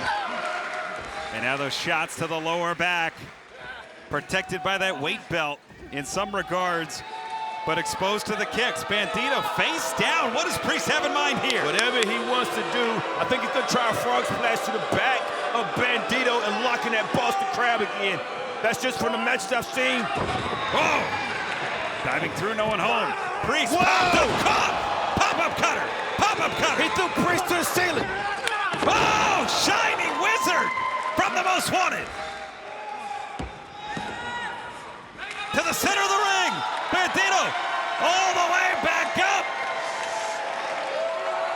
And there's the shimmy. And there's the frog splash. This is how you do it. Got it. The winner of this match, and still Ring of Honor World Champion, Bandido. The Most Wanted. And I think it's just confidence incarnate, man. He kind of talks himself into these things, making himself think what he says, and there's nothing wrong with that, but it's definitely not an easy night. And if you're overlooking what you have in the ring, you get your heart broken. Blake Christian, I would say the same thing. Two great athletes on the rise, a perfect sync tag team, but they're going against legends here, Riccoboni. Well, nice single leg there. Absolutely nice drop down. We're going to start out with Mascara Dorado, who by many is the top prospect in CMLL right now, but making a name for himself. Look at that, swinging through, handstands out of it, popping back up. It's Dorado. Gets the, he doesn't. That's what I'm talking about. Yeah. And he's earned the respect of Dorado has, Blake Christian. Think about the respect right there. Blake Christian, wow. Think about the disrespect that we saw with Valador Jr. and the respect that we saw right there with Dorado, and Blake Christian just dissected it and didn't take it at all. And look at that, Dorado, who's high flying, fancy footwork. We've gotten accustomed to seeing up and around, and Dorado catches his balance. It's Christian through the ropes. Whoa! Back it over, rolling through. Dorado kicked in the midsection, up the ladder. Dorado with the Pele. It's like watching a video game, Riccaboni. I think his frame rate's a little bit faster. Absolutely. Real time is. Ooh. Tag made. Christian wants none of. Mystico. Lee Johnson ready to tag in, though. Lee Johnson always ready to prove his opportunities.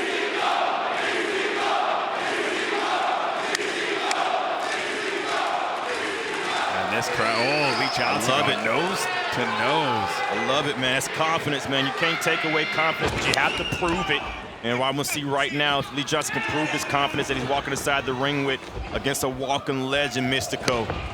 Nice drop down there. Mystico recently, for nearly 6 years, held that World Historic Middleweight Championship. Look at this. Whoa, no one home. Mystico off the rope, springboard. Oh! And swing and a miss. It's Mystico. Beautiful Hurricane Rana there. And it's been mostly one-on-one as of late. But Caprice, we'd be remiss if we didn't point out that Mystico and Dorado, former 2/3 of the CMLL World Trios champs. Absolutely, my goodness, look at that.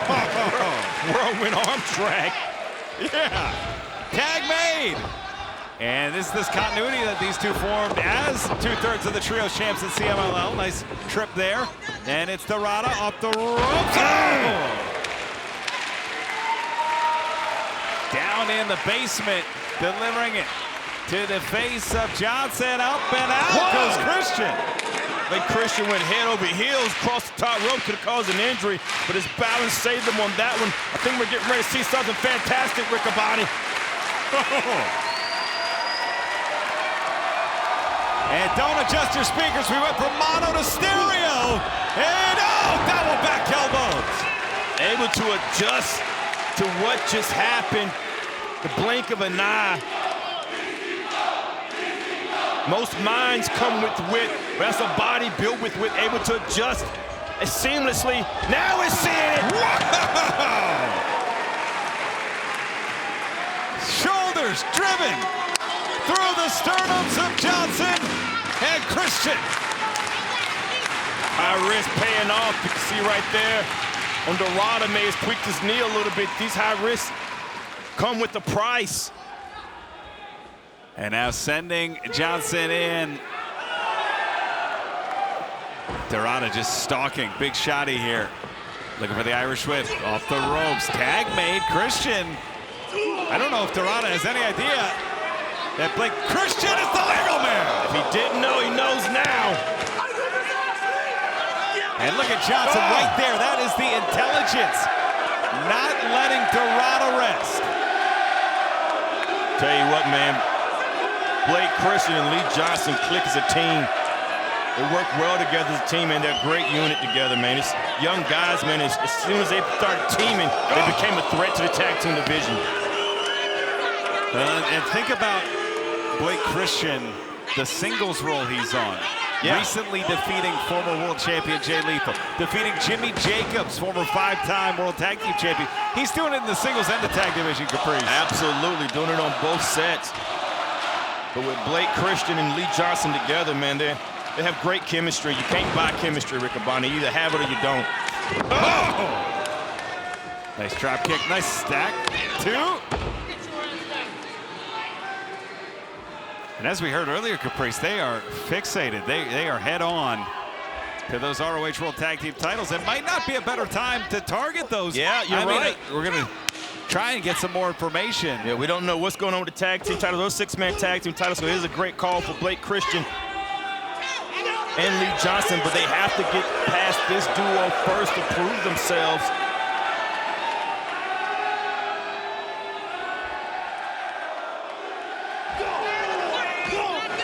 Absolutely, and just drilling those shoulders to the midsection. Aubrey Edwards creating some space. It creates an opening, though, for Christian. And as much as I don't like this, this is intelligent, this is smart. They've been picking up each other's blank spaces and filling them in. Can't expect it to be all by the book with Blake Christian nor Lee Johnson in the ring, but it's going to be effective. Oh! Nice cover here, 2. I like the maturity that I've seen the two make as well. They went from all gas, no brakes to taking calculated risk, and it's made a huge difference. You're absolutely right. The growth in the ring. Oh, wait a minute. Double backflip out of that. And no one home. It's Mystico. Catching Christian. Dorado now to the outside. That's a legal tag in Lucha rules. Hurricane Rana. And Mystico with Christian stagger. Ducks the clothesline. Off the ropes. And look at that. Mystico takes shots in for a ride. Springboard elbow. Cover, 2. Oh, just the 2 count there. Mystico almost paused in midair. That elbow. Mystico getting the crowd going. Dorado, the legal man, going all the way to the neutral corner. It's Dorado up top. And no one home. Popping up, rolling through. Dorado. Oh, great counter from Christian. And nice. Christian, oh, takes the spear right to the oblique. A smart positioning as well by Blake Christian. Wait a minute, they're all up. Handful of tights, handful of tights. Man, it's the little things that Blake Christian does. I mean, heading that offense, going on the inside of the ring, putting Mystico on the outside. Blake Christian inside. Nice combination. And Christian in the ring. Oh, almost a 3 count there. Wow! This is what I mean about the tag team of Lee Johnson and Blake Christian, man. They're in perfect sync with one another. And they are just, they're almost finishing each other's sentences at this point. Tag made. And Dorado, the crowd coming alive for Mascara Dorado, but he's in trouble here, trying to mount a comeback. Blake Christian trapped on the top rope now. Oh, both men balanced. It's Dorado. Whoa! Whoa! That splash mountain hurricane Rana countered with a backflip, the super kick. And they all fall down. Christian back to his feet first. It's Mystico. Crucifix driver. Lee Johnson around and plants Mystico. Oh! Dorado plants Johnson and Aubrey Edwards. And Chicago can only observe the carnage now. Definitely a luchador-style match. Whether or not they would admit it, they won't. Blake and Lee have at least some respect for their opponents, to where they're having a great matchup with luchadors inside the ring. It certainly has shown the growth of Johnson and Christian. Oh, back to his feet. Christian taking out Dorado. Johnson to the neutral corner. Excuse me, his own corner. Tag made. It is getting chaotic here as Johnson, the legal man. He's not holding, he can't hold it. Oh, standing switch. Up and over, Blake Christian. Rolling through Lee Johnson. And it is Dorado. Hurricane Rana sends Blake Christian to the outside. That jungle kick. Tag made. It's Mystico. That may have changed the trajectory of the match, Riccoboni. Lee Johnson's out on his feet. And Mascara Dorado with the Fosbury flop. Mystico. Springboard. Takes down Johnson. Ducks the clothesline. And Mystico. La Mystica. That's La it. Mystica. Nowhere La to go. Mystica. And that's it. And he taps. That's it. Here are your winners, the team of Mascara Dorada and Mystico. In in London, England at Forbidden Door. Code of honor adhered to. And of course, the Pure Rules Caprice, I'm going to run them down real quick for maybe first-time viewers or those that need a reminder. Those 3 indicators underneath each athlete's name are rope breaks. If you use 3 rope breaks, you can be pinned or submitted on, between, under the ropes. 1 closed fist to the face is a warning. A second results in a disqualification, a 10-minute time limit. Should it go the time limit, we go to the judges. 20 count on the outside. Ooh. And tonight, with Proving Ground rules, if Shellwalk can go 10 minutes or defeat the champion, he will earn a future Pure Championship shot. Great technical exchange right here, staying up top. Wrist locks, and elbow joint manipulations. And I like the way Shellwalk is holding tit for tat with the champion here, and I'm probably impressed with the best Pure champion we've ever had in Lee Moriarty, a straight fight architect. Can do it all. And I'll tell you what a rise for Moriarty. Did you see the final battle poster that came out coming to Columbus, Ohio? Wow. Who is front and center on that? The Pure champion. STP all up in there. Yeah, yes, indeed. STP all up in there. They look like they was on the Avengers side. And, whoa! Standing frog splash. Shellwalk, who we've seen look very impressive here in ROH, cover. Wow. 2. And this young athlete is put together. Aztec stance right there. You talk about maybe looking like the Super Friends. Like maybe. the stance you see on the side of a building or carved into something. That's what that stance was. Like on the side of a pyramid. It's like a superhero in his own right. As Lee Moriarty picks the ankle, rolling through, standing. Ooh. Into that knee bar. Like Lee Moriarty, man, he's a code reader and try to find and decode you and figure out what you're working with, and always finds a way to the way that this is getting tied up by Shellwalk. This is like the 4th tie. Yeah, this is impressive, man. It's impressive wrestling, especially from Luchador. Luchador's like flying around and doing cool moves and dives, but Shellwalk's wrestling. Watch his pin. 2. He's wrestling like impressively. Shellwalk is a little bit more of a power wrestler too, Caprice. It's been impressive how quickly he's jumped into the Pure division with that win against Viros. Whoa, look at that, rolling through. Cover. 1. That's Moriarty. Bridging out. Shellwalk. And if you're Shellwalk here, looking for a move, gets caught in the body scissors. Oh, Kimura locked in. And Shellwalk's got to make a move here. Kimura and the Cobra locked in too. That around the waist, they're making it hard for Shellwalk to go anywhere. But you see right there, Lee Moriarty scooting, helping him get to the ropes to make that rope break. And that's going to be the first. That is rope break number 1 used by Shellwalk. And it is Shellwalk there.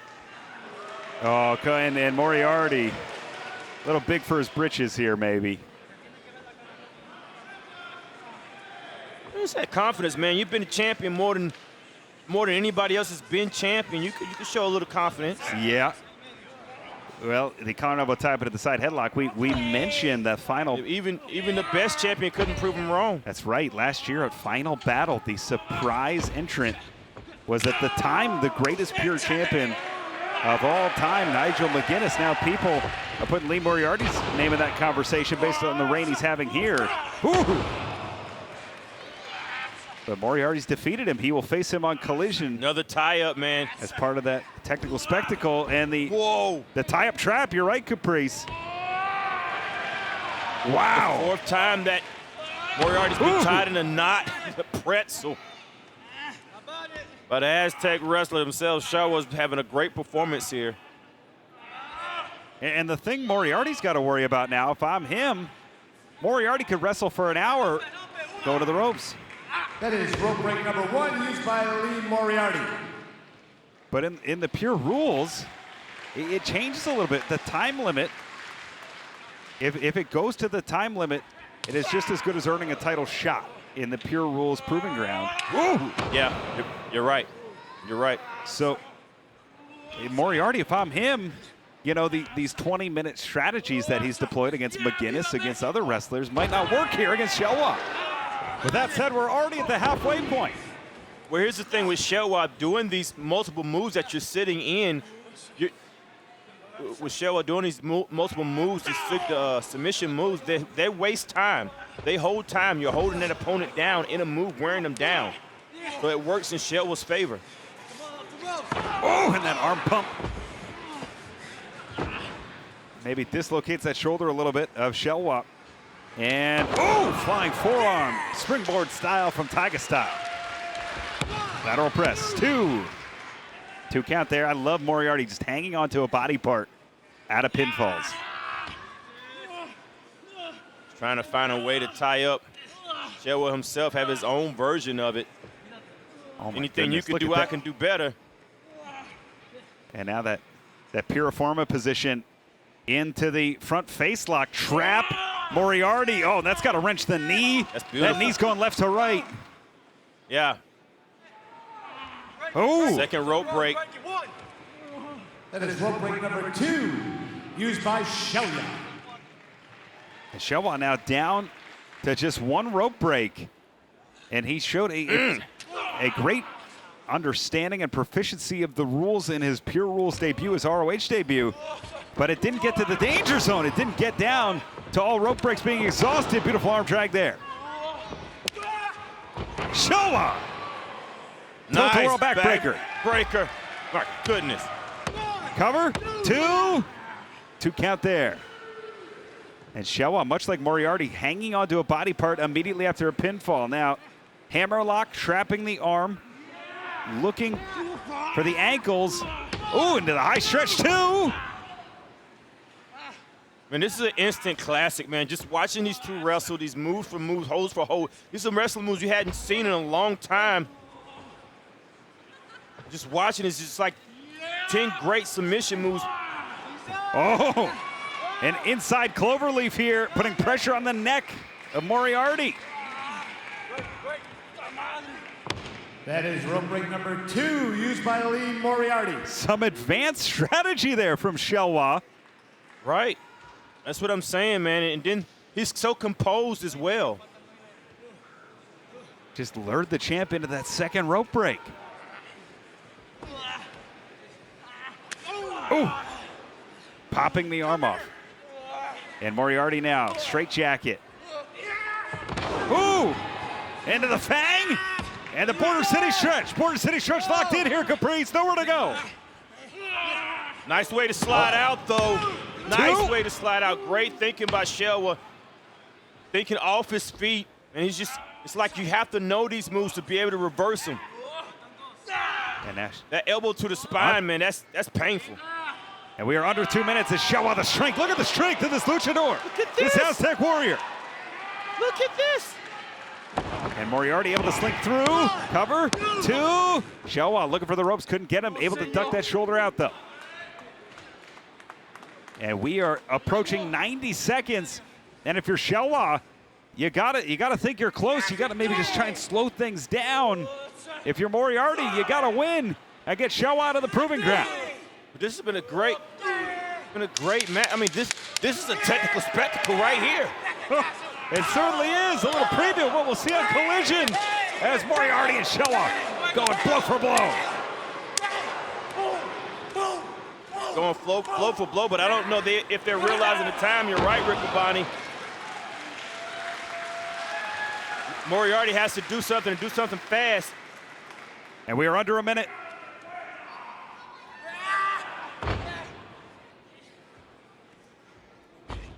Moriarty rolled through. 1, 2. And rolling around, rolling through. Border City looking for it. He's got it. The champ has got the Border City stretch locked in. Showa with nowhere to go. He's in the center, Caprice. Showa's out of the Border Cities. I've never seen anybody get out of the Border City stretch that fast, if ever. And Showa right to another lock, man. This is so impressive from Showa, tying up the champion multiple times, almost at will. And look at this, trying to manipulate the arm. The clock favoring Showa here. He's just got 15 seconds to go to get a shot at the Ring of Honor Pure Championship. Moriarty's trapped. Moriarty's trapped the center of the ring. Nowhere to go for the Pure Champion. He might be tapped. He might tap out. Look like he's thinking about it. He's thinking about it. Moriarty trying to escape. The 10-minute time limit has expired. The official decision of this match is a time limit draw. However, with the time limit draw, Shoya has earned a future shot at the Ring of Honor Pure Wrestling Championship. Got to give Showa a lot of credit. He was looking for the victory. Disappointed that it went to the draw, but Showa earns a shot, a future shot at the Ring of Honor Pure Championship for the premier athletes. I think it's always that way, man. I don't think the premier athlete makes a lot of friends. Well, now Tony And Nese. it's not because of the athleticism. No, and it's not because of those washboard abs. I'd kill for those, jeez. We're gonna start things off with Nese and Neon. And fans, we want to thank you for joining us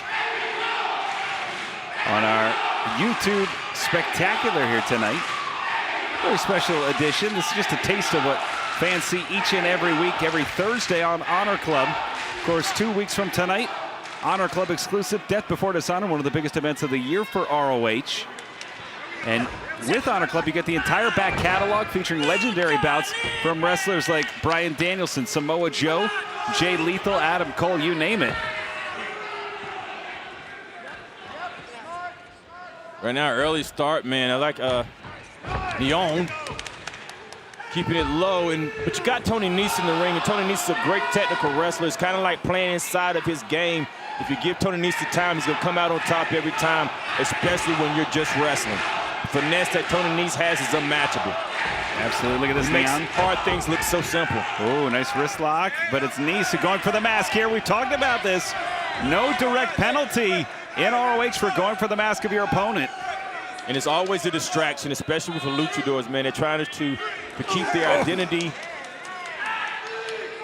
And sometimes revealing that identity can take away your legacy, mess up your legendary family history. Whoa! And yeah, the names and identities, not a matter of public records. Neon! Beautiful Hurricane Rana. Lucha rules here. Nese out, Davari in. Shot to the midsection. Neon now. Whoa, whoa. Wow! Whoa! Inside out arm drag. Yeah. Around the world, flying head scissor there. Airplane style. Oh, but that thrust to the throat. Yeah, that's that cheap shot. That's cutting you off and staying close to you, man. This doesn't matter how fancy you can get, man. A shot to the throat would change everything. And I think Nese feeling like he's being out-wrestled. He's got to get his hands back on the own. Get the upper hand. Oh, wait a minute. Look at that. Whoa, tornado into the wristlock takeover. And Dorado in legally as Neon makes his way to the outside. No one home for a Davari double super kick. Looking in sync. I like this. And they are on the same page, 2/3 of the CMLL Trios champions with Mystico off the ropes. Oh, it's Nese getting a hold of Dorado. And oh, Davari. That distraction is what's needed, though, man. Sometimes it doesn't work out the way you planned, and that rate of knocking the timing off. There's nothing wrong with what happened. That's great teamwork, Rick Abani. Certainly, and Davari and Nese have been in sync. And you got to give some credit to that man, Smart Mark Sterling, who's put together a well-oiled machine. Yeah, but he's not a manager. He's an accessory to the crime, Rick Abani. Well, yeah, thanks to him, they're undefeated, nulling and voiding the tag made their previous losses from earlier in 2025. And now taking full advantage of the 5 count here. And Nese. Well, I heard one person say rule there. Maybe 2. One? Maybe 2. Okay, let's not count fans. We got a lot of work to do, Rick Abani. Well, it's the hundreds more said the other phrase. As Nese now Irish whip. Big drop kick. I'll tell you what, these CMLL stars have really, wait a minute, cover. 2, the stars of CMLL have really proved that they are ready to go here in Ring of Honor. Tag made 2 weeks from tonight. Hechicero, the alchemist of the Don Callis family and of CMLL. Ooh! Challenges Bandido for the Ring of Honor World title. Honor Club exclusive Death Before Dishonor. We'll see, Shelwa step into the Pure ranks, challenging for the Ring of Honor Pure Championship, taking on the longest reigning champion, Tiger Style, Lee Moriarty. It was a fantastic proving ground match that Shelwa had. Showed a lot of holes that he has, extremely technically sound. I think it's gonna be a great matchup, but I've never seen our champion in that situation. Well, that's a great call, and we've seen Neon quite a bit as of late. It's been a real treat. I've never seen Neon in this much trouble here. His knees going for the sleeper and going for the mask. Now the shots across the jaw. The fact that Nice is going for the sleeper and clawing at the jaw is distracting and hurting at the same time, because in all the pain that Neon is going through, he's trying to protect himself and protect his identity. That's a great point. It's an excellent game plan from the premier athletes here. And it doesn't change, because once you get the mask loose, you're fighting it the whole time. It's going sideways, it's in your face, it's in your eyes. Backflip landed. And the athletes swing and a miss. Dorado. The kick gets a 2-for-1. Inside springboard drop kick, beautiful. Splits the difference. Rolling out. Legal Manus Mascara, Dorado. No one home on the double clothesline. Dorado, who had that instant classic against Bandido. Hurricane Rana there, ducks the clothesline. Around the wow! Wow! Dorado with a big drop kick, sends Nice down. Some things you have to see to believe, man. The body control that Dorado has, that's ultra impressive. Worth the price of admission. Rolling through. Catches the cutter. 2, no. Nothing wrong with that cover, nothing wrong with that pin. It's just a lot of heart shown by Davari. Oh, get him! Neon! There he is! Oh, it's the key. Just like that, Riccaboni, the same way that you wanted Neon to get it, that's what Mark wanted Neon to try to do for that distraction. Worked for you and it worked for Neon. And played in favor of Tony Nese. Oh, look at that, the premier athletes. Plant Dorado. Davari like hooked. 2, oh! And let's not forget this match. Coming off a challenge last night by the premier athletes, mocking the masks of Dorado and Neon. Ooh! As the double Irish whip, do-si-do, super kicks! Oh yeah! Again, get it to him! Yeah! Let's get a replay! Let's go, we're gonna stay with live action! We're gonna stay with live action! Up top! Wow! Cover! 2, 3! The winners of this match, the team of Mascara, Dorado, and Callis, who has managed his men to the top. Hey, you know what? That's a lot of respect that Don Callis took that much time to try to learn these things. It shows the respect that he has for the heritage, the luchador heritage, for the athletes that he has. I'm impressed, man. I mean, it may have been done in a certain way, but it's still impressive. Or is it money? Does he see the money train? Does he see the dollar signs with Hechicero? Does he see, I don't know if it's about respect, Caprice, I love you, but I don't know if it's about as much respect as it is he sees Hechicero as his potential meal ticket to the Ring of Honor World Championship next week. You're right, Riccaboni, but money's impressive. Well, what's in it for Don is the question I always have, is this beautiful high wrist lock here. And of course, the 2 big events on the calendar. This Sunday, AEW New Japan Forbidden Door coming to you live, London, England O2 Arena, live on pay-per-view. And then, of course, the big one on the Ring of Honor calendar as part of the multi-night residency in the 2300 Arena. Death Before Dishonor coming your way 1 week from tomorrow. You can watch it on Honor Club. Is an Honor Club exclusive. Don Callis, who had an interesting reaction to Konosuke Takeshita winning the G1, the man that challenged Bandido last month. And now Hechicero, hip toss, cartwheel, drop kick. Hechicero trying to fend off yet another one of the Don Callis family members as Jay Lethal through the ropes. Jay Lethal was able to hit a lot of his textbook moves that he's known for very early in this match. Jay Lethal in control of Hechicero. Hechicero is going to have to figure something out if he wants to win this match and go into Death Before Dishonor with momentum, because Jay Lethal is always searching for a world title. Well, certainly, and we've seen Jay Lethal as of late pick up a number of big wins, defeating Alex Zane last Friday. And those are men that have just been hovering in the championship contention circle. Look at that. Oh, leapfrog, ankle caught. Elbow to the small of the back. Hechicero, don't forget, picking up a victory on Friday as well, defeating Jordan Oliver. And then, of course, he owns a pinfall victory over the world champion Bandido. It was an 8-man tag team bout. Oh, but nonetheless, inside the head of Bandido. Hechicero has been extremely impressive ever since he came to Ring of Honor. All of his matches, and even once he's got the title opportunity against Bandido, every match that he's had has proven why he should be in that picture. Well, it has been Bandido who has stood up for those that are fallen, or those, oh, look at this, Don Callis now. Or those that have been defenseless. Hechicero has been leading beatdowns with the Don Callis family. Bandido has emerged ringside to halt those, to stand up to Hechicero, but it could be part of a longer mind game for the Don Callis family member, getting Bandido to exert more energy to put himself in riskier situations ahead of Death Before Dishonor. Lethal rolling through the stack. Jay Lethal staying with those flash pins, man, trying to get this win. It's not always about the move that wins, it's about taking the win out of two. The best way that you can is tie up right here.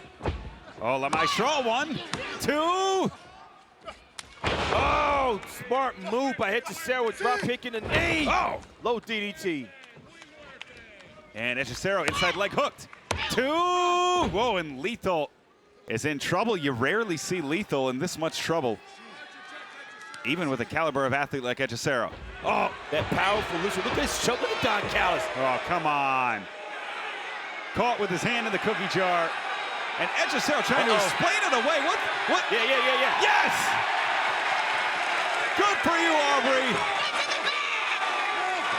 Referee's discretion. Oh!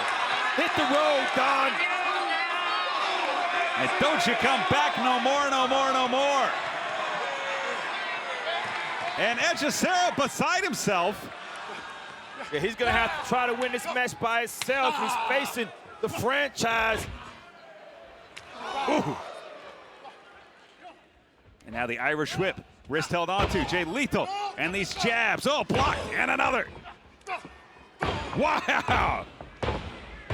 The quick jabs firing away from Lethal. As, ducks the clothesline. Jay Lethal off the ropes. Beautiful forearm there. Plants the man who's the #1 contender for the Ring of Honor World title. No wasted movement from Jay Lethal. Nice switch from behind. Hechicero tried to switch. Jay Lethal caught it with the reverse there. Snap, suplex. And Hechicero, and Lethal calling for that big elbow. Hechicero's whole game plan's been disrupted with Callis ejected. It's Lethal all the way to the top.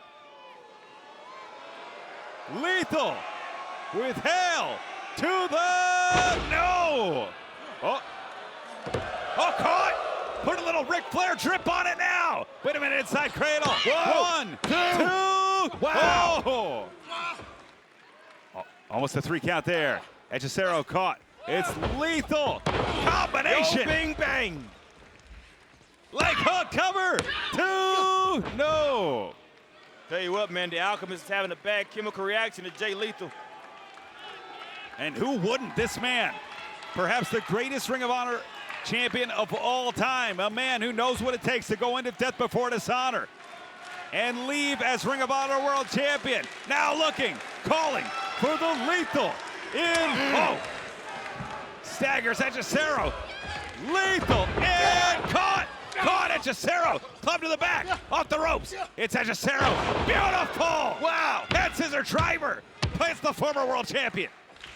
Lethal's in trouble. Lethal's in trouble. Sunset flip. Leg caught. Leg trapped. Rolling through. Looking for the grapevine. Gets it on the roll through. And Lethal. That rib cage exposed, but caught. Caught. Missile bleach stretch. Lethal's trapped. Lethal's trapped. And now the pressure on the neck. The push of that barn, and that's it. That's it. The winner of this match, Itchy Saddle.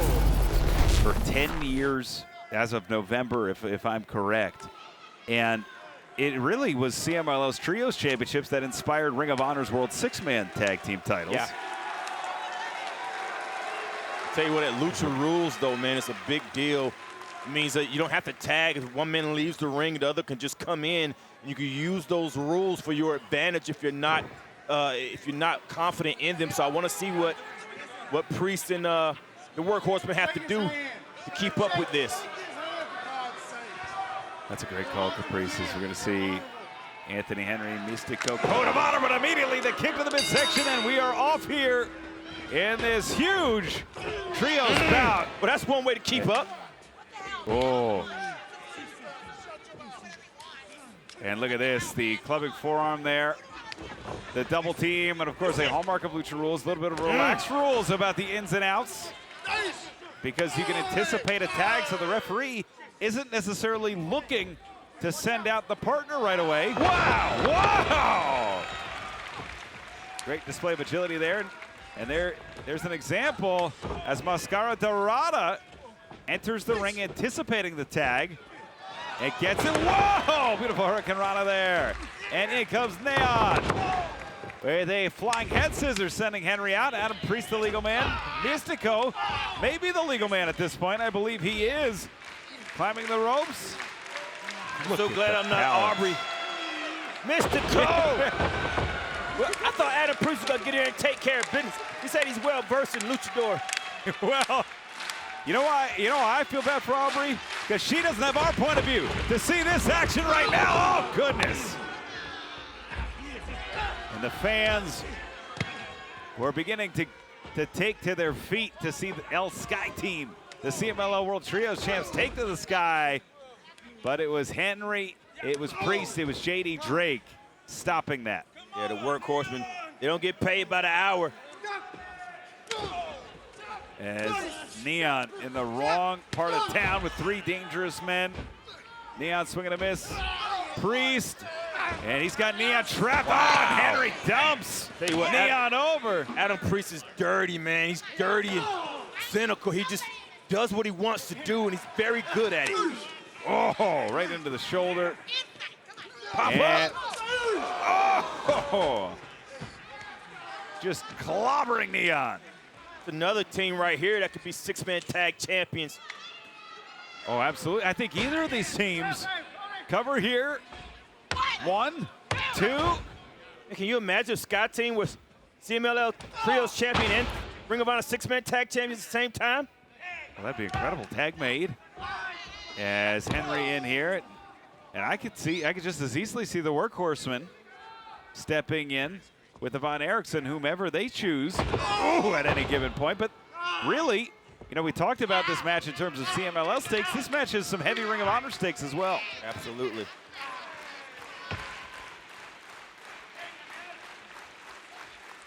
Of course, death before dishonor. So we have the men's world championship on the line. Bandido defending against Hechicero. The women's world title, Caprice. Athena approaching 1,000 days. Could be stopped short by Mina Shirakawa, the interim women's television champion. JD Drake! Yeah, I've never seen Athena in this situation before, man. And I feel like we've said this before, but Athena has never been coming in on a loss, man. This is big. Absolutely. I mean, she's only lost one match in Ring of Honor as a tag team bout against Marina Shafir, who's proved to be one of the most dangerous women in professional wrestling. And she wasn't even pinned. Oh, no, and Ronda Rousey, who's an MMA Hall of Famer. Tag made, oh, goodness. Neon trying to fight his way out of that corner. It's not working, man. Yeah, Neon trying to fight back, trying to fight away. Oh, to the mask, to the eyes. We've mentioned it before. There is no penalty in the ROH Code of Conduct, the bylaws, for removing the mask. Tag made.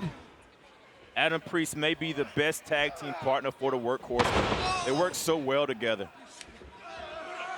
So he's right on the same page at every turn. You're right, Caprice. Yeah. Oh, that Kokeshi headbutt. There's Seamless, man. Cover. 2. That was a nice tight cover there, hand to wrist. JD Drake doesn't make many mistakes at all, man. He's all business. Coming in, he's strong, hits hard, right in your face at all times.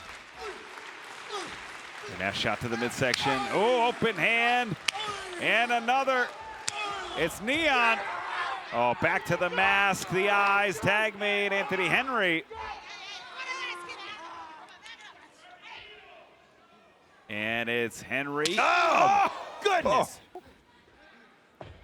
And Henry from that cravat into the clutch into the knee there. Yeah, that knee right there was straight into the kidney as well, man. If you in the liver area, you ever got hit in the liver shot, and liver shots hurt, man. They hurt for a long time. Leg drop. Cover. 2. 2 count there. The right side of your body gets attacked, man. It shuts down champions. And this chin lock here has trapped Neon, who's looking desperately, needs to make a tag. Trying to get back to a knee, gets back to both feet. Trying to break free, break loose, but is Priest again to the mask. Just pie-facing the mask, covering up one of the eyes, Caprice. Well, maybe this is what he meant by he knows how to, Lucha Libre. He knows the Lucha Libre rules. He probably knows what distracts luchadors, and that's the mask. Oh, look at this. Or he's just lying. Well, in the corner. Certainly has been effective as of late, the Workhorsemen. Oh, and Mystico just sent down by JD Drake. Tell you what, man, the Workhorsemen are fighting champions and looking like champions at the same time. And Henry sending Neon down. Handspring, backflip. Ducks the clothesline. Circled here. Shotgun drop kick sends Henry away. It's Priest ducking the clothesline. Avoids Drake. Wow, flying wrist lock. And a beautiful arm drag from Mascara Dorado. Coming in from all over the place. Certainly are. El Sky team has recovered the high ground. Sky team getting ready to take flight, Riccaboni. Sky team assemble.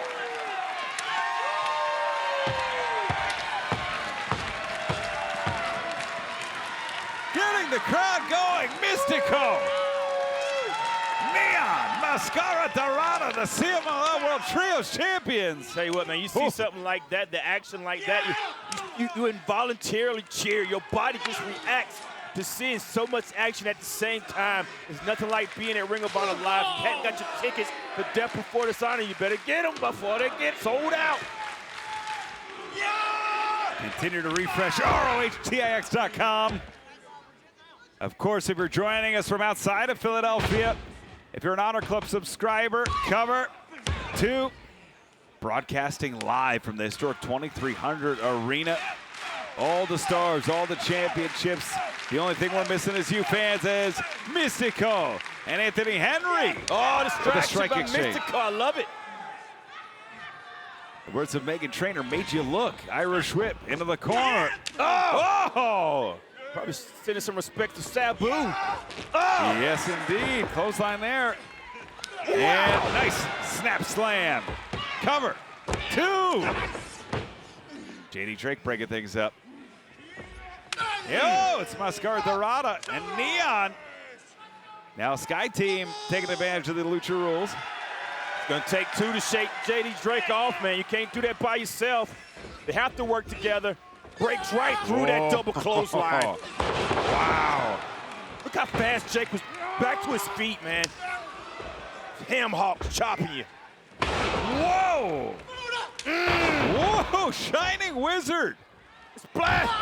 That's got to be Big enough. splash! Cover! 2, and Mystico had to break it up. I think that was it. That'd have been it, man. That was a perfect combination. Perfect combination. Wow. And it's now Mystico and Adam Priest delivering forearm after forearm in the center of the ring. And both teams All 3 men, all 6 men, back to their feet, and they're throwing forearms now. This is still anybody's match, man. Sent to the outside, Dorado. Mystico sent out Neon. Once again, isolated Caprice. Neon's in trouble. Yeah, he's in trouble because the Workhorsemen know exactly what they're doing. They're inside that ring, a well-oiled machine. They tried 9 to 5 there. It didn't work. Yeah, Neon getting out of it. Well scouted. Big thrust kick there. JD Drake in the corner. Mystico. Oh, Sky Team. Big running super kicks, Chris Adams style. Off the ropes. Drop kick. Neon sends Shady Drake to the outside. And Neon. And whoa! Whoa, Mystico! Priest cut that out before it even happened. Trying to isolate Mystico. Mystico! Nice cross body there for the springboard, Mystico. Mystico kicked Priest before he was able to get to his feet. Shoots the man. I scared Dorado. Kick to the face. Super kick. Dorado's up high. Certainly is. And Mascara. Dorado. That's gotta be enough. Two count only. As Dorado just floating. Mystico around the world. La Mystico. He's holding on. Straight on. La Mystico. Yeah. That's it. Here are your winners, the CMLL World Trios Champions, in Sky Team. Especially knowing, again, that tag team division turned on its head. The wild card, the unpredictable former Ring of Honor World Champion, Roosh, joining Sammy Guevara, winning the held-up ROH World Tag Team titles. Code of Honor adhered to, and First time I've seen Nice talk somebody into the Code of Honor. yeah, no strings attached, must have earned his respect at Death Before Dishonor. What are they saying? Caprice, you know, I love I'm you. trying to understand. Colorado Tayo. Ooh, side headlock. Tony Nese, a great wrestler in fantastic shape. Has all the tools, but I think, personally, I think smart Mark Sterling, you know, maybe leading him down the wrong, focusing on the wrong things, I should say. I got to be careful because Sterling's been known to sue everybody. Yeah, cease and desist. Yeah. Be on the desk tomorrow. Hammerlock here. I'm almost not surprised anymore of the things that Sterling's been able to do, getting decisions reversed, and I'm looking at I'm looking at the books and the records and all, and they're actually reversed in their records. Like, if you look it up, it says that Nice and Ari Daivari won the matches that Sterling is talking. Like, Sterling is really doing this. It's crazy, and I'm wondering right now, too, between Sterling on the outside and between Clone on Collision, granting access to the code, where Hologram's head's at. Nice drop down there. And I guess the scary thing is, for a long time, and even for years, I thought the stuff that Mark Sterling was saying that he was just saying, but he can actually legally do this stuff, and it's respected. Oh, it's crazy. Look at that! Beautiful head scissor takeover. And a little turnabout's fair play on the jumping jacks. Whoa. Wow! That snuck into that. That left caught it. Bet you Tony Nese didn't see Hologram. Well, Clone certainly did. Tag made. And in comes the Stone Pitbull, Tomohiro Ishii. What do you think? What do you think Ishii thinks about Clone, the Clone situation? Tag made? I think Ishii is still going to be by Hologram's side no matter what happens. That's the type of person that Ishii is. I'm really surprised that Tony Nese and Ari Daivari were able to grab control that fast with that change in that tag. Okay, it didn't last too long. No, not too long. As Ari Daivari with the forearm there. Well, that phrase translates in any language. This is the moment where he messed up right here. When you head-butted Stone Pitbull. It's like come on, to the eyes. Stefan, wait a minute. Ishii. Wait, now that I have never seen in my life. And I pulled away from my eye rake. Peeling away the digits. Shoulder tackle rocking Daivari. Now into the corner, Ari Daivari suddenly in trouble. As the Irish whip, big leapfrog, whoa. Great combination here. Riccaboni, I haven't played with all the rules all my wrestling career. If I rake somebody in the eyes that didn't hurt him, I'd be confused too. That Nice sent to the outside. But you've atoned. There's a difference. Mark Sterling has never atoned for anything he's done in his life. Look at this. What? I'm not just making it up. I can be here. I can be here. Oh, wait a minute. If I was getting everything right. He certainly is. But Nice taking advantage of the opportunities. I promise you, I thought Hologram was going to go soaring over Stefan. Well, we talked about how well Swirl functions operating in the margins. And when you got an extra body like Mark Sterling, taking advantage of the fact that Stefan Smith's back is turned, and now choking the air, cutting off the windpipe. That stuff that Mark Sterling is doing to Hologram is personal. Mark Sterling is blaming Hologram for injuries now as well. Well, and I'm certain, following the defeat, there's a lot of bad. There's bad blood. Tag made. There's certainly bad blood coming off at Death Before Dishonor, where it was a great match. Philadelphia was rocking and rolling. It was anybody's match, but ultimately the Conglomeration won as Nice. And that leg drop is so impressive. Lateral press. 2. It's not only the leg drop, it's Tony Nese is so impressive. I think the only thing we hate about Tony Nese is Mark Sterling. Yeah. Oh! That's not his fault. Well, birds of a feather flock together. Knife head chop. And now it's Hologram. Trying to fight back, fight out of it, to the eyes, to the mask. Nice snapmare. Oh, great job by Nice again. Just so fast, grabbing control, and Nice did that because he saw Hologram going towards the corner of DCE, and he didn't want that to happen because they've invested so much on wearing down Hologram. He didn't want to waste it. That's smart tag team. Certainly is, as Hologram now shots to the midsection, looking for the tag. Hand out, Ishii, a little bit closer. It's close, but you got an athlete pulling on you, that wrist control, especially when you're wearing wrist tapes, it makes it so much easier to hold on to you. Yep.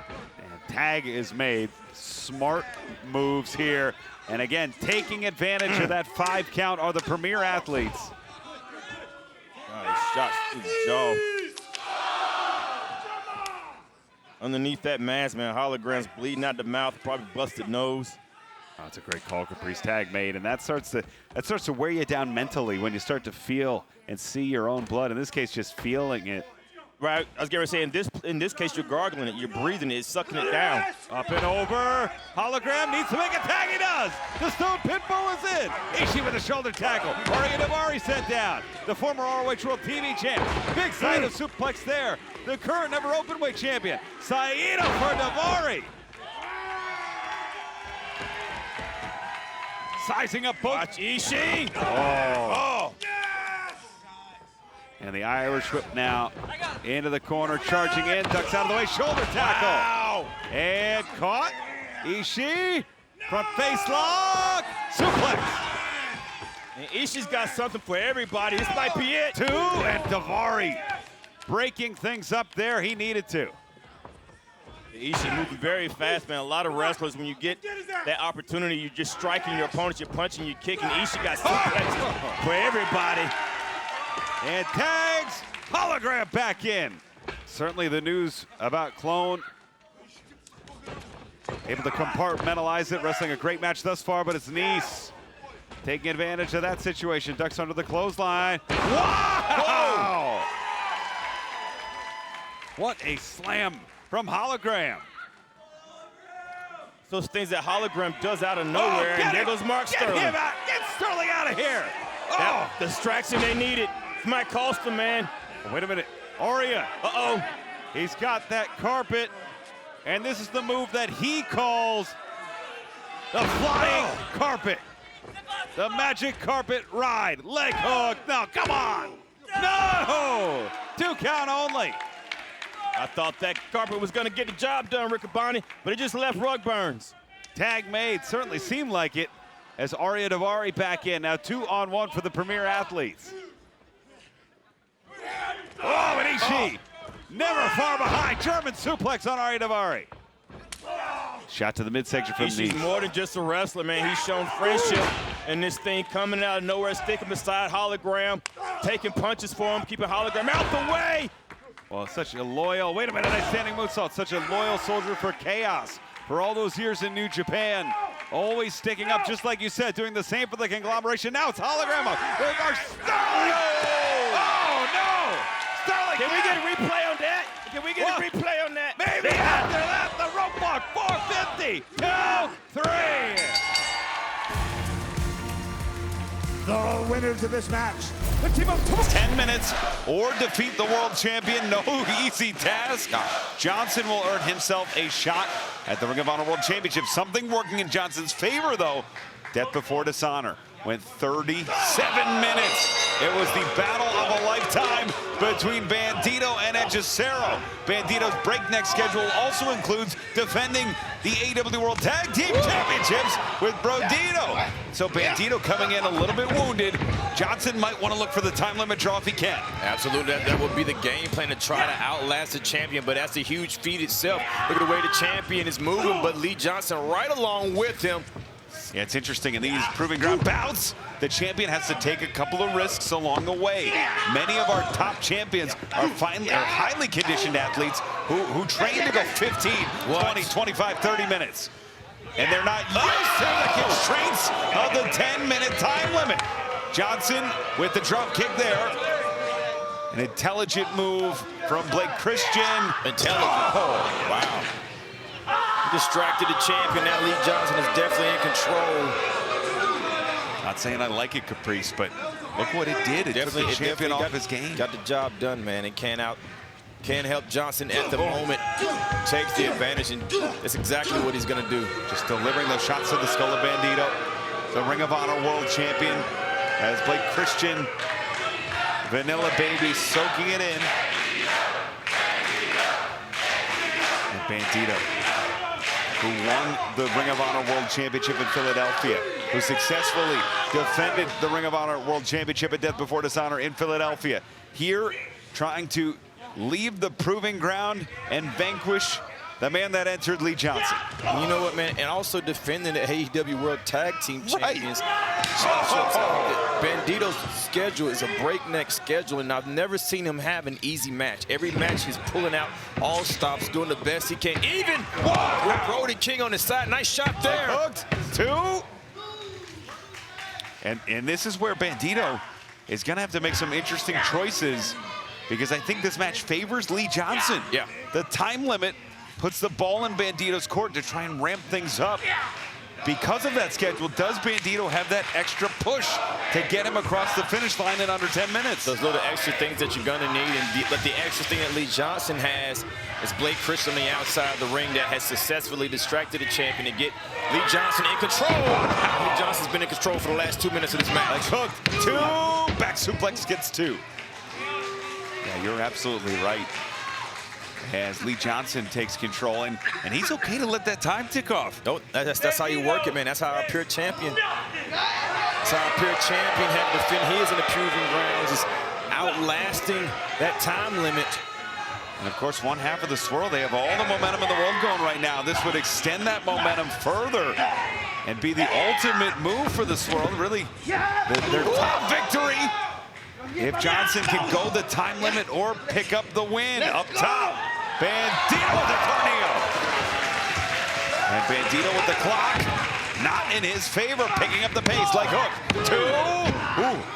Tell you what, man, Bandido never phones it in every match. Main event status, main event effort. 110% always by Bandido.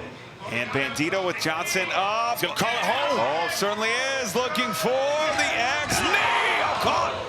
Johnson catches the X-knee, now delivering a series of forearms to the skull of Bandido. That's a lot of respect shown by Johnson to have that scouted. Double clothesline, nobody goes down. And now it's Johnson. Bandido! Oh, spin Johnson inside out. That's that power of Bandido, man. You can't see it. It's so deceptive, but you can feel it when he uses it, and it's explosive at any moment. Bandido with Johnson now, champion with the Proving Ground challenger. Oh, he has led Johnson to the ropes. The dealer has the queen. Ace flipped over, 21. No! And look at Christian. Look at Blake Christian. Rolling through, back up, waist lock. Oh, onto the knees. Big shotty. Lee Johnson with an opportunity. Johnson moving fast. Buster. Not wasting any time here. Leg hook. 2, no. Man, that was a great cover, great lock on the hands and everything. Johnson felt that happening, but the champion was not going to concede. Excellent series of events. And if you're Johnson, you're in control. I agree with his approach here. Get to the ropes, take a breath. Get your footing, get your bearings.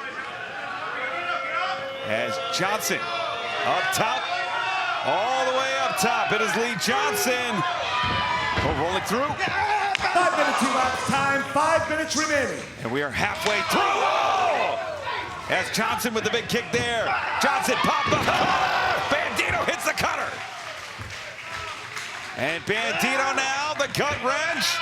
Johnson, torture rack position, wrist locked, X-knee connects on Johnson. Johnson's crumbled. Yeah, they might not need to do anything else. Johnson may be out here. 2, 3. The winner of this match, the Ring of Honor World Champion, Bandido. Well, and Caprice, let's not forget the underlying tension between Mike Bennett and Matt Taven and the Infantry. I mean, the Infantry were the first team in the Honor Club era to go the distance in the Proving Ground. To earn a shot, they did so against the Kingdom. They nearly dethroned the Kingdom for the ROH World Tag Team titles. There's another thing, man. The Infantry has continued to get better in another deep seat. Is Shane Taylor has faced Matt Taven with different versions of six-man tag team titles multiple times. Oh, wait a minute. It is STP kicking things off hot in our main event. And it was Captain Sean Dean taking care of Taven there. Carly Bravo with Mike Bennett.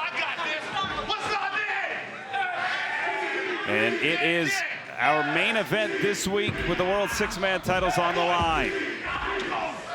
And now in the corner, look at this, taking advantage. Full advantage of that 5 count, Caprice. It's like a wolf pack, man.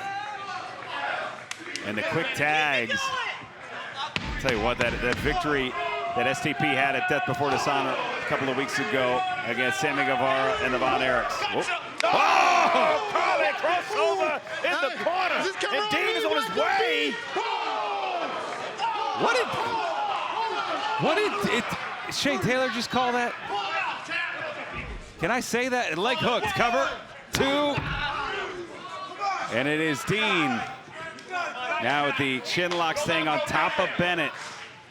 And those biceps, Dean's in the best shape I've ever seen him in. Absolutely, man. It continues to get better as well as, you know, when you become champions, there's 2 things you can do. You can level out or you continue to get better. And as soon as the Infantry became champions, they went straight to the gym. Nah, Caprice. I was at that media call. Okay. I think they did something before the tag made. A lot of smells, I have to tell you. You know, they say vodka can rip you up too, man. Makes you look ripped. What a lot of bodybuilders do. Shot to the midsection as Matt Taven can only watch as his best friend, his 3-time tag team championship partner, Mike Bennett, in trouble here. Pat Hicko. Is this camera on me? That's a man! That's a man right there! Is Carly cold? As Taylor, with this just toying with Bennett here. He knows not to toy with Bennett, man. I'm expecting Maria's ass next, homeboy. Excuse, whoa, wait a minute. Got personal fast. Whoa, and Mike Bennett, the adrenaline pumping. We wish her the best. He's trying to take Matt Bennett out of his game plan, make him fight and not wrestle. Especially after, wow, publicly disclosing her battle with skin cancer. That's a low blow from Taylor. Oh, big clothesline. And that low blow is enough to fire up Bennett, who needs to make a tag here. And it is Taven and Carly Bravo. Oh, big clothesline there. Whatever Bennett is feeling, Taven's taking up for him too, man. You can't disrespect like that. That kicks out of nowhere. You never see it coming. You just feel it when it happens. Whoa! Almost into the lighting rig goes Captain Sean Dean. I mean, for Taven and Bennett, they were at each other's weddings. They were, part of their wedding parties. Front face lock rolling through. Big neck breaker, cover, 1, 2. Not just a friendship in the ring. Long-time friendship in independent wrestling. No one home on the moonsault. Short amount of time. Taven needs to tech out, man. Bravo Cena is trying to prevent that tag from happening. Ooh! And AR Fox is in. With the 6-man titles on the line. Fox flipping through, rolling through. Wow, cannonball on Taylor. And Fox, kick to the midsection by the captain. Front face lock here, countered up. Twisting anarchist suplex there. Wow, Fox up the ladder. Swipe it, no swiping. We got a Fox on the run. Wait, whoa, 2 for 1. Into the cutter. Fox not finished. And we might answer the age-old question, what does the Fox say here in Philadelphia? As Taven, Flight of the Conqueror. And Fox gets some revenge on Taylor. Mike Bennett, last man standing in the ring. Maybe a new 6-man tag team champions, man. Oh, Spicoli driver. Just the tip of the knee. And Fox with the swan dive. New 6-man champs cover. No. Bravo was by himself and kicked out of that. My goodness, you cannot buy chemistry. AR Fox and the Kingdom definitely have it here. And the stamina, the resolve of Bravo as Taven finds Taylor on the outside. Grand Slam champion Matt Taven over there. Oh! Bennett pulled down from the apron. They're trying their best Fox to keep Bravo by himself, and the infantry and Shane Taylor sees that. Bravo, flash of light here. And look at Fox rolling through. It's Bravo looking to get to the ropes. He's got the ropes. Stefan sees it. Bravo's got the ropes. Stefan sees it. Fox with a reversal. 2. Just a 2 count there. Stefan saw that too. And both men, and they're looking for Rockstar Supernova, and they got it! They got it! As Fox goes back to the top. 450! We got new 6-man champions! 2! No! Tell you what, man, Bravo was by himself the first time he was in trouble. That time, if he did not get help, that would have been over with. They're keeping Shane Taylor on the outside of the ring, and Bravo on the inside. Shane Taylor trying to get back inside, though. But Captain Sean Dean making the save. Kick of the king, no one home. And it is, Captain Sean Dean plants Taven. Whoa, Fox with a big kick. Oh, Bravo with the roll-up, 1, 2, no. Oh, Captain Sean Dean, AR Fox going at it here. And wow. Oh no, Caprice. Oh my God! 2 to the head. That's it, leg hook 2. STP retains. Rumble, bad man, rumble. The winners of this match, and still Ring of Honor World 6-Man Tag Team Champions, Shane Taylor Promotions. And Olympia's father, Valiente, lost his mask last Friday night at the 92nd anniversary. Billy Starks, of course, continuously dealing with Athena, the women's world champion, almost like the emotional yo-yo, the roller coaster that Athena has Billy on. It's a beneficial, toxic relationship.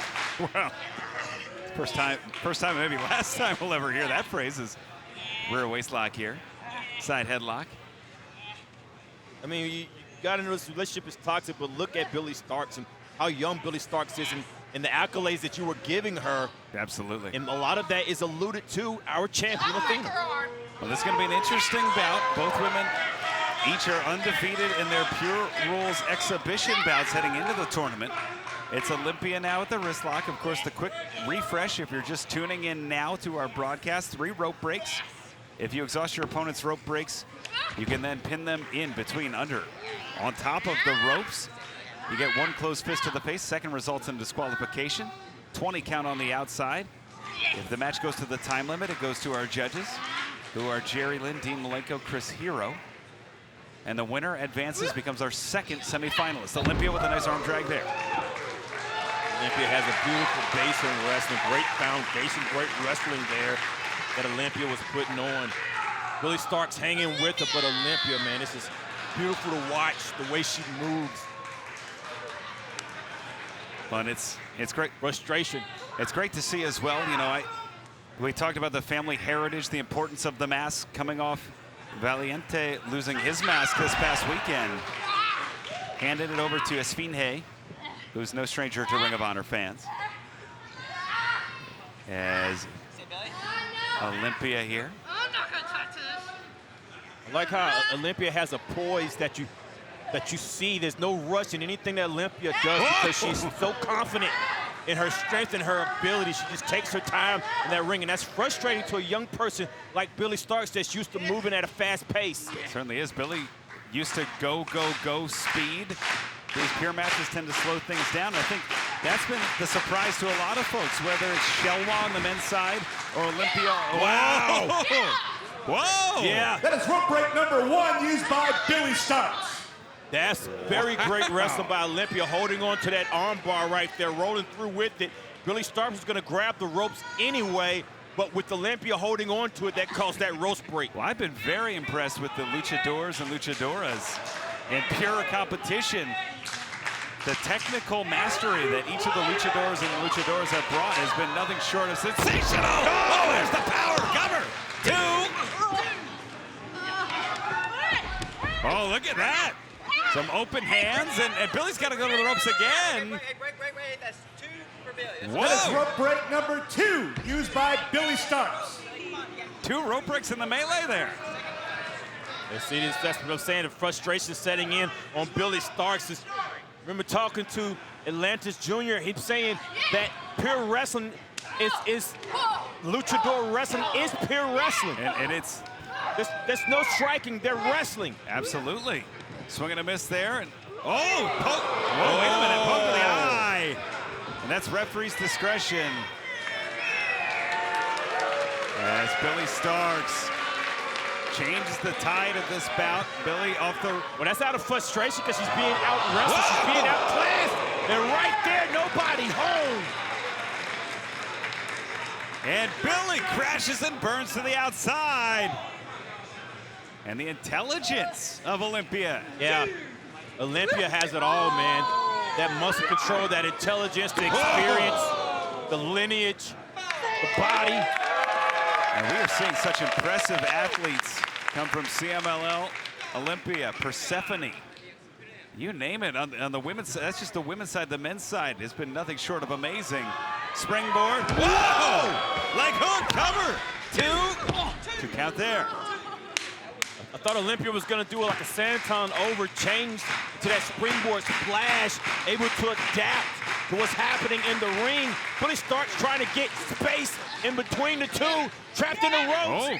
Oh man. And Starkz tying up Olympia here. That is rope break number 1 used by Olympia. Wow. Yeah, and there's precedent for that being called the rope break as Billy Starkz now off the ropes. Billy, this time connects on Olympia. Billy Starkz got a lot of working on that leg on Olympia. And now it's going to try to hone in on everything she can, especially on the outside of the ring. Establish dominance. And Billy Starkz with Olympia here. Now where did Billy Starkz get this from, Riccaboni? Well, from the world champion Athena. That's what I'm talking about. I mean, I was there the night in Toronto when the switch flipped. I remember the look in the eyes of Athena changed. She was a hand-slapping fan favorite, and then the attacks on the outside started. The attacks on the post just like this started. Oh! The face expression changed from the innocence to vengeance. And what exactly do Athena and Billie Starkz have to be mad about? They've been dominating the women's divisions for the greater part of almost 3 years now. I don't understand this anger, this hatred of the forever champion and her minion. Sometimes, Riccaboni, sometimes hatred doesn't have to be explained. It's just experience. Just driving down on the knee. Olympia takes away a lot of Olympia's power moves if you can get that knee. That elbow right there in the knee, man, that's a pressure point. You can put your elbow in your knee right now and know how painful that is. It makes your foot go numb. It makes you lose control of your calf. Imagine somebody else doing it. You do it to yourself, it hurts. Imagine someone else doing it. Purpose. As Billie Starkz has Olympia in the ropes now into the corner. It's Billie delivering these forearms. Careful not to use the closed fist. And now arguing with Mike Posey. These shots in the corner. And Billie's trying to draw that rope break. Posey's telling her that he's not giving her that particular rope break. It's ropes forced by Billie Starkz. Oh! Billie Starkz trying to keep that gap closed as well. Nice shot to the back. Every slowing down is Billie Starkz. That poise right there, control, taking a breath, not rushing into Olympia. Cover, 2. And I think what's interesting, it's a lot of things that Billie Starkz does well. If you like her or don't like her, there's still some things that's inside of this young protege that you can't ignore. With the front face lock here, looking to end things. Billie Starkz looking for the suplex, but Olympia still has enough of the knees to block it. The shots to that massive lat spread of Olympia. And Olympia, whoa! Through the inside cradle, 2. That was tight cradle right there. Oh, it's Billie Starkz, the first to connect with an offensive move. Irish whip into the corner, up and over Olympia. Beautiful. Olympia unloads with a shotgun drop kick. And now it is Olympia setting the stage. The pendulum. Olympia got it. My goodness. The body control from Olympia is unparalleled. The air driven out. Cover. 2. Billie Starkz able to kick out. And an unfortunate bounce as Billie Starkz getting out of that move, going right under the ropes. It's Olympia following up, though. It's Olympia. Whoa. And again. Wow. Driving that massive frame through the chest, the air, through the esophagus. Cover. 2. Starkz thought she was out the way, played right into the book of Olympia, and Olympia's not done. No, Olympia getting this crowd in Philadelphia fired up, charging in. Separation, swung around the kick. Great reaction by Billie Starkz. Wait, whoa! Olympia driving down the former TV champ. Leg hook, cover, 2, no! I was watching that cover there.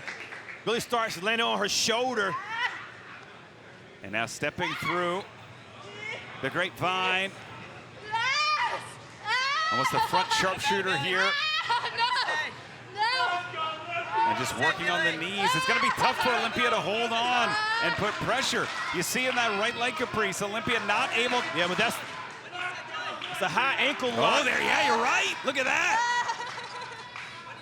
But Olympia not able to. Billie Starkz is locked in, man. Olympia not able to plant that grapevine. Plant that right foot, that closed fist out of desperation. Billie Starkz has been issued a warning for the use of a closed fist right to the face. You get one. She had to use it, man. That high ankle lock grapevine. No way out of that, but that straight shot. Oh, that cravat to the knee. Spinning kick up the ladder. Billie Starkz now Front face lock. Olympia in trouble. Billy Starks. That last shot, cover. 2. No, just a 2 count there. Get out of my way! Uh-oh. And it is Starks ready to take this away. Billy all the way to the top. Olympia following Starks in. Billy's about to fly. Whoa, again the press. The winner heads to the semifinals. Olympia looking to punch her, tickling. Oh, that swing out slam block. Oh, Wait a minute. She's stuck. control up 2. Billy Starks pulls out the victory. The winner of this match advancing to the semi-finals of the tournament, Billy Starks. That is a great win. Both have that parkour style. Both use the ropes to plant, to jump, to press. It's a dream match, man. Take it to the underground, Johnny. Code of honor adhered to. Referee Mike Posey calls for the bell. Main event here tonight. And MXM TV may be trying to get the spirit of Seed behind Johnny TV. Tell you what, man, there's a big match feel to it. Oh, there is Johnny TV's. How many abs is that? 12? 16? Gee. Oh! But wasting the time posing, charging in, allows AR Fox. Wow! Nice leg trap trip there. As Fox diving through, catches the head, front face lock, rolls up, rolls through. Fox anarchist suplex. Leg hook, cover, 2. The things that you call that Fox did are so impressive.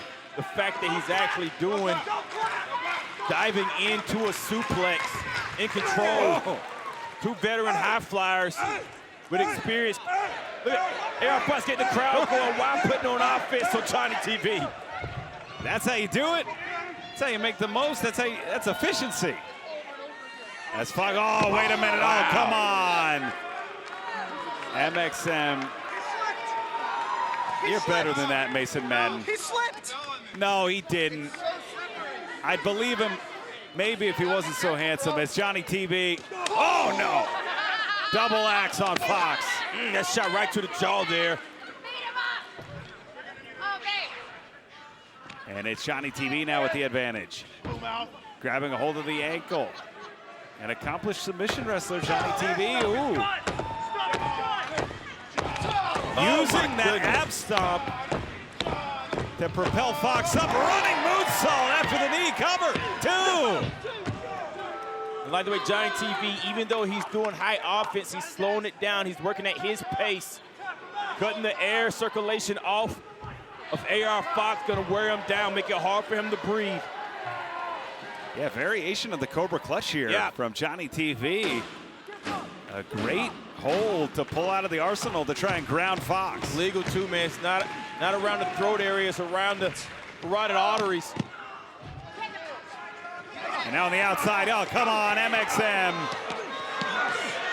Uncalled for, even I can. Oh no, it's terrible. It is terrible. Man, sir, you should be ashamed of yourself. There you go, As Rick Johnny T. Glad your eyes are open. Well, I've been awakened with Seed not in the. Oh my goodness, what is this? Now, whose side is she on? She just interrupted. She distracted her husband. But was that really a distraction? It's beautiful. I mean, that's you know, I don't know. As Johnny TV off the ropes. What? This is a distraction.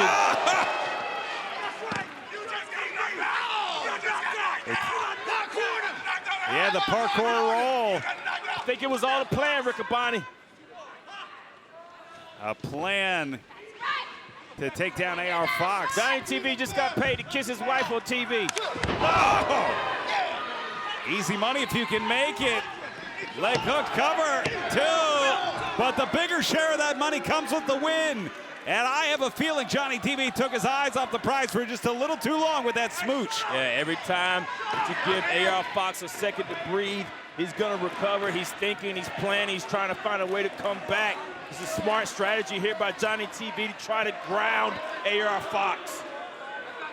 And that knee to the back of the neck.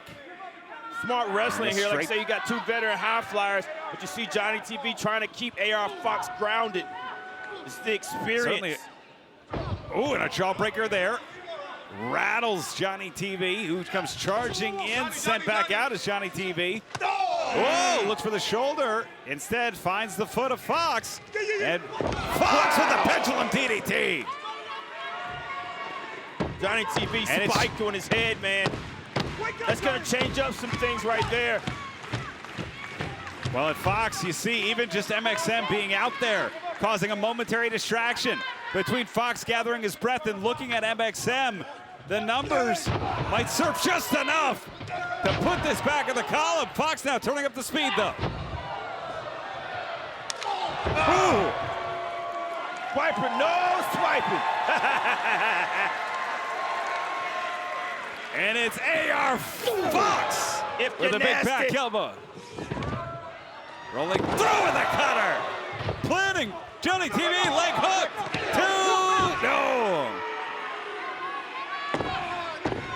The back offense that AR Fox has, that's hard to plan for because one move leads to the other in cohesion, and only AR Fox can pull off that. There you go. Well, I'm thinking MXM is a little bit more vocal than normal because the seed confiscated by TSA earlier today. And it is, wow, look at that. Whoa. How many times do you see that kind of counter? Oh, Fox to the outside. Fox taking out MXM, but MXM is not in the match, Riccaboni. Wow, but Johnny TV is, and Fox quick enough to plant TV. Fox takes on the world, and Fox is up high. About to go from analog to HD as Fox delivers. That'll do it, Riccaboni. The swan dive. No! Whoa! And Taya up on the apron. Taya thought that was over. I thought that was over. Caprice. I thought it was too, Riccaboni. Fox. How many matches lately, including that $50,000 bout that he won at Super Card of Honor? He's won with that swan dive. To show you who Johnny TV is, even with MXM in his corner, Johnny TV is an elite athlete, and now Valkyrie trying to have that distraction again. Johnny's on the reset. Fox doesn't know it yet. Oh, crescent kick up through the jaw. Kick to the knee, bent down. And now that neck breaker reverse. It's Fox. 2, 3, got it. The winner of this match, AR Fox. And now I can see why MXM TV was so concerned about the seed. For the Code of Honor. Code of Honor is adhered to. The bell is off. And we are living in history. Yeah. As the greatest Red Pro British Women's Champion of all time, taking on the 5th IWGP Women's Champion in an international clash. This is a pay-per-view main event, Riccaboni. Yeah, this is incredible. As the collar and elbow tie up here, you see both athletes trying to sink low, sink the hips lower than the other. The Windsor trying to use that power advantage that she may have over Sari, but it's not clear yet. One thing clear is that they broke the ropes there, and Sari came in with a business on her mind, no smiles or anything, just straight business. She knows a lot about Windsor. They've been tagging for a long time, so they're very familiar with one another. So let's see how this goes. The approach, how long these remain friends. Will anger show its face? What's going to happen here? That's a great question. The hammerlock here from Windsor. Sari trying to grab a hold of the headlock, gets into a more comfortable position, one that she can kind of ride Windsor down with and grind that out. Exactly what she did to bring Windsor down to a level neutralizing that strength there, but Windsor with that arm over is breaking that leverage, going to break through that headlock, yeah. Now Use the leverage for that. Windsor's using her height advantage to break leverage and break planes and see how long she can do this for. It's a smart move, but fans, if you notice, Sari, every time Sari's able to drop the hips lower than Windsor, it allows her, as in Sari, to get out of the holds. And this time, Sari trying to brute force it. That might not work. Off the ropes, push off, nice drop down. Wow. Cartwheel out, big kick to the side. Windsor, a great wrestler, man. Swing and a miss on the clothesline. We saw Windsor nearly defeat Athena for the ROH Women's World title. Nice standing switch there. Up and no. Brought back down, big back elbow. Off the ropes, nice drop down there by Windsor, rolling through Cirie. Nice. Beautiful arm drag. The two women who know who they are, they know their size, they know what they have to offer. They've embraced it and they bring it to the table. And evenly matched. It's almost as if each woman's strength is the other's, you know, is the one thing the other can counter. Yeah, it's the caveat, man. It's exactly what it is, man. It's a lot of people when they grow up wrestling and they've been in wrestling for a long time, like Cirie, who started wrestling when she was 15. Sometimes you feel like you want to get bigger, you want to do this, and then there's a time when you embrace who you are. Oh, my goodness, watch this pin. Whoa! Whoa! Sliding out. Cirie turning up the pace. Big drop kick downstairs. And once you embrace who you are, the world needs to watch out, and that's exactly what Cirie's done. And now Cirie looking for the Irish whip on a night where we saw the ROH World title on the line.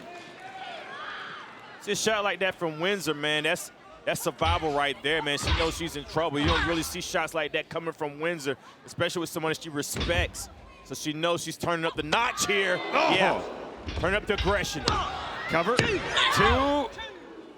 It's a course correction move, almost a desperation move, and it worked out for Windsor, the challenger, back in control. Well, I was wondering who was going to be the aggressor, and now we see it's going to be Windsor here.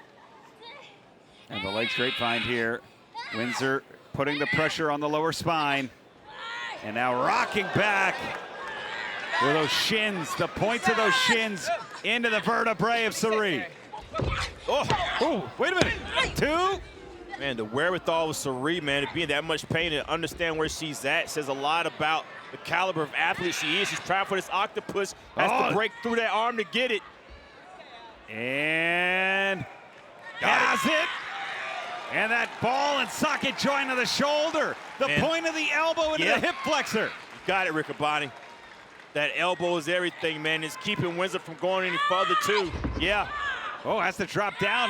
Might be a fortuitous move there from Windsor, but Cirie keeps it locked in, and the elbow keeps driving away at that hip. But right now, the torque is on the shoulders there. Windsor's gonna get, yes, she's gonna get it. Windsor to the ropes to break things up. Yeah, but the damage is done, man. Stretching out your body, the hips, the shoulders, the core. Oh, look at this. And feigning some ignorance there. Cirie, no one home. Windsor able to get on her feet. Big drop kick. The champ from the apron to the outside. The challenger now following the champion. Looking for something big here. Gets the cannonball. You knocked that one home. And it's hard not to like anybody in this match, man. Everybody in this match has potential. You want Cirie to retain the title, but to see Windsor win the championship here on Ring of Honor would be a tremendous showing. Oh, my goodness. Well, what an accomplishment it would be. As Cirie with Windsor, just sending Windsor back into the ring. And I don't know anybody more familiar with Cirie on this roster than Windsor. This would be the most comparable fight for Cirie. Well, absolutely, they were like ships in the night in Japan. They formed a friendship. Big drop kick! When their paths finally did cross, it's now Cirie trying to bring Windsor to her feet. Windsor trying to keep those hips low. Cirie grabbing that hair, man. She's being a little aggressive as well. She knows that Windsor's wants that championship. Double stops to the breadbasket. Man, knocked the wind out of her. Cover to Cirie. 2 count only. Cirie kept Windsor there after that pin. She didn't let her go anywhere, keeping her close. Smart move, looking for the fisherwoman. Got it! The bridge on the toes, 2! With the extra leverage, gets 2.5. And Cirie, high energy, high octane offense. Trying to pick up the pace here. The damage done to both athletes.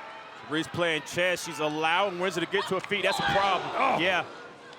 That diving headbutt, we've seen Windsor give up her own body. The strength just peeling. Cirie off the ropes. Powerbomb there. 2-0. Cirie barely out of that. And right here we go for that sharpshooter, Riccaboni. It's what she won with last week. Yes, indeed. That Windsor lock. That Windsor version of the sharpshooter. Suri counters. Suri counters. Two count only. Both women back to their feet. Champion and challenger. The champion first. Champion first to the sternum. The challenger charging in, but it was a trap. It was a trap by the champion.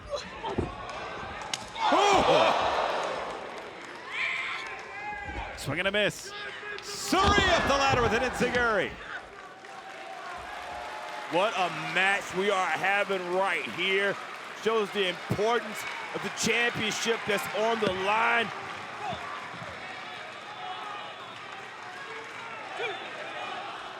And the crowd coming alive for both athletes in our main event, the IWGP Women's Championship on the line.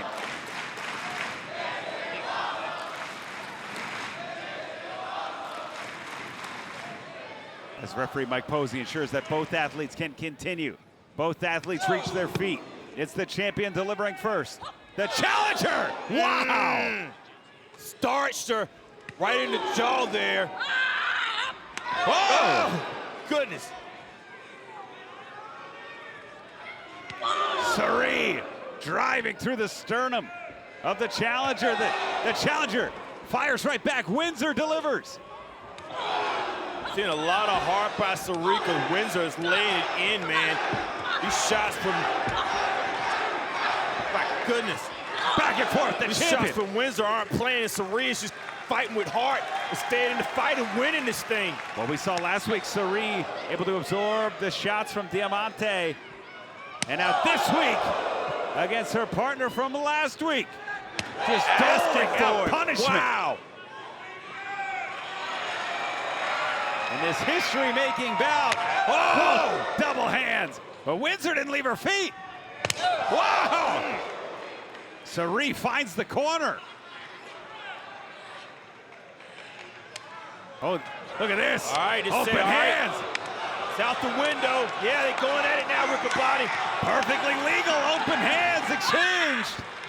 Whoa! Neither woman down. Suri charging in. Oh, big forearm. Forearm on Windsor. Off the ropes. The champion gets caught by the challenger. It's Windsor with a clothesline. The champion with a drop kick. That handshake that happened, Riccaboni was saying everything's out the window. Whoever wins, win. That drop kick may have done it. That's saying do what you gotta do. That's exactly what Suri is doing. Challenger rattled. Shot to the midsection there. The champion. Oh, sizing up. The challenger going up top. It is Suri looking to put an exclamation mark on this one. If you hit this could be enough, Riccaboni. Oh! That's the second time. That's the second time. Leg hook. 2, no. Nothing wrong with the pin, nothing wrong with the cover. Windsor's still in this fight, Riccaboni. Certainly is, but for how much longer? Suri certainly sensing an opportunity to put the challenger away in our main event.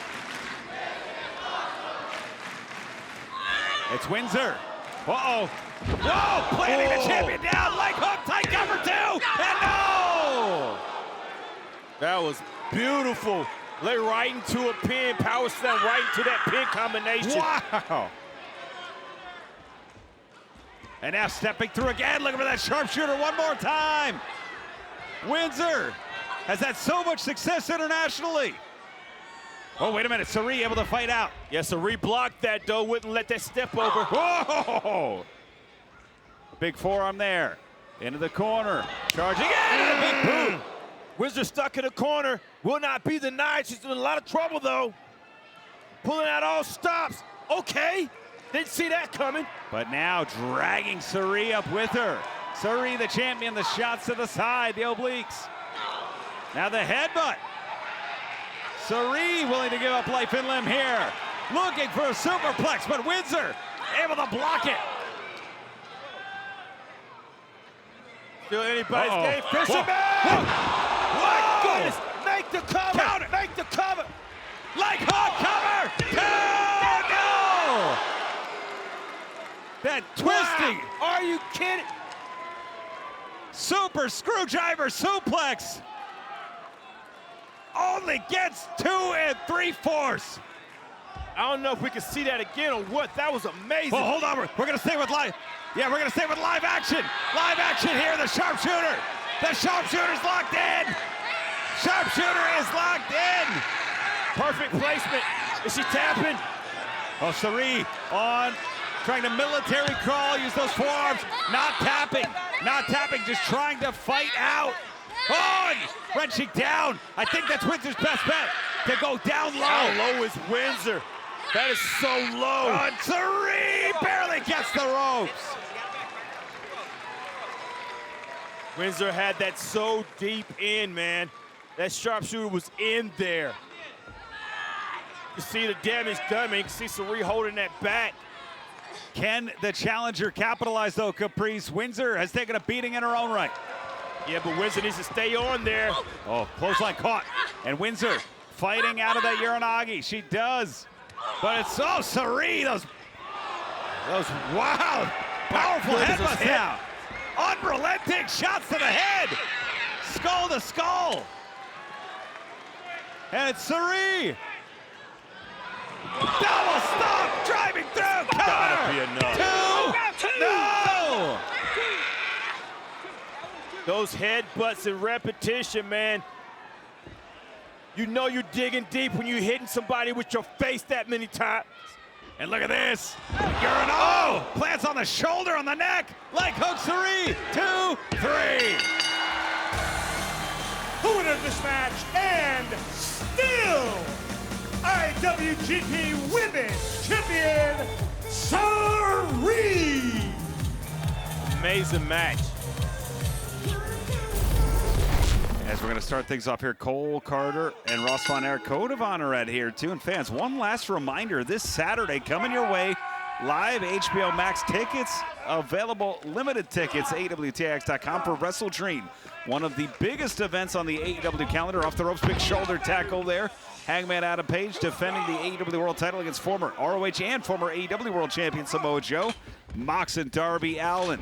That is an I Quit match. Tony Storm, Chris Statlander, AEW Women's title, big drop kick from Ross. Of course, that's this Saturday on HBO Max on a pay-per-view basis. Tag made special price, $39.99. Nice drop down. Big drop kick there from Marshall. Leg hooked. And Jack Jameson. Now, was that the paddle that Cole had, or does Jameson have another one? These guys, where do they get these pledge paddles from? I'm sure they can get them at will. It's the Frat House, Riccaboni. I'm impressed at Marshall, though. That daggone drop kick that he did a backflip before he landed. Oh. And the shot there to the rib cage, as it is Griff Garrison unloading now on Marshall. So much promise in Griff Garrison and Cole Carter. And even with being with Jack Jameson and Preston, they're learning more, and they haven't even reached their potential yet. As Ross Von Erich, the legal man, and Marshall right after. You're absolutely right, Caprice. But it is the Von Erichs with in a company, wow, beautiful standing moonsault with a history of brother teams at the top of the historic rankings of the ROH World Tag Team titles. You talk about the Briscoes, the Young Bucks. Uh-oh. This distraction right here. Ross is going to have to turn around, man. He's too many seconds have gone by when he's done nothing to Garrison. Ross, the right place now. And now unloading on Garrison. Jameson still up on the apron. Off the ropes. Oh, wait a minute. It's Vance. Preston Vance. Those 24-inch arms driven into the jaw of Ross. I was getting ready to say, those big arms will change the trajectory of any match. And right there, Griff Garrison doing the right thing, pulling Ross into the wrong side of town. And Cole Carter is definitely going to take advantage of it, man. These guys, these athletes are so well put together, so young, so much potential. Oh, so many gifts inside of them. And Cole Carter just basking in his own success there. And you hear Marshall trying to get the crowd to rally behind Ross to get the adrenaline pumping. Quick tags here. Garrison, the legal man. Shots to the midsection. The solar plexus now. Goodness, those shots, man, every one of them landing in the same place. Trying to hit the right side where that liver is, man. You get a shot in the liver, it shuts you down, Riccaboni. Involuntarily shuts your body down. That's exactly where they were trying to punch at. And Garrison now in the neutral corner with Ross. Looking for the Irish whip, gets it. Oh, goodness. And speaking of that liver caprice, going back first into the turnbuckles, leg hook cover, 2. Great call, Riccaboni, because affecting that liver, that back is still same impact, man. If anybody's ever got punched in the liver before, you know exactly what I'm talking about. And a chin lock here. Ross trying to get back to their feet. And the shots to the midsection break. And it's Ross trying to unload on Carter. Gets one in on Garrison. Back and forth now. Ross, though. And it is Garrison. Ross up and over. Whoa, Ross made it on his feet to tag his brother. Nobody home. Why? Because of Preston Vance. Absolutely. Vance a factor on the outside. Oh! Face buster there. Cover. 2. What a great move by Garrison. It's 2.5. A great move and great thinking by Garrison as well. The first time Garrison lifted up Ross for that, Ross went backwards and landed on his feet. Ross anticipating that. Garrison bringing Ross right on his face. Definitely wasn't anticipating that. Oh! It's Carter into Garrison. Tag made! In comes Marshall. That fire from Marshall. Marshall bringing it in low. And Marshall, the big back elbow. The Von Erichs, former 2/3 of the ROH World 6-man Tag Team Champions, who trusted Sammy Guevara to be their partner, who felt like their back was turned on them when Sammy didn't select either one of the Von Erichs to challenge for the tag titles. But I don't blame him. Oh, wow, big drop kick there. It's a very high drop kick by Marshall Law. You know, he brings shoes with him just so when he goes in the buildings that says no barefoot, he can put them on. Oh! Well, he might need it after that, too. Whoa.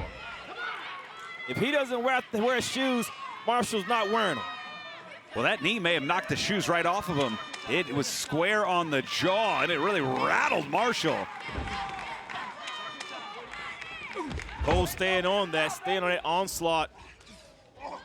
Trying to add as much punishment as he can. The smart thing would be to try to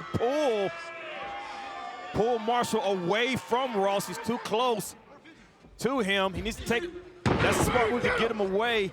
Not a rookie mistake there that didn't cost him this time, but would cost him with a more experienced team. And look at this, it's Cole Carter going up top, and it's Ross. Whoa. Ross! Uncharacteristic of Ross. Ross has had enough. And Garrison swinging a miss. Marshall with a big lariat. And you're right, Caprice, tag made. The Von Erichs who stand up for what is good and just in the world. Oh. And, oh! There goes Vance, there goes Jameson. These Von Erichs are constantly outnumbered, man. That's the claw! That's the claw! That's the claw! Claw locked in! Shoulders are down! Passed down 3 generations, this match is over. The winners of this match by submission, the Von Erichs. What a win in fast. Let's take him. Let's go, Griff. Is he still Bernard the Business Bear or is he Bernard the Boozing Bear? Which one is he now? Well, he's not Barry. I mean, he came to replace Barry, and now he's doing Barry's stuff. I don't know. Barry got kicked out for some of the stuff Bernard was doing. That's very bad. Yeah, he wasn't adhering to the code of honor, the code of ethics here in Ring of Honor. Neither was Griff Garrison, who waves away the code of honor. We are off for our main event fans. Of course, Ring of Honor Final Battle coming your way from GalaxyCon, Columbus, the Greater Columbus Convention Center, live Friday, December 5th. An Honor Club exclusive event. Tickets available now at ROHTIX.com. That is sure to sell out. Get your tickets now. And Garrison, who's been well on his way in tag team action, has formed a great team with Cole Carter. Amazing opportunity here, but turning his back on Commander. Whoa. He definitely didn't want to jump out there, man. There's too many guys out there. It's a smart move to retreat. Resetting himself, clothesline ducked. It's Commander. What? Around the world, beautiful flying head scissor there.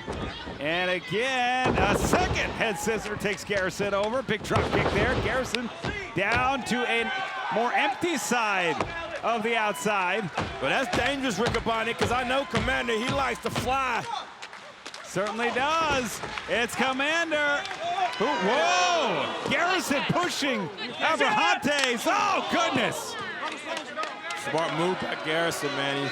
Like it or not, man, that was a smart move. And you saw Commander stopped on breaks just enough for Garrison to get in control. And now Garrison's definitely going to take it. And Garrison driving Commander's back into the barricade there. And I don't even believe Garrison has scratched the surface of who he is yet, man. This young man is strong, he's powerful. I think you could say almost the same about Commander, who is just 26 years old, been wrestling for over a decade. I think both these men, I think... Right.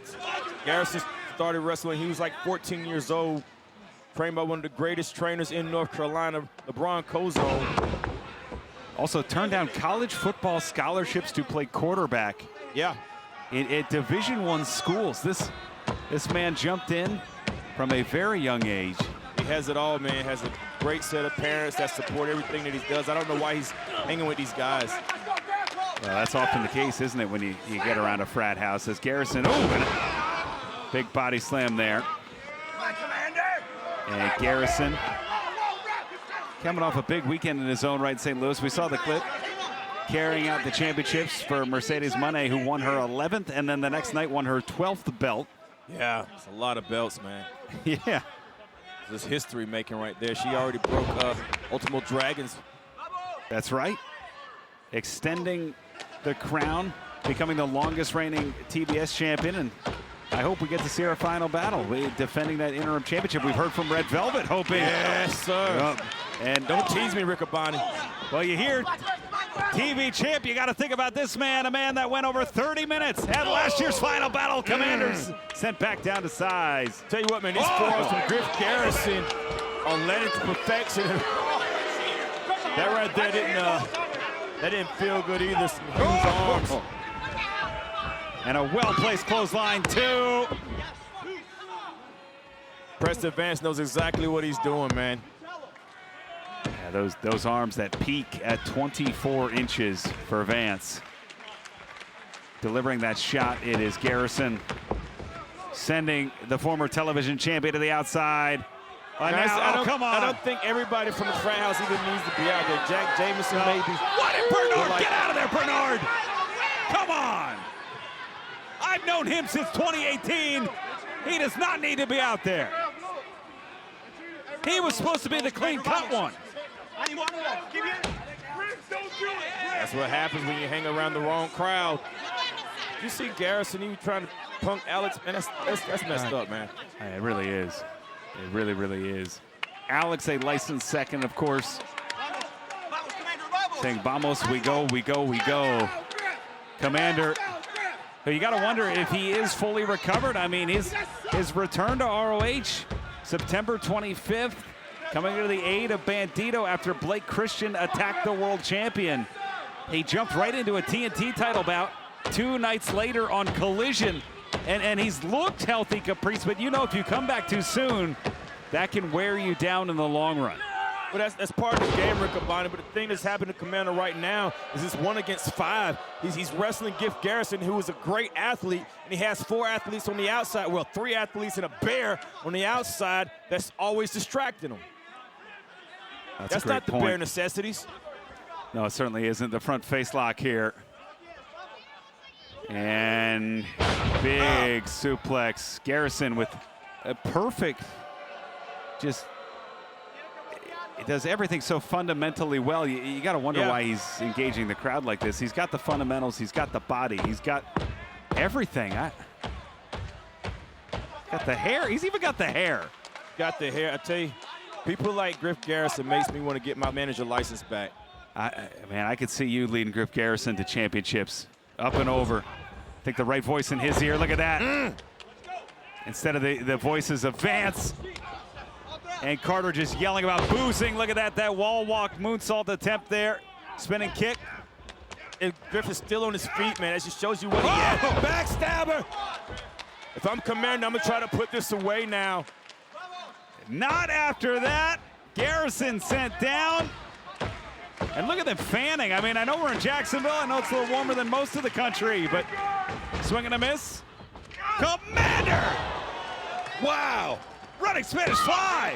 2! No! That's quick timing and core control all at the same time. And that should answer your question, Riccoboni. Commander's back. He's just fine.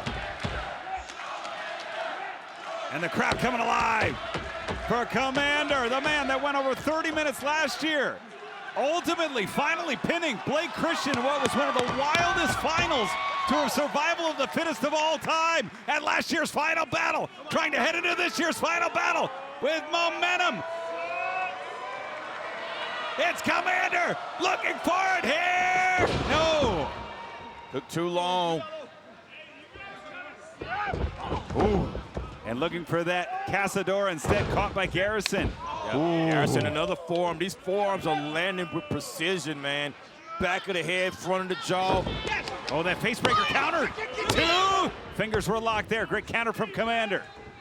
Ducks the clothesline. Springboard. Commander caught again. Another one.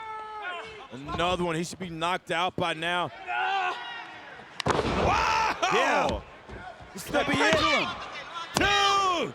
Garrison comes within an eyelash. Wow. I've seen Garrison finish a lot of people with that move, Riccoboni. You're absolutely right, Caprice. That pendulum face buster. Garrison using his height, his leverage, that advantage to drive the skull of Commander into the mat. That frustration setting in, man. He does that face buster because he feels he's the prettiest. And Garrison looking. Oh, we've seen this before, too. Yep. This torture rack from Garrison. Oh, countered. 1, 2. Commander gets 2. Commander gets 2. Whoa. So many things Garrison just does well, man. He's a great wrestler. Just has the wrong homies. Oh, looking for the springboard. It's Garrison again. The torture rack. Slam. Here we go. Stacked. 2.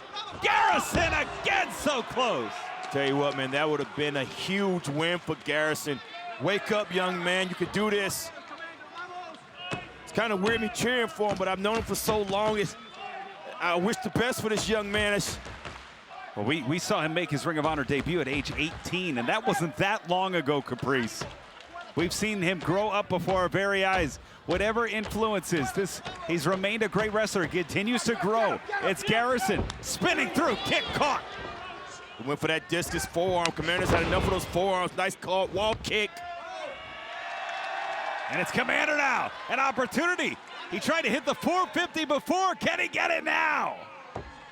That kick landing on the ear of Garrison. Commander has more time than he had to let. Oh, Look at this. And Vance up on. Oh, the walkway there. The knuckle lock held on. Commander, springboard, the balance, the footwork. Commander kicks Garrison. Whoa! Wrist lock takes over on Vance. It's about time, and it's so many people against one person. Commander focus back inside the ring. Springboard, high cross body, rolls through. It's Commander now. Use the ramp to his advantage to get the momentum. Then knee to the midsection, though, from Garrison. The Irish whip. Commander in. Look at the points of Commander. It's impressive, but it's not who Commander's wrestling. Oh! Commander! And Bernard can't believe it, but Alex can. Yeah, he couldn't bear to see it. Oh, and look at Abra. Oh, no, Abrahantes is down. Whoa, Alex wait. is down. Come on, man. Leave Alex alone.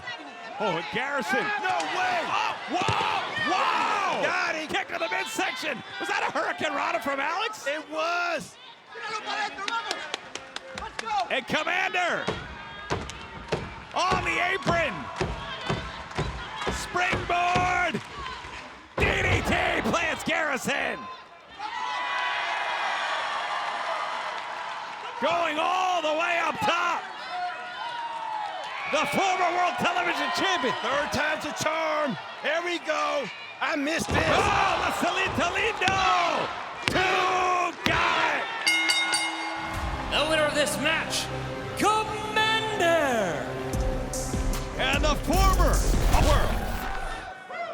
Well, there you go. I mean, that's what we're talking about here in ROH. You know, AEW is certainly where the best wrestle. Ring of Honor for so many years, the best wrestling on the planet was the tagline. Neither are hyperbole. Oh! Shaking off the code of honor. I think Lee Johnson is Blake Christian's only friend. Well, at this point, you know, money changes everything, as Cindy Lauper once said. Oh, wait a minute. And certainly the money rolling in from Christian's victories. Wait a minute. One count there. I think money allows you to be who you want to be. Ooh, but Blake Christian, nice drop down roll through, springing up Dorado. With that great bout against Bandido for the World Championship back in June at Arena Mexico. Whoa, wait a minute. Beautiful flying head scissor. Blake Christian hanging with one of the greatest luchadors right now, and that is not unseen, man. Staying out of the way, being right toe-to-toe with him is so impressive. Double champion in CMLL right now. The balance, the poise of Dorado. Wow! Double springboard, sitting salto with that arm drag. Blake Christian clearing out Commander from this corner. Whoa! Locked in wheelbarrow, holding on for that tag. That's smart wrestling right there. Pops her right up. Wow! Certainly is innovative maneuver there to isolate Dorado and keep Dorado ultimately on the side of the swirl. As Lee Johnson, whoa!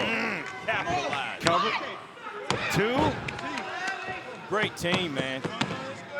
Johnson was in the catbird seat, the driver's seat for the ROH World Television title for much of 2024. Ultimately at Final Battle, it was Commander who won an amazing survival of the fittest bout by last defeating Blake Christian. I don't think Johnson or Christian have forgotten about that. That's what I was saying when the swirl was putting this together, going over notes and going over things. I know that was a big deal for both of them, trying to get revenge here. And Scared Dorado just happens to be in this match, and they want to make an example out of him as well. Yeah, Dorado has been a hallmark, a highlight of Ring of Honor tag made.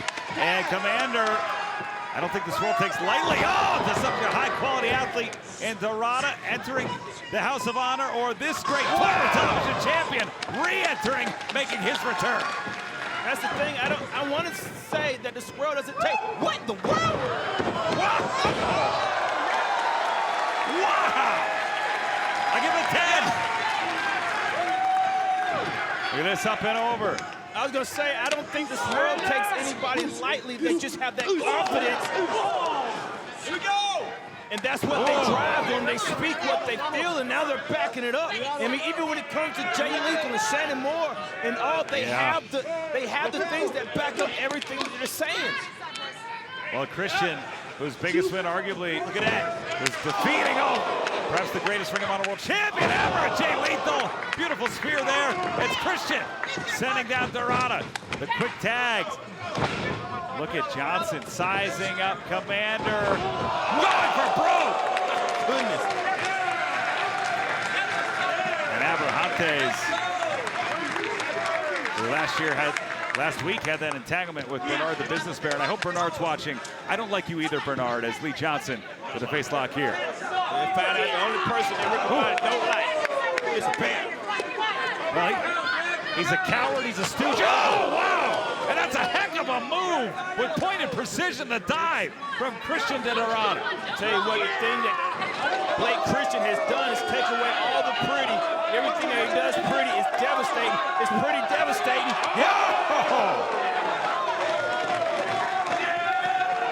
And cracking changed everything about Christian. It's focus in everything, and now he knows he has that right peg in the hole. He knows that he has the right arsenal, and he uses it over and over again. No wasted movement. And that Commander sent in, the confidence oozing out of Christian. The same could be said about Johnson as Commander driven in. Tag made. I don't think there's anything wrong with confidence when you can back it up, Riccoboni, and that's what Blake Christian and Lee Johnson have been doing.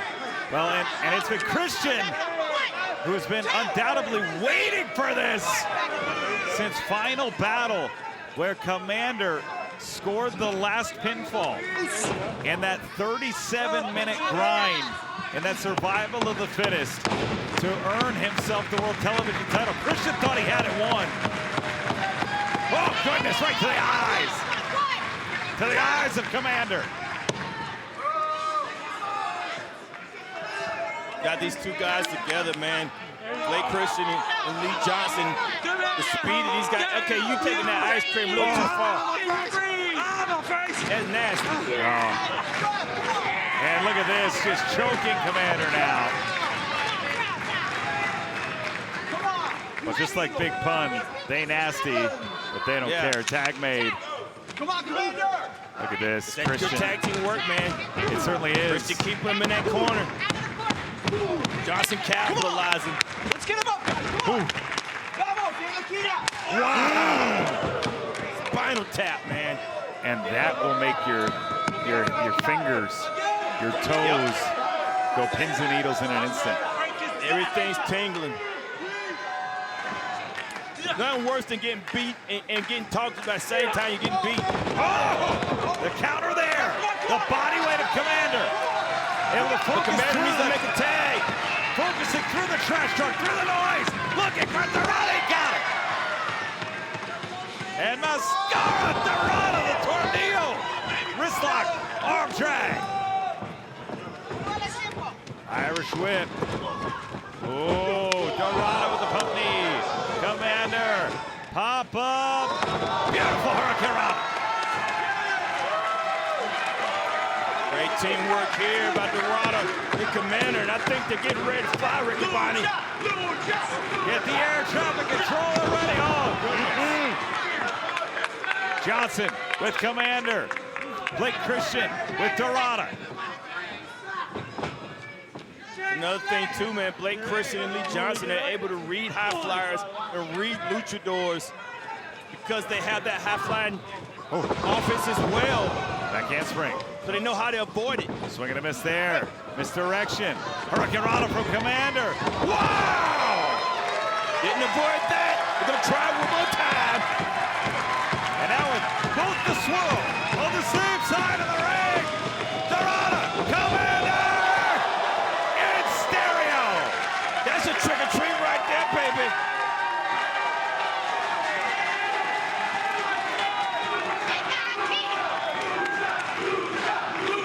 This is like going to that big old house at the end of the block. And they're giving out the king-size bars this year. They giving out a king-size bar and some swirl on the side. They got an ice cream machine in the house. And Johnson, the swirl might be melting in front of our eyes here. As Dorado goes all the way to the top. Dorado going home. Front face lock. Johnson. Gonna pick up the pace instead. 1, 2. The pendulum into the inside cradle gets 2. Johnson back to the feet first. It's Dorado who fends it off with the jungle kick there. Up and He ran away from Johnson. That was a bad idea. The back of Dorado hit the corner of the ring. Johnson! Whoa! My goodness! the screwdriver suicide dive to the outside. And the swirl. Blake Christian capitalized with that crossberry flop. And Lee Johnson. Whoa. Wow! Brain buster! Brain buster! Two count only. 2 count only. I think the time between Blake Christian setting up and executing tag made was the difference there, Caprice.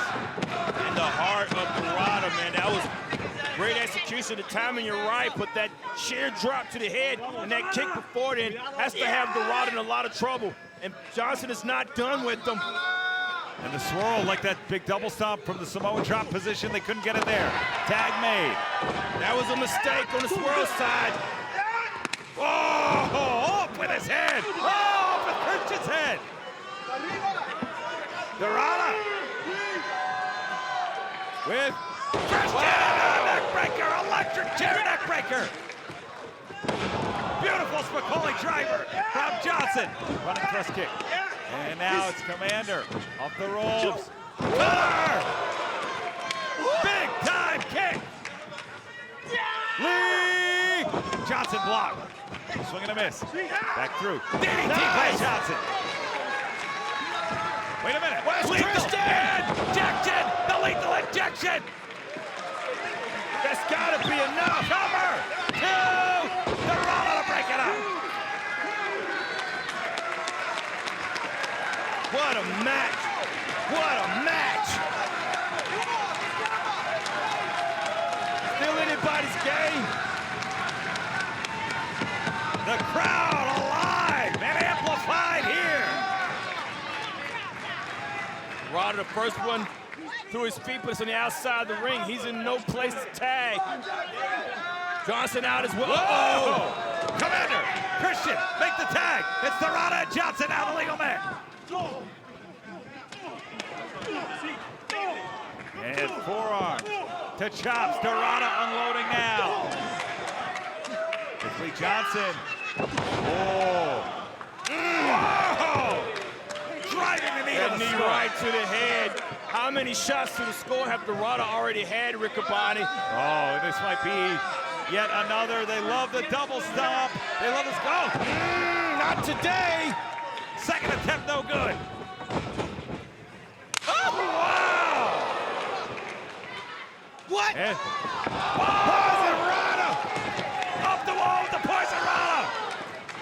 Through the basement with the baseball slide! It's Dorado with the tornado and Christian! Dorado's going back in. Dorado's going to try to end this thing, Riccaboni. Mascara! Dorado! All the way up top! Let's do it, Riccaboni. I promise you that much. Champ. Here are your winners, Commander and Mascara, Dorado! To the challenge, man, is with STP. The thing I love about STP is how everybody's different. And Lee Moriarty has continued to stay pure throughout his whole championship reign. Collar and elbow time to start. Fans, if you're not familiar with the pure rules, let's get you up to speed real quick. Each wrestler gets 3 rope breaks. Once those rope breaks are exhausted, a wrestler can be pinned or submitted on, between, underneath the ropes. Each wrestler gets 1 closed fist that results in a warning. A second results in a disqualification, 20 count on the outside. Normally, if it goes to the time limit in pure rules, it would go to 3 judges. Tonight, because it's proving ground, a draw at 10 minutes would result in the challenger earning a future title opportunity. We've mentioned Lee Moriarty in the proving ground has struggled with luchadors, including Blue Panther and Shelwa. Can Commander keep that streak here tonight? And also to note, Caprice, Alex Abrahantes on the outside. You don't see STP with Lee Moriarty. Important to note, there has been, over the years historically, fines, suspensions, even firings based on athletes, as we see. Look at this. Look at this lock here. Even the ankles aside, so many locks on there. You're right, Riccaboni, having Alex on the outside. But the thing about Alex Abrahantes is that he doesn't interfere in matches, so you don't have to worry about it, because he does interfere, he could be fired. That's right. It has been that strict in the past. As Commander off the ropes, rolling through. Nice sweep of the leg there. Going for the cover, rolling through, back up. Alex is one that has to be provoked, man. He's got to be provoked. Look at this. Quick. Border City stretch already. And Commander locked in, trying to get to the ropes there. Using the hips, everything he's got, exhausting that first rope break. That is rope break number 1 used by Commander. Moriarty knew that was going to be a rope break, but wanted to get as much of that Border City stretch on there as possible. Damage is still done, and it gives Commander something to look out for. With Moriarty being able to get it on that early, that's a big sign, Riccaboni. It certainly is. It might not bode well for Commander here. Drops down to 1 knee. Interesting stance there. Of course, Moriarty, flying high as of late, became the first professional wrestler ever to have their artwork acquired by a major museum, the Perez Art Museum in Miami. Acquired one of Moriarty's pieces for its permanent collection, and both he and Tekla will have their work featured in house shows, Power Spectacle, and Pro Wrestling Exhibition, set to debut at the Museum of Fine Arts in St. Petersburg in the fall of 2027. Shows you, man, how creative these athletes are. More than just ring athletes, more than just jocks. Ooh. They're intelligent people. Yeah. Stepping through, great trap there. Moriarty grabbing the ankles instead, this time picked by Commander. So we're almost 3 minutes in here, flipping over. And if you're Moriarty, Caprice, how do you balance the fact, that these luchadors have had your number, turning this almost into an endurance event? Whoa! Whoa, wait a minute. The deadlock here, pressure on Moriarty. Well, here's what you do, Riccaboni. If you know you have trouble, I've never seen Moriarty retreat that fast. That is rope break number 1 used by Lee Moriarty. But when you know you have troubles with luchadors, you study tape, you study movement, you look at your own stuff, you look at the mistakes you've made, and you're trying to make those mistakes again. But it's hard to do when you have your opponent doing the same thing. And Commander, being a former television champion, you know he wants to be champion again.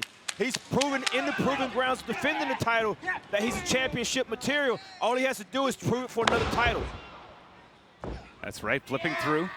And an endurance athlete. We mentioned earlier in the broadcast that final battle last year. Wow. We had, that survival of the fittest final where Commander lasted over 30 minutes to capture the ROH World Television title. We know he can go the distance. We know Commander can pace himself. But in that match, you could kind of hide every now and again. When there was an odd number of wrestlers, you might be able to get a breather. No breathers here.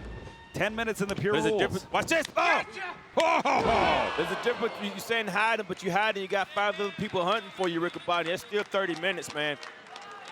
Absolutely. And you see Alex Abrahantes cheering on his charge. As Moriarty, who so much respects the luchador lineage, has that Tiger-style mask of his own. Ooh, many of his drawings celebrate the great luchadors in history. Might be knocked out right there. Cover, 2. 3 knees, man. It was left, right, both. All in the face of Commander. As we approach the halfway mark. 5 minutes elapsed time, 5 minutes remaining. Thanks, Bobby, on the same wavelength there. I like Bobby Cruz. If the Ring of Honor Hall of Fame ever gets extended, Bobby Cruz would be my first vote, honestly. His shots to the midsection, so big and a part of this presentation of Ring of Honor. Moriarty on his way with this Hall of Fame level pure title reign. The trap. Look at this octopus. Off the ladder. How fast was that attack? Whoa. Nobody like Moriarty. Nobody.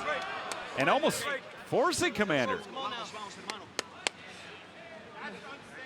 He just looked his elbow. That is rope break number 2 used by Commander. Well, that's 2 exhausted. And Moriarty. That's confidence right there. You can see right there, Commander. Now, you see Commander holding his leg. That's a big thing because 90% of Commander's offense is leg-based. Well, think about the injury, the knee injury Commander had that kept him out of action. As Commander. Oh, look at this. It's the abdominal stretch of his own. Absolutely, that's a high-laced abdominal stretch, not one leg, but both inside. That makes it easy to transition into other moves, and that's exactly what Commander's doing. Yeah, wait a minute, Moriarty. I don't know. That is rope break number 2 used by Lee Moriarty. Well, that variation. They're even. That's La Escalera, the escalator version into that Cobra clutch. I don't know, Moriarty trying to gain his balance instead. 2. Instead cost himself a rope break. A rare on-force error from Moriarty as Commander swings through the roll-up. 2 count only there. Here's the thing, Riccaboni. You said there's no judges, and it'd be hard if there was a judge because this match is tied 2-2. Certainly is. And the match is still going on. Oh, look at the footwork, the balance. Commander. Wow. Oh, Hurricane Rana sends Moriarty to the center of the ring. And Commander swinging a miss there. Comes back around. DDT plants Moriarty. Cover. 2 count there. I'm blaming that on the cover, and I can't beat Commander, but what a perfect combination that he had with that kick. but wasn't able to get a straight lace on that cover, chest to chest, back to back. On there to put away Lee Moriarty. But I guarantee you, man, the wind and the energy is very low on both sides right now. And Moriarty grabbing hold of the ankle, using it. Defense into offense there, twisting up, cover, 2. That roll through with a twist from Moriarty. That's Lucha Libre style. We've seen that out of Blue Panther. That up kick out of nowhere as well. Both men thinking the same thing. Was that a 2-fly? Well, inadvertently scissoring one another, connecting both men. Heel to chest there. The standing 10 count. And Caprice, I don't know what happens if neither man can answer the call. Elapsed, 2 minutes remaining. Whoa, 2 minutes remaining. Can Commander just find 2 more minutes here? I mean, if nobody answers, nobody wins. It's just like the judges, nobody wins. It's a draw. So I think Moriarty would have to defend it. Moriarty has to put Commander away, Riccoboni. Well, certainly, he's got less than 2 minutes now as Commander charging in around the world. Commander with an EDT. Oh, my goodness. That was nasty. Hooks the line, cover 2. Commander almost earned himself a title shot there. A winner. I tell you what, that was a nasty drop on the head, a perfect execution. Time is running out, and we know in the proving grounds, no title is safe for Riccoboni. Certainly isn't. If Commander can get the victory or force a draw, he will earn himself a pure title shot. This is too deep inside the pool for Commander to still be in control. Oh. Commander with that balance. Wow. He might be getting ready to win this thing. And the cover, 2. And yet, oh, wait a minute, Commander trapping the arm, rolling through. 9 minutes elapsed, 1 minute remaining. Oh, 1 minute. Whoa. Wait a minute, trying to tire Moriarty out. Gone, 2, the crucifix. Wow. With the stretched muffler gets 2. Moriarty back to his feet, caught. Moriarty knee, rattles Commander. It's Moriarty the waist lock here, rolling through. O'Connor roll, standing style, 1. Oh, trap, no, Wow. it's Commander. Commander sat through it. Body roll, whoa, Bridge, no, Bridge is caught, Bridge is blocked, sleeper hold in for Moriarty.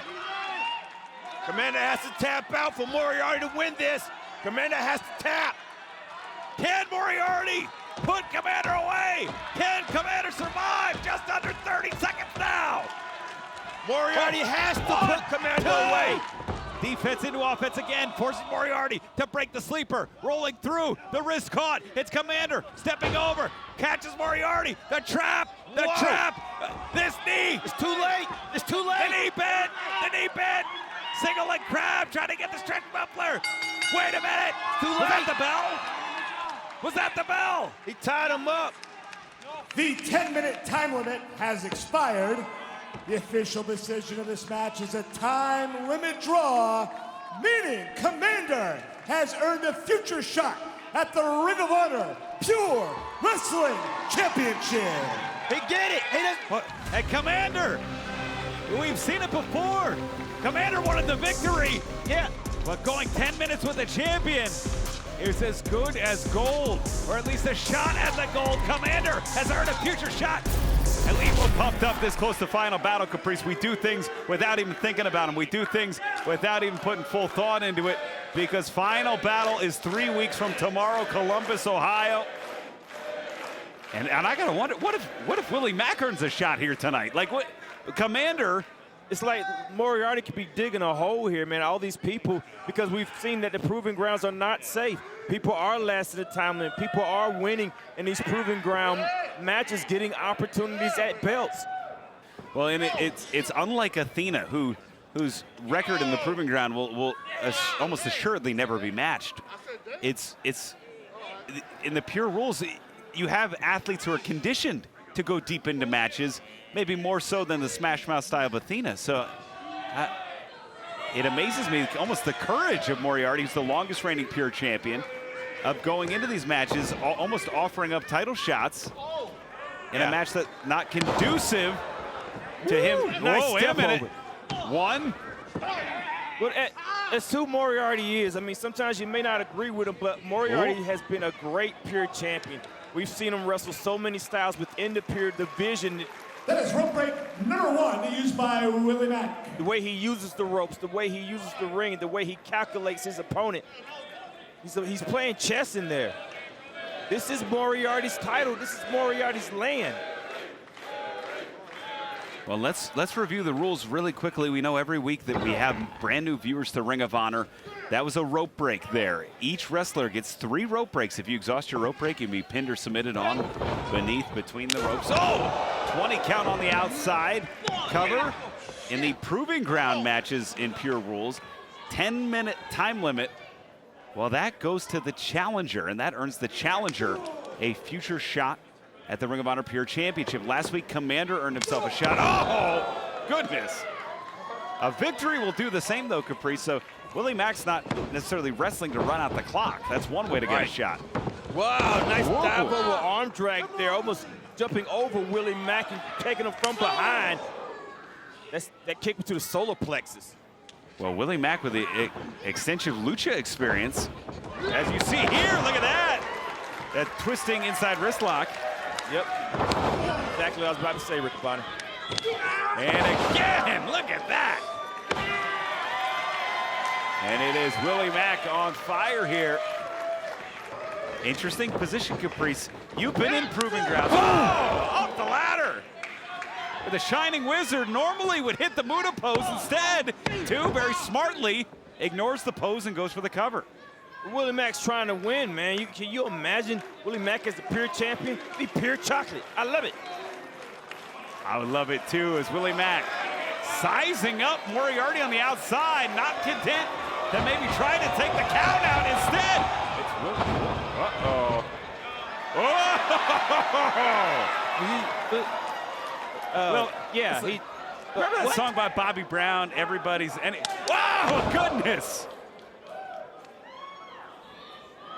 Some things I just can't explain, man. Well, let fans look up that song. Does that fire him? That's got to fire him up. That's got to get the adrenaline going. Is Willie Mack?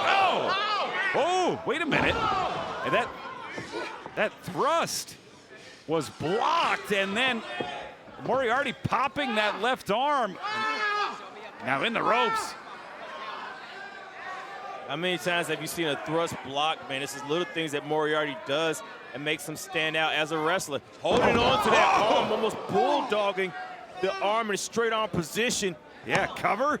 Two. Holding on to that wrist control. Got a target now. That's the target. Oh! And Caprice, I can't say I've ever seen anybody. This is gonna jam him. Two. Yep. Oh. If you've ever gone up for a rebound playing basketball, even in your yard, you know what that feels like. Yeah. When you jam your fingers as the Border City stretch locked in here. But that's jamming him once, Riccaboni, and sometimes you jam one finger. Moriarty just jammed all of Willie Mack's fingers repeatedly. Oh, now Willie Mack to the second rope break here. That is rope break number 2 used by Willie Mack. As we approach just about the halfway mark on the 10-minute time limit, Caprice. Willie Mack, last week, I got to be honest, I didn't see Commander going the distance. Willie Mack's got to find something here. 5 minutes, elapsed time, 5 minutes remaining. I think we've seen Moriarty's had a lot of trouble with the luchadors, Riccaboni. It seems like he's having a lot of trouble with Willie Mack as well. Well, Willie Mack's got his own style, his own way of moving. Pop up! Oh, my goodness! And his own power delivering through the jaw of the pure champion Lee Moriarty.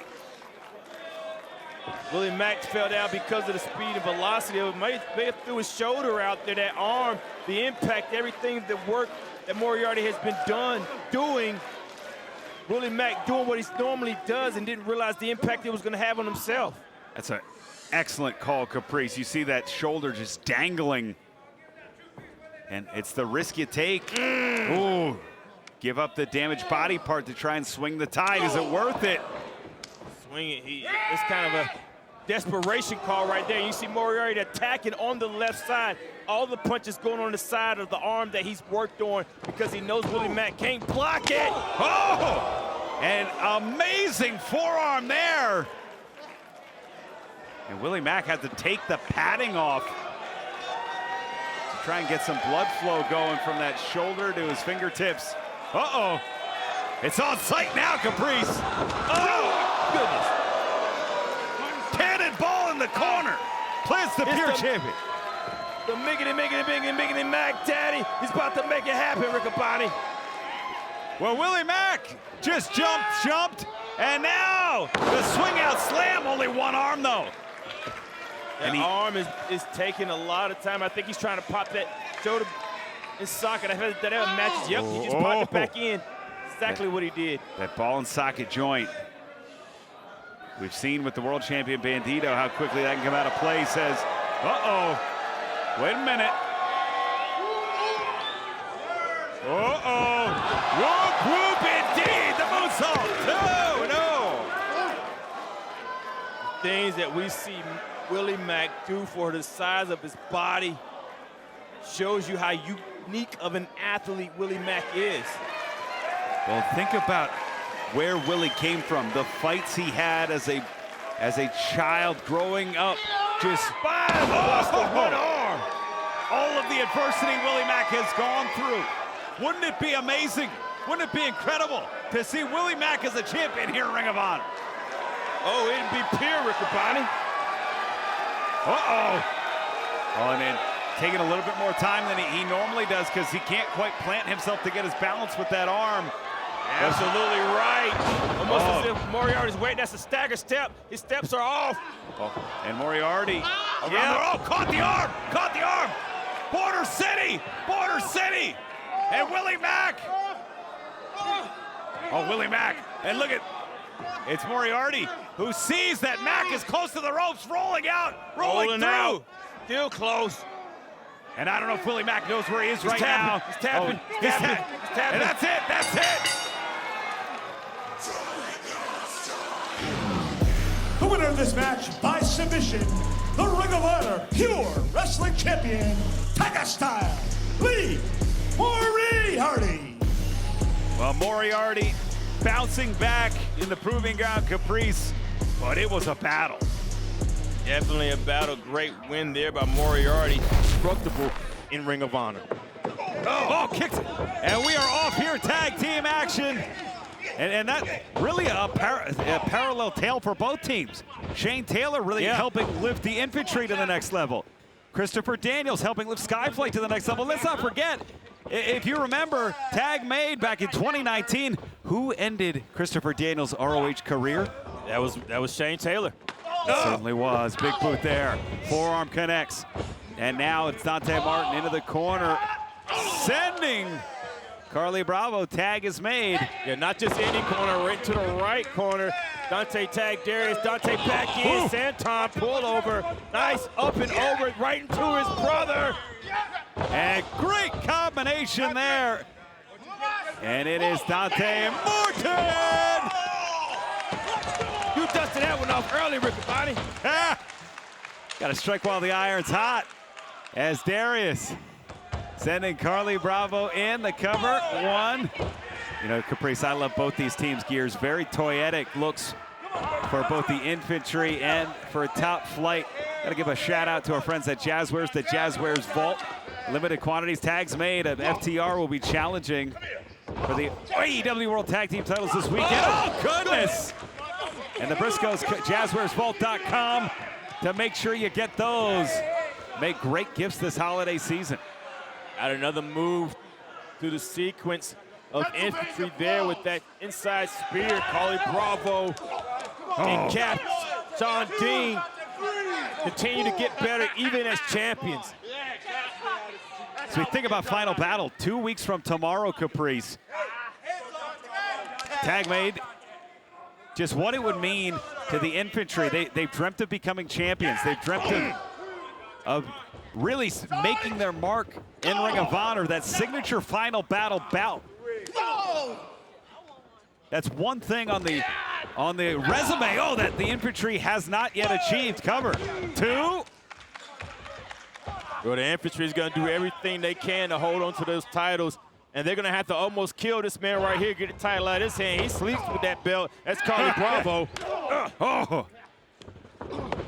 Does he call him 60? He's got a cute name for it. Yeah. Down low. Takes it out to dinner. He does. Cover. Two. Two count there. I mean, I would do. I would sleep if I was the six-man. If I was 1/3 of the six-man champs. If me, you, and Gary Jester got back together, yeah, I would tag me in the corner. I would sleep with it. I'd put it under the pillow. That's exactly what Carly Bravo does. Very smart move there by Sean Dean, going to the bread basket instead of the head. A lot of team members do. I think that's exactly what Dante was looking for, to duck, but that bread basket takes the win out of you, especially if you hit the liver in there. It forces you to stay on your knees.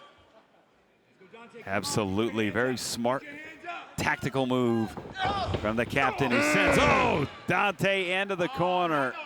Eye on the shoulders there. Uh-oh. Did you say BBC? Oh! That's Bronco bust cap. That's what that is. And driving again, the glutes into the sternum. A popular move because it works.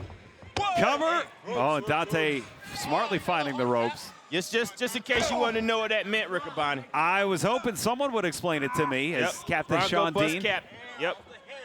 Into the corner, tag made. And every once in a while we have a couple moves that we got to explain to the fans. Shot to the, again, that was on the opposite side of the liver, but still very painful. Inverted atomic drop. And Dante fighting out of a bad situation here. He's always fighting, trying to fight his way out of that corner too. He's gonna have to get past both men. He's trapped halfway side of the ring, duck under. Carly ducks through with a nice net breaker. Leg hooked. Two count there. Alley-ooped the ankle. There you go. Beautiful move there by Carly Bravo. As Christopher, so smooth, man. Christopher Daniels, Grand Slam champion here at ROH. Trying to get the crowd, trying to really get some noise going so Dante can reorient himself, put himself closer to Daniels, but more importantly, closer to Darius Martin. Exactly what Daniels is doing, Riccaboni. He's getting that noise to let you know where to go to. Even though you can't see me, you can hear me, follow the noise. But it's hard to do when you have someone like Carly Bravo cutting off your windpipe. And it is Bravo. Oh, look at this. Dean in. And a move, a smart, again. There was no tag. Yeah. There was no tag. Tactical move. He's saying we tagged, we couldn't see it. Stefan can't do anything about it because he had his back turned. And really, it's Scout's honor at this point. Yeah. Expect more out of two veterans, if I'm being honest, but. It was a setup, Riccaboni. Yeah. You know the infantry going to take shortcuts if they need to, especially against the Martin brothers. Whoa, and Dante launches Dean, tag made, and in comes Darius. And new and home, Bravo, to the soles on the feet of Darius, who's fired up right now. Darius fired up not only to get in the ring, but to take up for his brother. High right in the face and the jaw of Carly Bravo. Back to the stomach, back to the head, back to the chest. Carly Bravo's out on his feet. And it's back to life, back to reality for Darius at top flight. Whoa, cutter!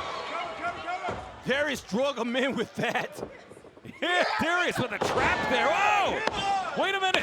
Two fishermen, and those fingers were locked. That was perfect execution from Darius. Absolutely perfect is the right word, Riccaboni. As Darius leading. Bravo back to his feet, up and over. Line tag. Yes, indeed. Dante in, the legal man. Carly has no idea. Frustrating timing here with Darius and Dante. Double hook for that double drop. We've seen Top Flight go to that, win bouts with that, up and over. Oh, to the outside, Darius. Dante's the legal man. And look at Carly Bravo trying to make the nice tag. block off. Right there, cut him off. Oh, Go through. it's a cradle to 1, 2. Smart Two thinking count back. Carly Bravo. Charging in, big boot. And it's Bravo, grabs a hold of the wrist. So Got fast, so it that fluid. Neck breaker combination. Dean, the legal man. 2. Oh, Darius out of nowhere to break things up. Second time they tried that. First time didn't work. It worked that time. Almost shades of the Briscoe brothers there. Absolutely, that was a page out of their playbook. And if you're gonna borrow from the 13-time champions. Oh goodness! Darius is gonna have to borrow something else, Riccaboni. I don't know if they let you borrow those. Well, As Captain Sean Dean. Oh, come on. The six-man tag team title, the physical belts in the possession of the infantry. Stefan, turn around. Oh, Stefan sees it. There you go. Stefan's, Yeah. Right. good for you, Stefan. I'm embarrassed. What? They got two more. Oh, wait a minute. And Dante, sunset flip. 1, 2, Dante Martin. The winners of this match, top 5. Women's Grand Prix winner. It was Mansoor competing in a men's version of that bout that caused that. Mansoor is an impressive athlete. Has a lot of genres under his belt, a lot of training. It was a tip touch. First time I've seen that come out successful. Commander didn't even think twice about it. He's ready to wrestle. That's right. Nice collar elbow tie up here. Of course, next week, a quick broadcast reminder, fans. Honor Club next week, next Thursday. We return to our regularly scheduled time and date. We hope you enjoyed the start of the Continental Classic this week. So exciting for it to be tournament time once again here in AEW and Ring of Honor. Yeah. And look at that. Women's Peer Title Tournament coming to an end. Yeah, next week, one of the, honestly, the biggest episodes. There's a big man, Mansoor. What is this? It's your job, Ricky Bonnie. Well, I'm just gonna let you call this one. Well, he was saving Mansoor's energy. A very smart tactical move from Mason Madden there. Yes, absolutely. As we circle off once Mansoor again. has proven, though, man, so many genres on his belt, trained with different people in different countries. Whoa. Try for that arm drag, nobody's home. Wait a minute. 2. And nice arm drag there. And again, it's Commander. The Lucha style has caught Mansoor sometimes. Rolling through, drop kick there. Try to return value to what Commander did to Mansoor. Commander ahead of the game on that one. Well, next week, you mentioned it, Caprice, the 2 semifinal bouts in the Women's Peer Title Tournament. Oh! On the left side of the bracket, Diana Purrazzo, Queen Amanada on the right. Billy Starks, Yuka Sakazaki. That's next week, just one day before final battle. Whoa! Yeah, he's chicken some tail in there, Rick Bonnie. Commander ain't playing. Off the ropes. Ooh, beautiful head scissor. Does someone need to check on him? I think we need someone to check on Mansoor. As Commander. I think Commander's getting ready to check on him. Is that right? Whoa! He changed his mind. Fake out there. And it's Taya Valkyrie, Johnny TV. Up Mansoor back to his feet there. Oh, and Commander called for tip touching. Yeah. Oh, kick caught. Anticipation is the name of the game. Mansoor thought was gonna land on his feet. He's so agile. Didn't land on his feet. Up and over. Commander goes for this drop kick. Oh! And that is a triangle kick there from Mansoor. The crowd maybe not as excited as they were when Commander tried to get them reeling off the ropes. It's Wow! I really thought I was gonna. The wow would be if he actually did something, Rick Bonnie.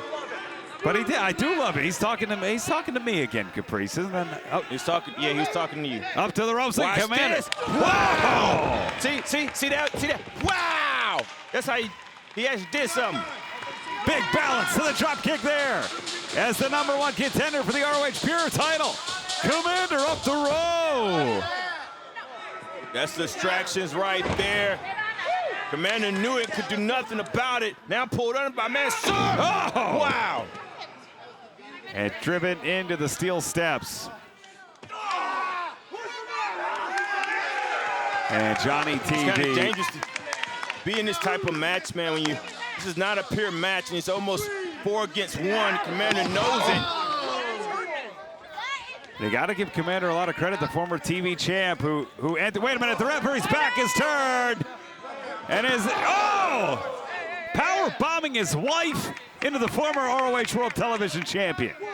I wouldn't have believed it if I didn't see it myself. Mansoor stepping up on Commander. And just the pressure points on the shoulders. You know about the lats. Oh, come on. I don't condone this. Absolutely. You see people mess with your shoulders all the time and squeeze those pressure points. Just imagine someone standing in there. Mansoor, every bit of 200 pounds. Yeah, deceptively tall individual as well. Those long levers. Sends Commander back in. Shut your mouth, loser! As that wasn't nice, Riccaboni. no, and you told me earlier you were right. This is the season where we should give thanks and well, I bet Johnny TV and Ty are thankful. It is very thankful, very thankful. And sent to the outside. You know, I'm down with them. I'm down. Oh goodness! Wow! Mason Madden. That's your boy, Riccaboni. It came out of nowhere. Behind, though, again, the referee's back. I don't like that. Leg hook cover. 2, could it be? Nice tight cover. It's literally been 4 against 1. Everybody on MXM's side has had their hand one way or another in this match. And Commander is still the one going through adversity, trying to win this thing, and has a title match coming up very soon. Yeah, just 6 days away. 4, 5, 6, 7. Oh, come on. He did. I hear a lot of that from the Salisbury Youth Association soccer and basketball kids I coach. I don't need to hear from Mansoor. That's where I draw the line. They don't wore that out, but Mansoor is saying it is wore out. That's the barometer. He might as well dab. Oh! As the forearms exchanged. And Commander volleys back. Mansoor, those long legs, though, deliver to the skull. It's a great kick, man. Everything that's happening, man, whether you like him or not, there's a great wrestler inside of all of that. Mansoor knows it. Mansoor, every time he's in a singles match, has a great display of who he is right there with that spine buster combination. 2-0! That inverted atomic drop into the spine buster. Delivered for Mansoor, and Mansoor now knocking on the doorstep of victory. It's those things like that that separates the wrestlers, and Mansoor showing his uniqueness right there. Nothing Commander could do about it. All control in the hands of Mansoor now. Now into the corner, charging in Mansoor, back elbow. Big boot. The former TV champion, he could be the pure champion next week. Look for the Hurricane Rod. Caught. Up and, oh, face buster. Great counter. Commander still a move ahead here. Mansoor in a lot of trouble. You know Mansoor doesn't like to get his face messed up, Riccaboni. Absolutely not. As Commander first back to his feet, Mansoor right behind him, right block, kick to the knee. It's now Commander looking, going high on the hamstring. Whoa, taking out the knee of Mansoor. Swing and a miss. Whoa, DDT. Wow. DDT plants Mansoor, cover here. 2, no. The name of the game is Commander being ahead of this, 2 or 3 moves ahead and keeping it on the clock. Commander may put it away here. Maybe looking for La Salalita Linda. Up top. And Commander with Mansoor to his, whoa, goodness. Oh, Commander's arm may have been broken there. Oh, wait a minute. Johnny TV, hold on. What? Wait, what? Oh, big right. What did I just see? What? If I didn't see it, I wouldn't believe it. Oh, goodness. Springboard. Acai moonsault. The outside. And it's Commander taking out Mason Madden next. Commander by himself is taking out MXMTV, but that's not who's in the ring. Who's in the ring is Mansoor, waiting on Commander. Commander does twice. Back on Mason Madden again. Fancy can't take him home. As Commander, whoa, wait, wow! Jumping, diving, satellite DDT. If I'm Talia Valkyrie, I'm watching out because he's got everybody but her. She had her hands in it too, Riccaboni. Certainly did. That taunt earlier. Taunt, she got powerbombed on him. Well, and I was thinking of the tongue lock. That left a burning, searing memory as Commander now looking for La Salalita Linda on the ropes. And Commander, beautiful. Hooks the leg, 2, 3. The winner of this match, Commander. From challenging for not only. Ooh. I heard that. And the code of honor. I'm gonna shake your hand because I respect you. That's real respect right there, Diamante. With her match that she's had in CML, I have seen the power of Persephone before. Persephone is one lady that I feel has it all, Riccoboni. Has the strength, the size, the endurance, the intelligence, and is very young in this sport, but has shown she is capable of doing it all. Well, and Persephone, one of the rare athletes, oh, with a win over Athena, albeit in tag team action. Wow! Of course, Persephone, the winner of the 2025 International Women's Grand Prix in CMLL. One of the most prestigious bouts that there is. Oh! Diamante's seen it before, man. Diamante's been in the ring with people that are stronger, but I don't know if she's been in the ring with someone stronger and just as agile and raw. That's the thing that gets me with Persephone, is that she has all this stuff and she's still moldable. Yeah, wow. And Caprice, it wasn't like Persephone was facing, just run-of-the-mill talent in that match. Mina Shirakawa, No. Sky Blue, Julia Hart, Tekla, Hazuki, Diamante in that match as well. Yes. So a bit of a revenge situation here. Look at that. Look at that. Wow, the powerhouse Persephone. And Caprice, have we seen a woman be able to muscle up to Athena with the title on the line? That's what I mean when we have somebody going against Athena. Athena! That's a smart move by Diamante, taking all the way to Persephone, dropping her on her head. Persephone in a bad situation. Diamante off the rope. Whoa! And how fortuitous that Athena. That's how we do it, baby. Has someone. I don't know if I've seen Athena with somebody that has it all like Persephone.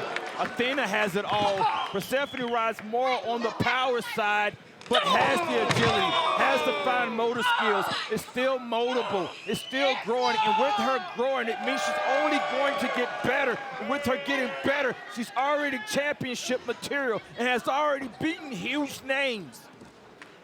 But Diamante is really the ace in the hole here. Cover 2. Diamante, in my opinion, was the first woman to really match power with Athena, to really try to take it to Athena in that way. Now, under the umbrella of Athena, in the orbit of Athena, and how fortuitous for Athena to be able to send out someone as talented, someone as strong, someone as powerful, someone as ruthless as Diamante, just 3 days ahead from this Friday on Honor Club, when the ROH Women's World title will be on the line. I tell you what, man, when you're at war, you send out the Marines first, and I believe Diamante is the Marines. That's a great, oh, look at Maybe this. a minion Marine? Can she be a minion Marine? She could be whatever she wants right now. It's just that rope burn across the jaw, the cheek, the ear. Oh, goodness. And Caprice, you know more than anything that type of move on the top rope just really disorients you.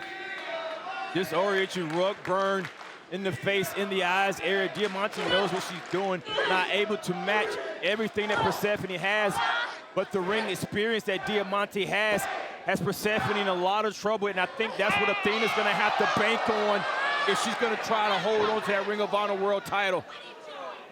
Diamante high across the chest plate there.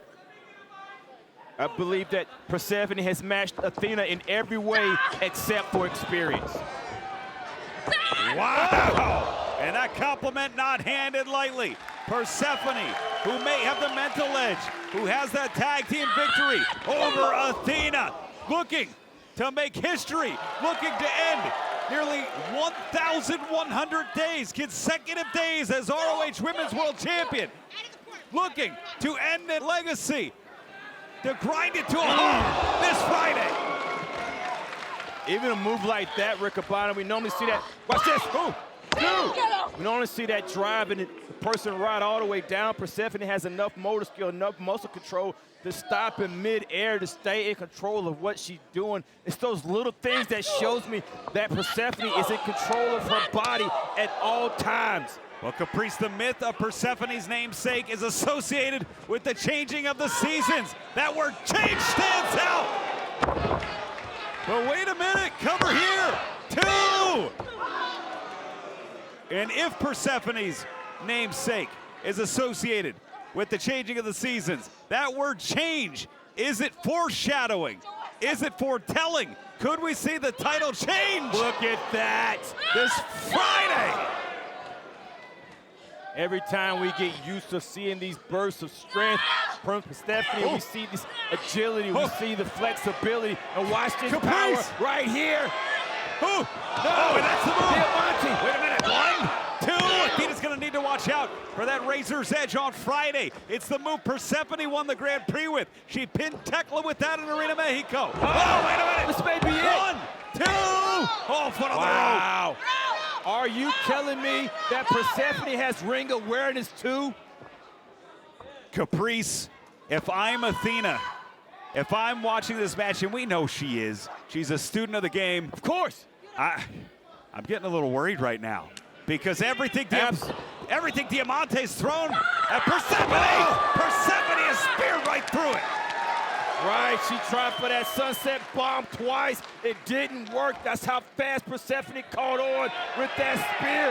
Now she's going to the top rope. Are you kidding me right now? All the way up top. Persephone! Moonsault! Leg hook! 2! Persephone has the momentum heading into Columbus.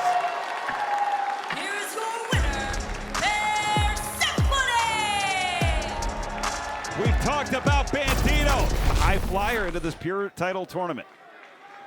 Tell you what, man, that has Serena deep in the finals, man. So Yuka Sakazaki definitely messed up my bracket, but that says a lot about Yuka Sakazaki. Well, the code of honor is off. That is a requirement in Pure Rules bouts on the men and women's side. In this bout, time limit, you see the timer on the bottom of your screen. You see the 3 hash marks. Each woman gets 3 rope breaks. If competitor exhausts those rope breaks, they can be pinned or submitted on between underneath the ropes. Oh, bit of a height advantage here from Billy Starks. Each competitor gets 1 closed fist. A second results in a disqualification. 20 count on the outside. We go to the time limit. It goes to our judges. Collar and elbow tie up here. The winner goes on to Columbus tomorrow night. Final battle, of course. You're joining us here on Honor Club. All Honor Club members with valid subscription can join us right here live from Columbus, Caprice, tomorrow night. You know what? This is the first time I've ever seen Yuka Sakazaki show frustration, and it was just a little bit with Billy Starks doing the hype thing. But it's those little things that Billy Starks does that she's learned from Athena to get inside Yuka Sakazaki has used her first rope break of wrestlers' heads, and that's something that to have that at a young age is a big bullet to have in your chamber, and she's already ahead of the game with the rope breaks. Oh, look at this, rolling through Yuka Sakazaki, who exhausted her first rope break, maybe exhausting the equilibrium, the fluid inside the inner ear of Billy Starks. And maybe doing it to her. Wait a minute. This move right here definitely works in Sakazaki's favor, even though it is spinning Sakazaki around. She's in control. When you deliver a move like that, you're finding something to focus on. You're focusing on a light. You're focusing on one single thing. It keeps your balance. The wrestler that you're doing it to has nothing to focus on, so it definitely knocks their equilibrium off. Beautiful Hurricane Rana there. The stakes can only get higher for the winner. Either Sakazaki or Starks will move on to our finals tomorrow night. And Sakazaki swinging a miss on the clothesline. Billy Starks with a forearm. Tried to use that momentum to carry her on to the outside to deliver that lariat, but it was blocked by Billy Starks. That was not blocked at all. And perfectly legal. Yeah. Sending Billy into the ring. My goodness, was that pure Riccoboni? Well, Nigel McGuinness, who we'll see tomorrow night, take on Lee Moriarty, 30-man Iron Man. Ooh, he used to use that ring post quite often. Yeah. When he was the pure champion. Look at this, it's Billy Starks. Gives people advantages in those peer matches is knowing the rules, knowing how to bend them in your favor. Well, speaking of bending, it's Billie Starkz bending Yuka however she wants right now, and the hair. That was a placement bend right there. She's putting Yuka Sakazaki where she wants to put her at, whether it's a certain part of the ring or whatever. It's a set point that Billie Starkz is doing. She wants her in the corner, and that's exactly where Yuka Sakazaki is going to be at. Well, Billie Starkz, we talked about being the youngest competitor ever to main event a final battle. Did so 2 years in a row. Wow! There can only be one first. Oh. I know that face, Riccaboni, when you land a DDT and you feel all cranium, you feel a little bit of the neck. It's that I've hurt this person. I know they're hurt, and Billie Starkz felt that with Sakazaki. Mark my words, Riccaboni, Sakazaki's in a lot of trouble right now. She's not moving at her own will. Well, we talked about the history looking to be made by Athena, trying to make it 3 final battles in a row, defending the women's world title, the 4th as the women's world champion. She won that title 3 years ago versus Mercedes Martinez. Billie has been her protege, her prized pupil, looking to make history of her own. Oh, Billie's tied up in the ropes here. Yeah. Whoa! Her first rope break. But that was a smart rope break right there, keeping Sakazaki from getting any momentum going since she dropped on her head. Billie Starkz staying on top of the head, right back to it. Billie Starkz knows that Sakazaki's hurt, and she's staying on that, finding that focal point, using it as a target, grabbing at the chin, grabbing at the arm. I'm telling you, Sakazaki's in a lot of trouble, Riccaboni. And using that closed fist, Mike Posey registering it with Agony. He did, in fact, see it. So Billie's got to be careful. A well-placed fist changing the momentum. But Billie, a mistake could lead to an unforced error here. Look at this. It's Sakazaki firing back up. Cover here. 1, 2. Whoa. And that's the thing, Riccaboni. I don't think it was a mistake by Billie Starkz using that closed fist. I believe Billie Starkz really knows these rules and are able to use them at will. She's able to use that punch. She knows she has it in a barrel, and she uses it at the right time. And nice suplex to the bridge, holding on. Cover 2. Oh, right on that head and neck. You talked about a Caprice damage in that DDT, and back to the submission. I love Stark's game plan here. She's staying on that head, staying on that neck. That's that. Had no choice. 4 to go. 2 points of rope break, and that's 2 for Yuka. Yuka Sakazaki has used her 2nd rope break. Riccaboni, how many people have you seen grab a rope break from a simple chin lock? This is how much trouble Sakazaki's in. Billie Starkz knows it. That's a great point, Caprice. As one of these women look to advance to tomorrow night in Columbus, Sakazaki dropping the knee, and hitting the small of the back. Whoa! Forearm there. Nice kick there. Nice wind up. Billie Starkz is out on her feet. Uh-oh! And Sakazaki, the snowplow! He's finished so many people with that. Make the cover, make the pin, forget the nod, win the match. Cover here. 1, 2. Oh! That caused so much. Nice transition. So close, grabbing a hold of the ankle though.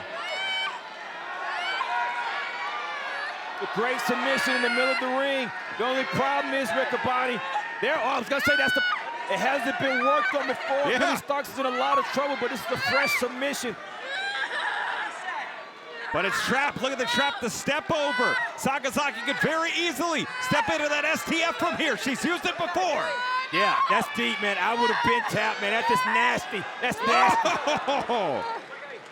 The damage is done as well. Billie Starkz has used her 2nd rope break. Tell you what, man, it's almost even with these rope breaks. It is 2 for each athlete here, as Sakazaki, who likes that Magic Girl splash from the apron, instead going to the top. That's a forearm. Forearm there from Starkz. Starkz launches Sakazaki. Mass ascension to the top. Billie Starkz is not wasting any time. And nobody home. And it's Sakazaki. The pace quickens with haste. Sakazaki twisting dive. No! That was close, man. I don't know how much closer you can get through that. I thought it might have been over. Billie Starkz thought the same thing. still in there. Sakazaki going for a springboard attempt.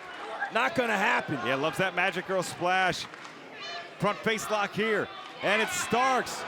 Oh, just countered the struggle there. But it's Starks trying to stay with it. Starks, oh! That last shot to the knee. That right there, Riccoboni, is called resolve. And that's rare for somebody as young as Billy Starks to have the resolve to stay with something. If she doesn't get it, the submission in place, she's gonna use this for the rope break. It's not gonna get her to win, but it's gonna get her to rope break. Not if Sakazaki has anything to say about it. Fighting back, firing out. It's Sakazaki! Gets the push up, but still trapped. He's not gonna let, it just shows you, man, that's the resolve that Billy Starks is using. That leg still trapped. A young athlete having this is a gift, Riccoboni.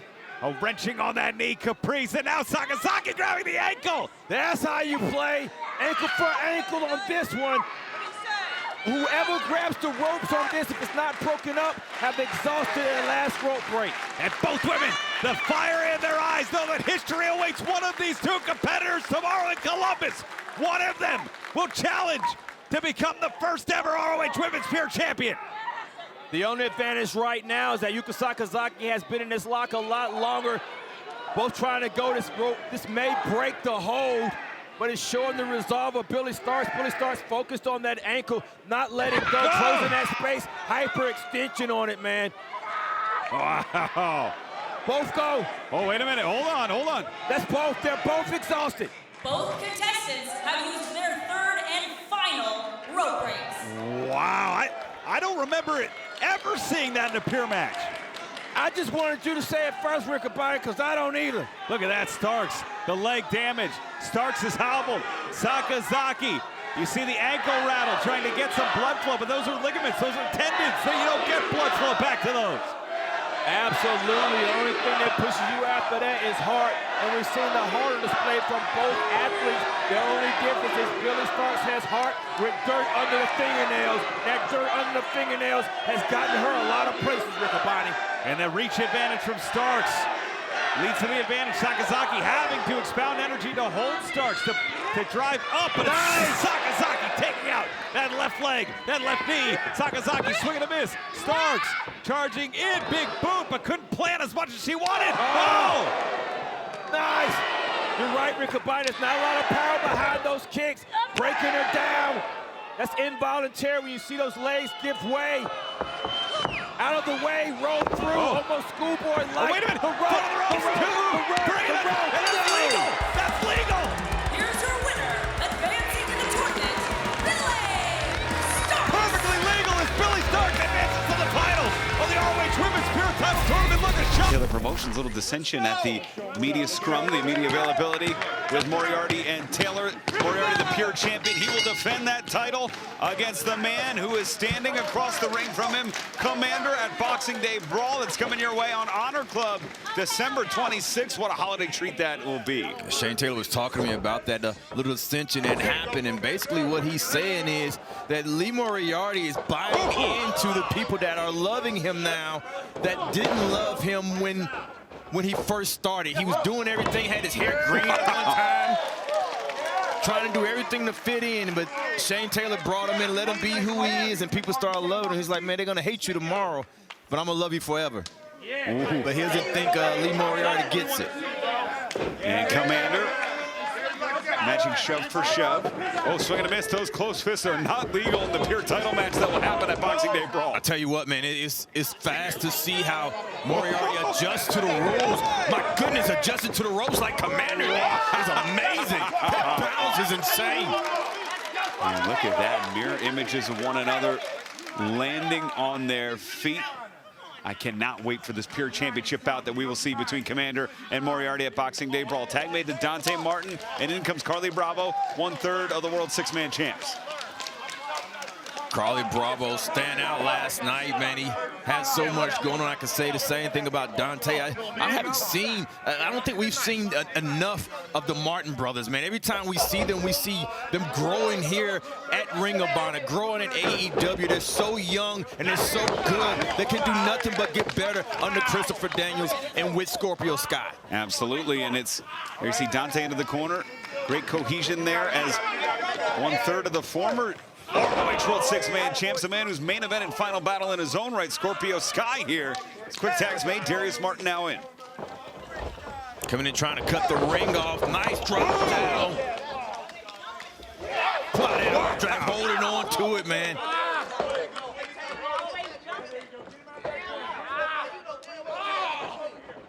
Tag made. I have to say hello to our friend Jaleel White as Dante Martin coming in. And it's Dante. Ooh!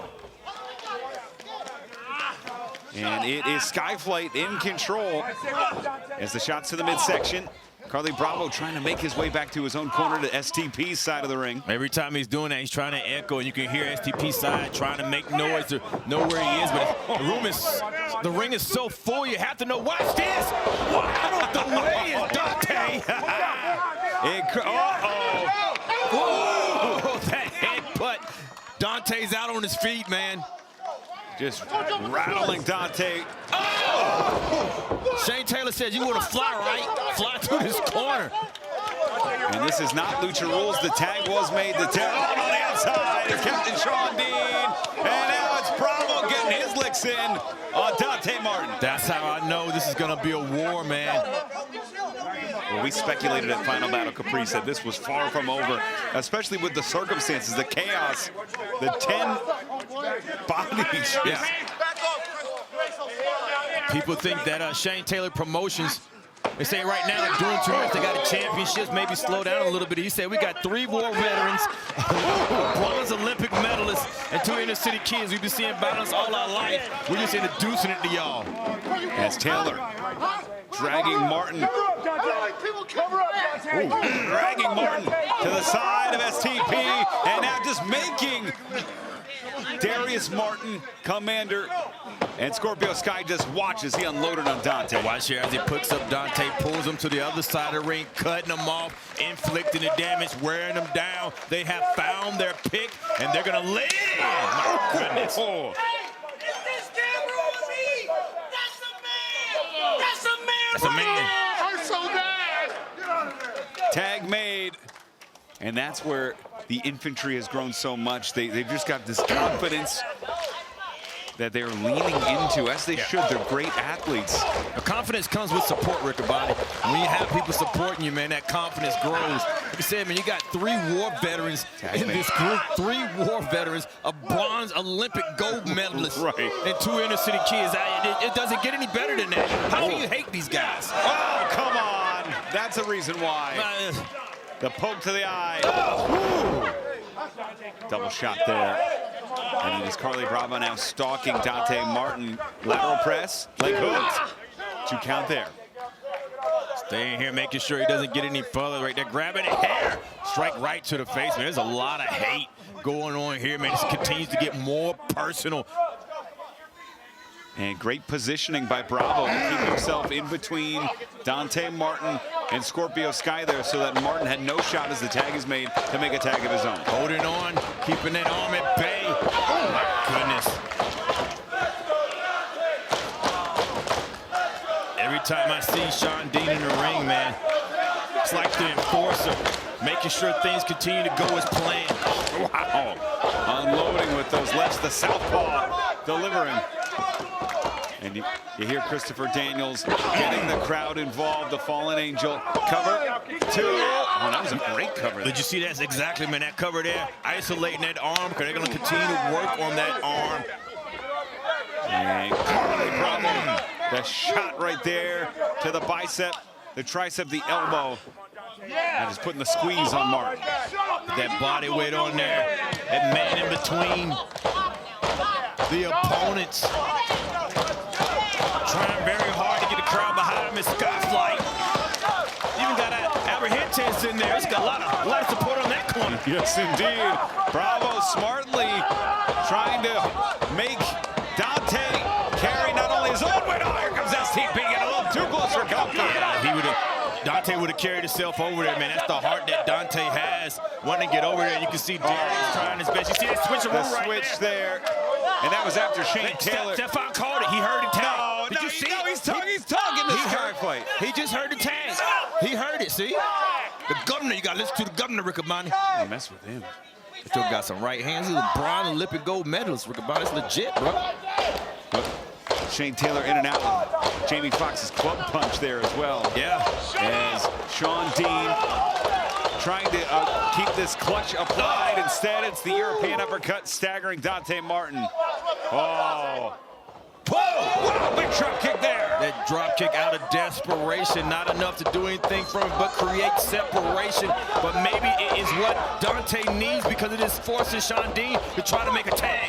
Dante on hand and knee. It is Dean first, who tags in Tiger style Lee Moriarty. Moriarty goes in to cut the ring up. Smart man. Up and over.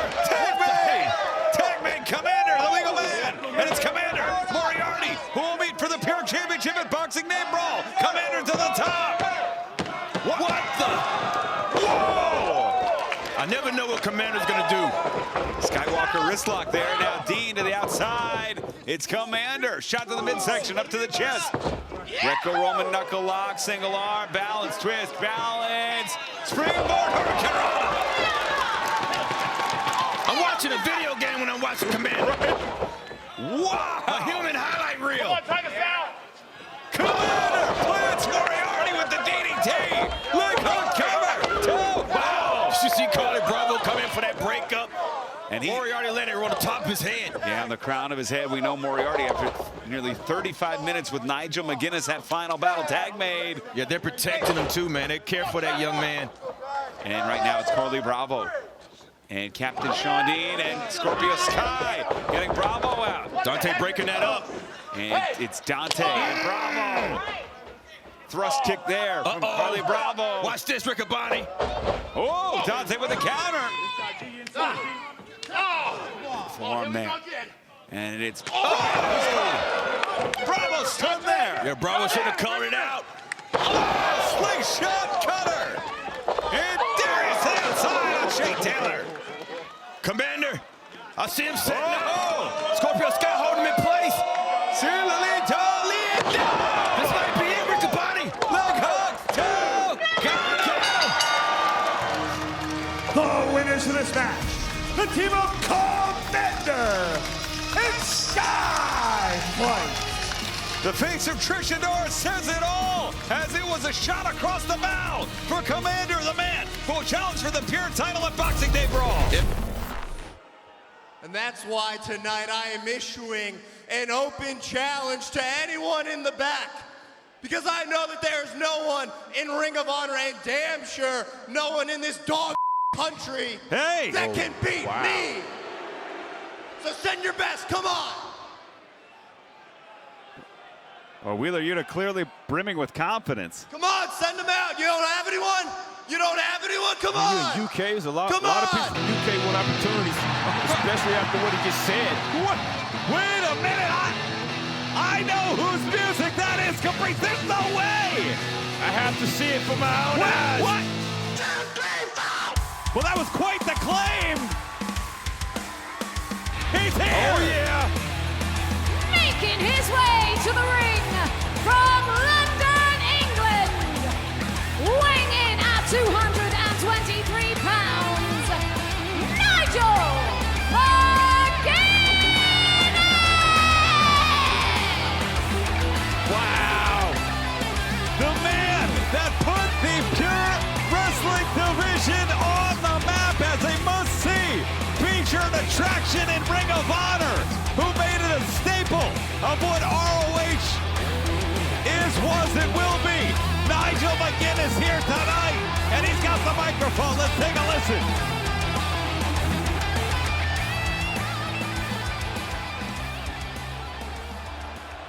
Now, Wheeler, I happened to be in the back and I overheard you saying in your whiny American voice, oh, I'm gonna come out here and do an open challenge, and what would you know? I've got my gear, so here I am. What a coincidence. You know, I've got my history with Bryan Danielson, but that doesn't mean I don't take umbrage with the fact that you ended his career. You said it right.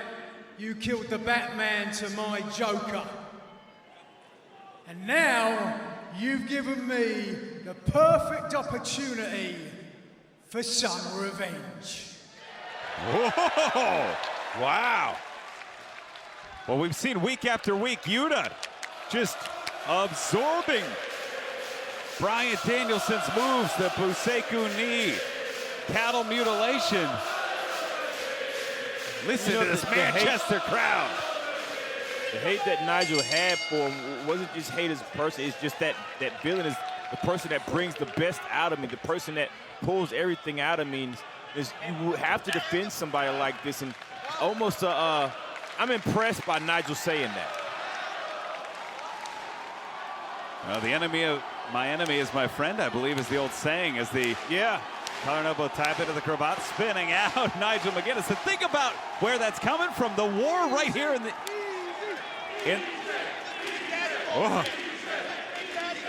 that was an effortless spin out of that cravat, Riccaboni. So it takes a long time to get out of a cravat, and the timing that Nigel had just to spin out of it that fast, that's impressive in itself. Oh, the hammerlock into the snapmare. That's what I mean.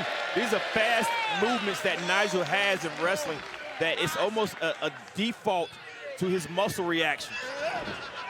As Yuta trying to spin through, instead Nigel back to the wrist. And fans, we take you back to Final Battle, just how great that match was, that Iron Man match with Lee Moriarty, arguably the two greatest pure wrestlers in Ring of Honor history. Obviously, Wheeler Yuta taking umbrage to that, saying he's the greatest pure wrestler in Ring of Honor history.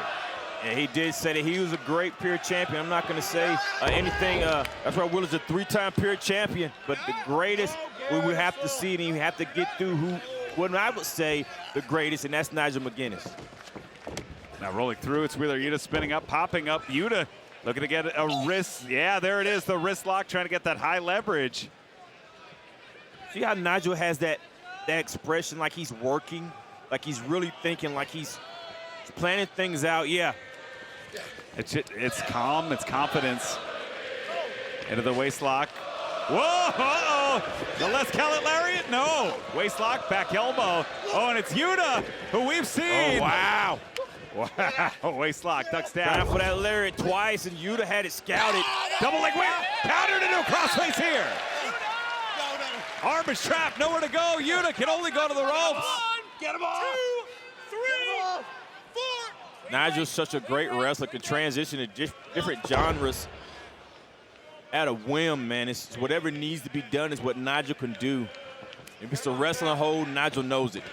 But I want to clarify for the fans, we're being told this match not contested under pure rules. This is a standard rules bout, having to feature two of the great pure wrestlers of all time in Ring of Honor, as Nigel,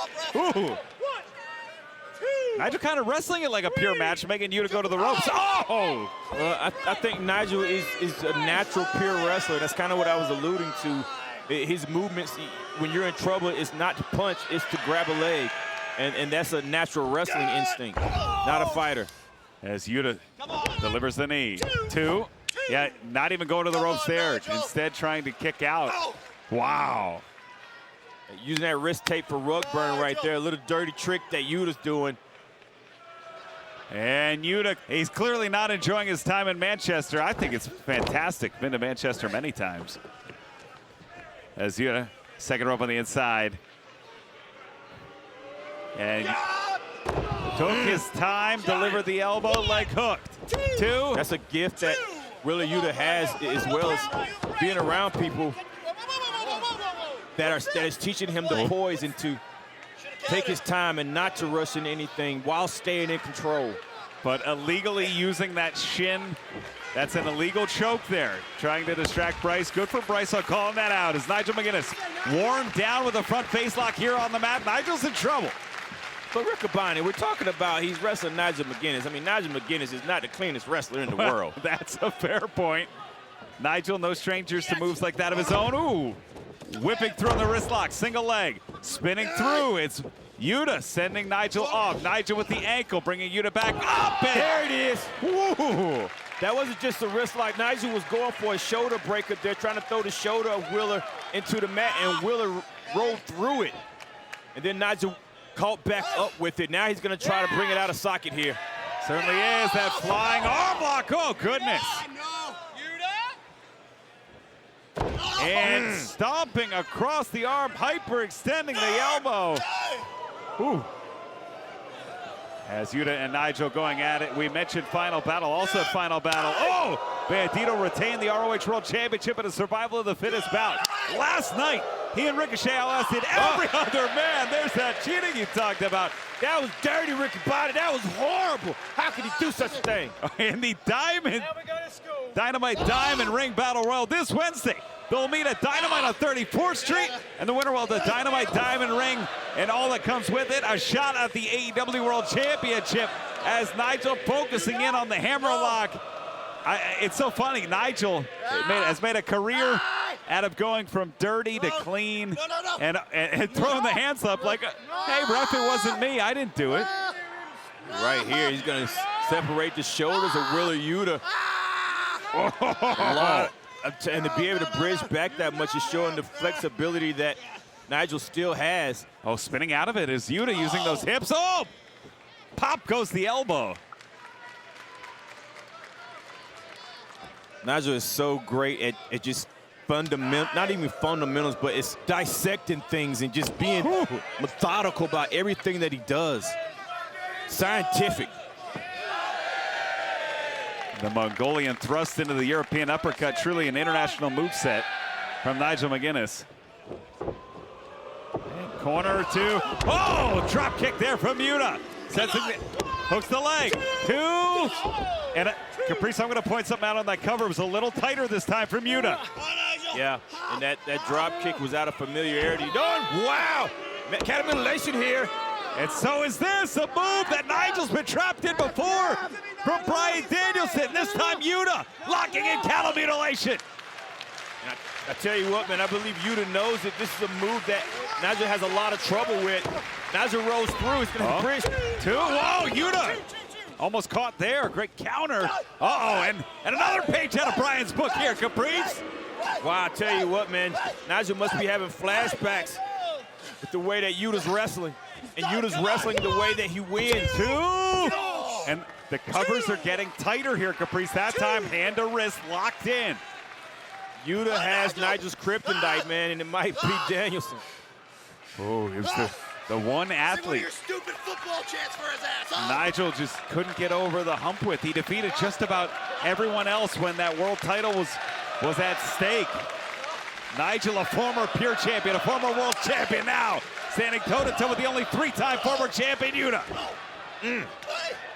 Tell you what, man, if you're going to take from the best, you take from the best. Same thing that Blake Christian's doing with Jay Lethal. Oh, no one home. It's Yuta up the ladder there.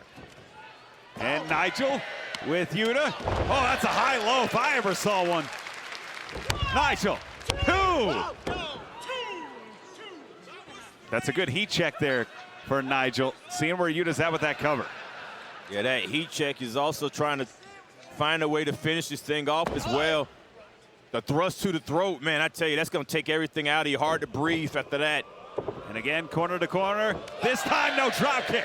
Lands that. Whoa, he shot Yuta up with that European uppercut. Uh-oh. The tower. Oh, no, Tower of London blocked. Smart move by Yuta. Yeah, I bet you Nigel didn't see that coming. Oh, and he might not see this. Yuta sizing up Nigel for the Bushiku knee. Lifted lock, stock, and barrel from the American Dragon. Oh! Cover! Two, and the lariat from the south side gets 2.5. You know, I think Nigel waited there for his eyes to get better before he made any movements. He didn't rush into anything. The London Dungeon locked in, but it's Yuta with the counter. We saw Moriarty counter it. It's Yuta with the arm trap pin, spinning around. Nigel with the shoulder up. Oh, that's a great call. You gotta keep your hands off the officials, Yuta. Watch it.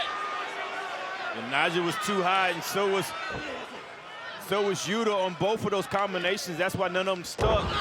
Right, that's what he was going for before. Got it that time. It's that shoulder breaker, absolutely. Up high, spinning around. London Dungeon locked in on Yuta. That knee in the back's gonna make it hard to get out of there. This could be it, Riccaboni. Certainly could be. It's Yuta, who normally uses those hips to shift out, trying to find the ropes. He gets there. I was going to say that Nigel was staying in between the ropes to make it hard for you to break the ropes. Look at his chin. 1, 2. Oh, and he lured Yuta. Oh, Yuta. Yuta up the nose. At the nose and omoplata. And Yuta's got it locked in. The crossface is. Oh, Nigel's thinking about it. Oh, Nigel's fading. He's thinking about it. Nigel's fading. Nigel gets out, though. Spinning out. Trapped, caught by Yuta. Instead, Nigel rolls through. Nigel now got the crossface locked in of his own. Things in deep. Look at Willer's arm, Riccaboni. That thing is torqued. It's trapped. It's going in all kinds of different directions. Yuta again to the ropes. And the work that Nigel's put in on Yuta's shoulder, man, that's definitely taking a lot out of Yuta, making it hard to use that. But Nigel back to his feet first. Yuta here, kicked in the midsection. What a treat this has been. Wheeler Yuta's open challenge. Spinning through, looking for that. Oh, instead, drop down. Whoa, collision there. Watch out. Big time lariat. Connects. Cover. 2,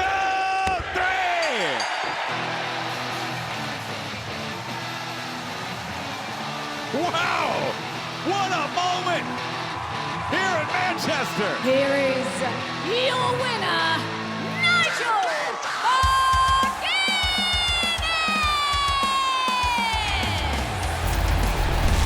Greatest pure wrestler Ring of Honor has ever seen, man. As long as reigning and beat who I thought was the greatest pure champion multiple times, that's Nigel McGuinness. He's a great wrestler here, probably the greatest pure wrestler ever.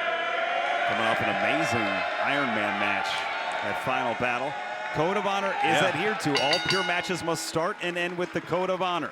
In pure bouts, especially pure title bouts, you get 3 rope breaks. Once those are exhausted, you could be pinned underneath, between, on top of the ropes, and even using the ropes, which we've seen before. 20 count on the outside. Title does change hands on a count out or disqualification. The disqualification can be had if an athlete uses 2 closed fists. If we go the 60-minute time limit here tonight, we go to the judges, who are former ROH World Champion Jerry Lynn, former ROH World Tag Team Champion Chris Hero, and Hall of Fame legend Dean Malenko. Great judges here on display. Am I reading into it that Moriarty's out here by himself? Shane Taylor's not out here. Well, that's an interesting. I mean, we saw that ascension at the final battle media scrum, but I think, you know, Alex Abrahante's not here either. Oh, great counter there. Right, good call, good call. And, you know, sometimes you have some dissension. Dissension doesn't mean breaking up. I just noticed, you know, the last time that Moriarty was out here and Shane Taylor, he went against what Shane Taylor wanted. So now he's on his own tonight. Let's see what happens. Side headlock, and Lee, you know, typically in pure title defense, pure title defenses, looking for the arm bar there. In pure title defenses, I think that's a blatant play by Moriarty. They don't want to risk one. It's the only title in Ring of Honor that can be changed on disqualification, and look at this, Porter City right away. Absolutely right, Riccaboni. Porter City, that's early, man. Moriarty able to get that in early, even though he knew that wasn't going to give him the win. That is rope break number 1 used by Commander. 90 seconds in, forcing Commander to burn his first rope break. And we've seen Moriarty be intentional about locking something in close to the ropes. Yeah, but getting that Border City stretch in that early says a lot, and I think Moriarty's going to keep going back to it. If the move he's known for, if he's able to latch it in that early, that's got to be scary for Commander. Well, we've seen luchadors wrestle quite well against Moriarty. We've seen a great effort from Shelwa, from Blue Panther. So Moriarty, you know, he's not lying when he said, oh, the global scope of this title reign. Right. Last time I saw Moriarty beat in Ring of Honor was a luchador. That's right, down at Global Wars Mexico. Blue Panther earning his shot at the Pure Championship there. Wrist lock. But Moriarty wanted to bounce right back, though, coming back when the title was on the line to defend it, and he has been undefeated in Pure Championship bouts. He said that. He said that in his interview, man. He was like, it's a different lineup when the title's on the line. It's a different mindset. Whoa! Whoa, wait. And Commander and Moriarty. Wow.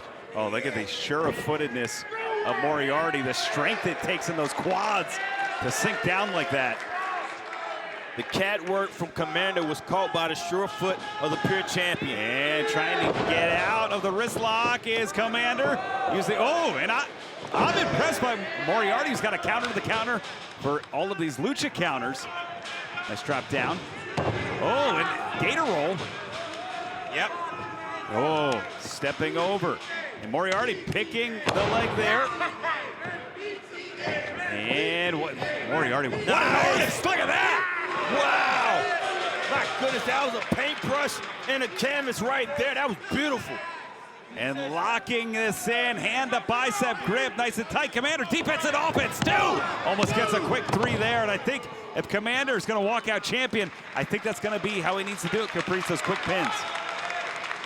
Those quick pins catching Moriarty in a situation where he's forced to let go or lose the match. Great game plan by Commander. Great wrestling here. And this just feels right. The ROH chance here in a building that has been so important to Ring of Honor. The host of many final battles, many classic brawls, where the Briscoes, Bryan Danielson, Nigel McGuinness, Samoa Joe shed their blood. And now tonight, where 2 technical masters are doing it out in the ring. And wow! Nice! That was very smart by Moriarty. Moriarty dropped that distance right before Commander could switch his feet over for a head scissor or any other type of takedown. Moriarty cut that off, went straight down to that drop. This is great wrestling, man. And it has taken the wind out of Commander. Without Commander's wind, that reduces the balance, that reduces the agility. You need the oxygen to fuel those muscles. Ooh. Right when you said it, man, went right to the oxygen tank, did Lee Moriarty. Wow. Back to it. Yeah. And all of those springboards, those balancing acts, those are high cardio, high oxygen moves. Oh, goodness. Need to be able to breathe to do so. Commander even tried to get a roll up there. It didn't work. It's too weak right now. Number 2.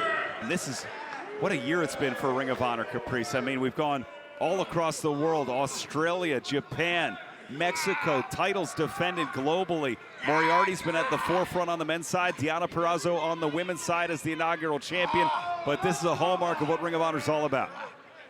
Absolutely. You saying what a year we've had. You're absolutely right. And what a year inside of that year Lee Moriarty had. And you said the same thing, Rick. Bridge 2. Because every place that you named, Moriarty was there defending his title as well. And just riding Commander. Normally in amateur wrestling, Caprice, the seated position is a good way to start to get out of things, but it's where Moriarty goes to work. It's the pretzel right here, bringing in that rib. Yep, now this stretch here. Wow. And Commander in big trouble. Oh, the claw on the obliques. Just cinching in. Digging. Yeah, cinching in on those ribs, man, clawing those ribs. The ribs are the easiest bone to break in the body. Oh, Crucifix gets 2 7/8. Commander instinctively retreating to the ropes. Oh, and Moriarty's just having fun now. Yeah. He's working, slowing that pace down. He's in control. No need to rush into anything. Great peer wrestler, great peer champion. Moriarty cinching in that. You go. That octopus. Domino stretch way in there.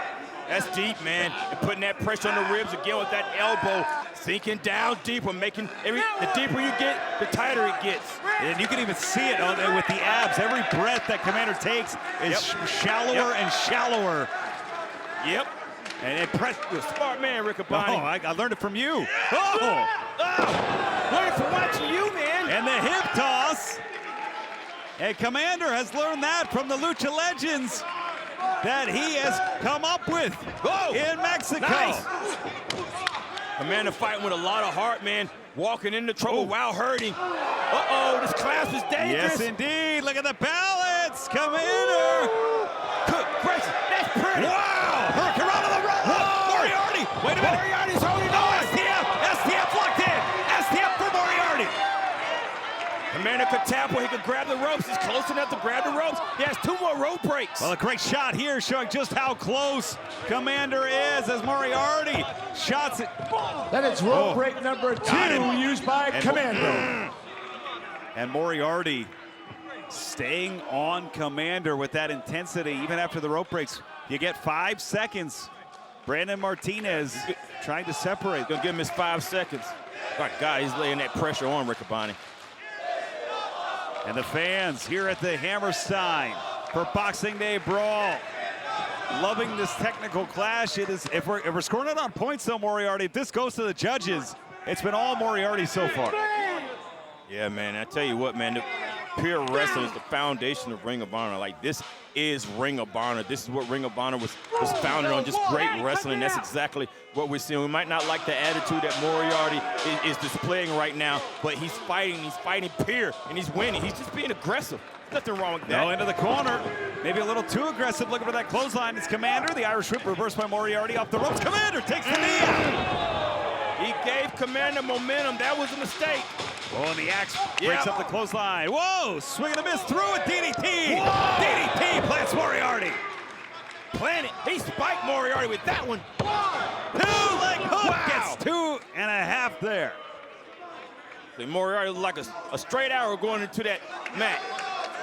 But I'll tell you why Moriarty's so smart though, Caprice, and you know this and I know this, but for the fans at home, the damage done to the ribs, to the oxygen tank of Commander. Normally Commander's back on his feet. Normally Commander to the next move. He's taking these big, deep breaths. Yeah, he's having to recover and it's taking time. You're absolutely right, Riccaboni. Trying to capitalize on what he's done, closing that gap on the pure champion. Going for the suplex, but it's blocked, man. Not enough strength in there to suplex the champion. You might be right, Riccaboni. And went right back to the ribs, the pure champion. Moriarty has been issued a warning for the use of a closed fist strike to the face. Oh, and Moriarty's disputing that call. I think it just went maybe a little under the jaw toward the chest, but it's a tough call. I don't envy Brandon Martinez. Yeah, I'm not going to go against the ref, man. Oh, big back elbow. I don't have a good view like that. This is dangerous.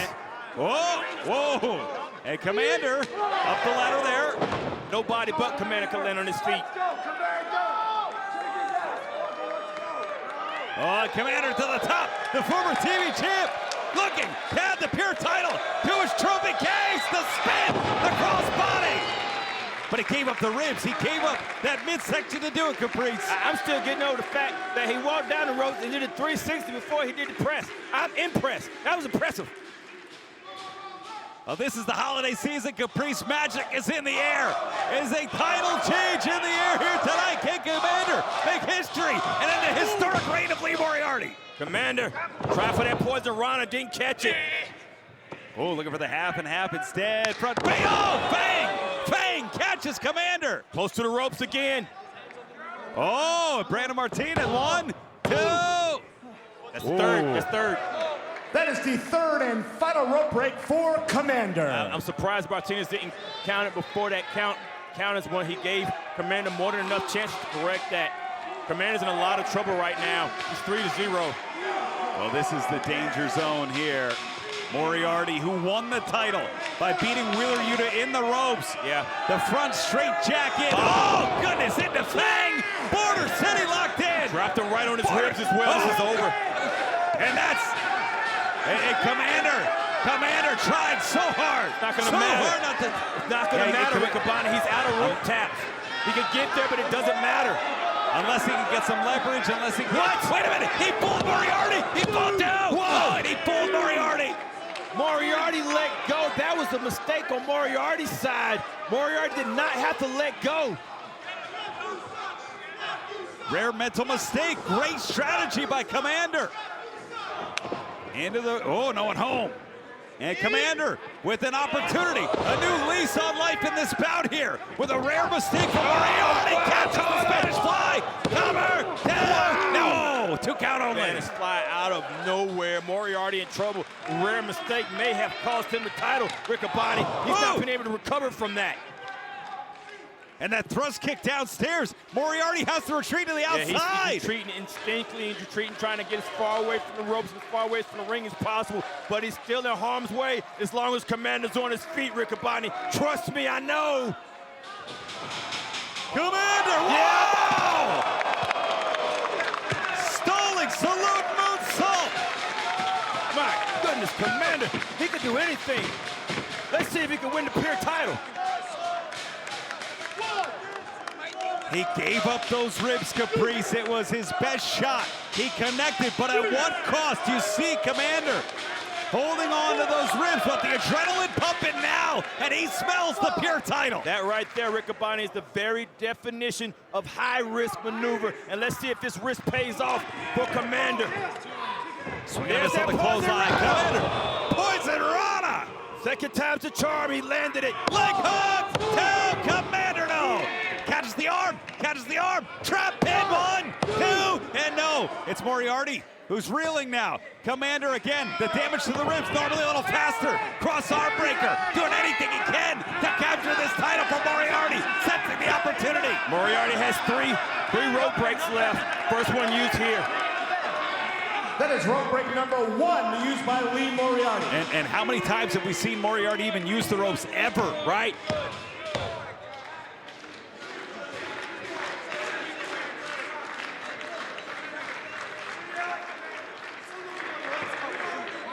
And it's Commander. Oh! Beautiful running thrust kick. May have turned out the lights for Moriarty. And Moriarty's in position. Caprice.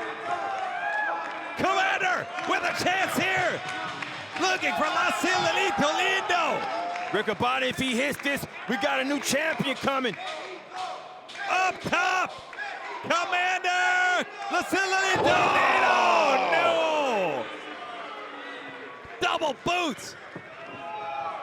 Oh, Moriarty catches the leg. Wow. Oh, look at this. Gory special in the ropes. In the ropes. Oh, that's it. Wow. The winner of this match by submission and still Ring of Honor Pure Wrestling Champion, Tiger Style, Lee Moriarty. To do, Caprice, is go 10 minutes. Doesn't have to defeat Red Velvet. Just has to go 10 minutes to earn herself a shot at the Women's World Television Champion. Tell you what, man, you're going against the World Television Champion and just beat Mercedes Moné. You might want to start the match with respect. I have a lot of respect for Janai Kai just because of her striking ability and the tenure that she's had in professional wrestling. But she's starting off with somebody that's on a really hot streak, man. She's done the impossible, and since then, Moné's been on a downward fall, man. Well, speaking of Moné, let's talk about tomorrow night, as we'll see Willow Nightingale, one of our favorites, get a shot to continue to put cracks in the foundation of the empire that Moné has built. For the, you think she needs help on the entrance? Whoa, well, man. For the TBS title tomorrow night on Dynamite, Willow Nightingale. Ooh, the Conglomeration challenges Mercedes Moné as Janai Kai just really picking apart Red Velvet for now, trying to slow things down as Velvet. Yeah, Janai Kai has great striking ability, and that judo wrestling that she's doing, she's mixed it up wrestling with judo and martial arts, which makes it hard for Velvet. But Velvet has the striking ability with her hands. Yep, exactly when I said it, man. Those inherited fists that she has from her father and her grandfather. If it goes from the striking game from the fist, it's going to be Velvet's game, but you're striking with them legs. Janai Kai has it. Look at this flexibility right here, Riccaboni. And just depriving the oxygen from Janai Kai. That's 2 Olympic boxers in Red Velvet's family. Yep. And some strikes of her own. I like what Velvet's doing here, trying to slow down the match a little bit. I was impressed with that climb to the top from the inside, but that kick to the sternum right there from Janai Kai was precision tuned. Every kick from Janai, man, lands exactly where she plans it to.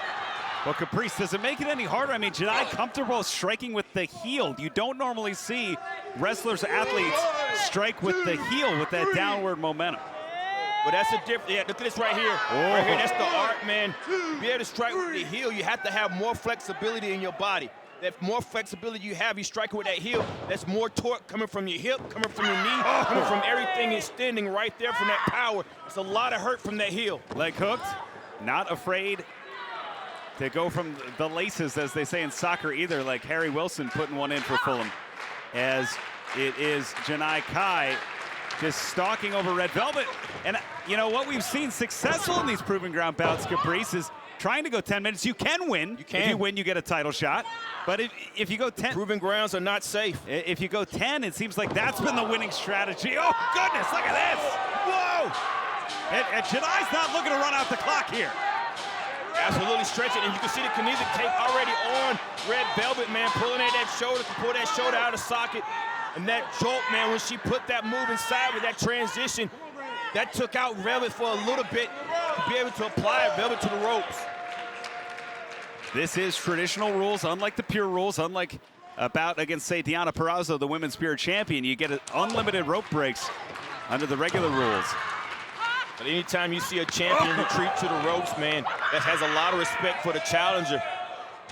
Oh, but the champ in a bad way right now in this Proving Ground bout is Janai. These kicks, man, these kicks coming from every direction, man. Janai's dangerous from, she has kicks, she has elbows, she has slams, she has judo, she has it all with the body.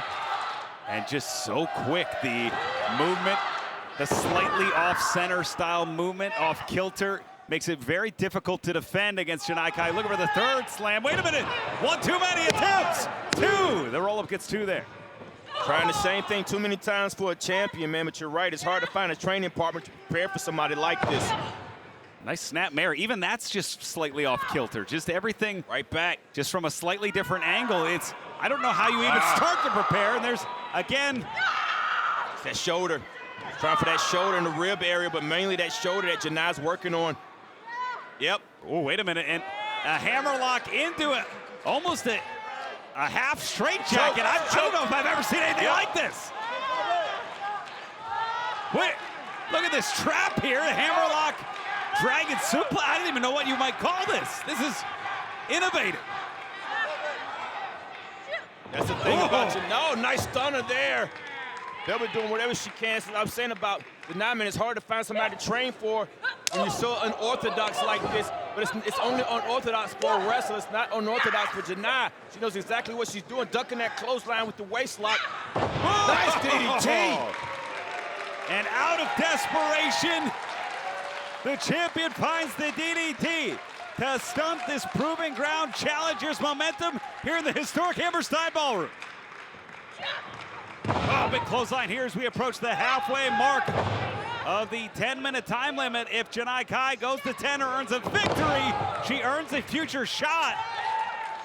In a bad position here, though. Yep, that's right here. Setting it up right here. That kitchen's getting warm, Riccaboni. Whoa, wait a minute. Red Velvet getting a little too comfortable as Janai. Now off the ropes. Janai Kai. Whoa! And again, that bottom of the foot. And now the heel to the temple. That heel to the temple, aiming to the shoulder as well. Riccaboni. Janai has found her spot. Oh, and Velvet might be knocked out. Oh, wait a minute, up and over. The adrenaline trying to roll Janai through and away. Wow. How many times have you seen that? Oh, my goodness. That right just caught, and then that question mark kick weaving through the outstretched arm. That inside question mark kick leaves a lot of questions for the champion now.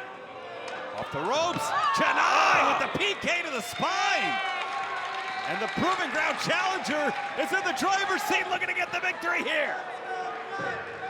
Janai setting up, trying to close the distance with that kick. There's that slap. My goodness, might be a knockout. That's it. The winner of this match, the Ring of Honor Women's World Television Champion, Red Velvet. Tell you what, that punch coming right out of the kitchen sink, out of desperation, happens to be a knockout blow. Proof is in the pudding, the heat is in the kitchen, and our champion continues to stir it up. The knockout, always awesome to see her at Ring of Honor. What a great match against the champion. Would love to see her again. Fans, if you like what you saw here tonight, 2 days from now on Honor Club, and each and every week,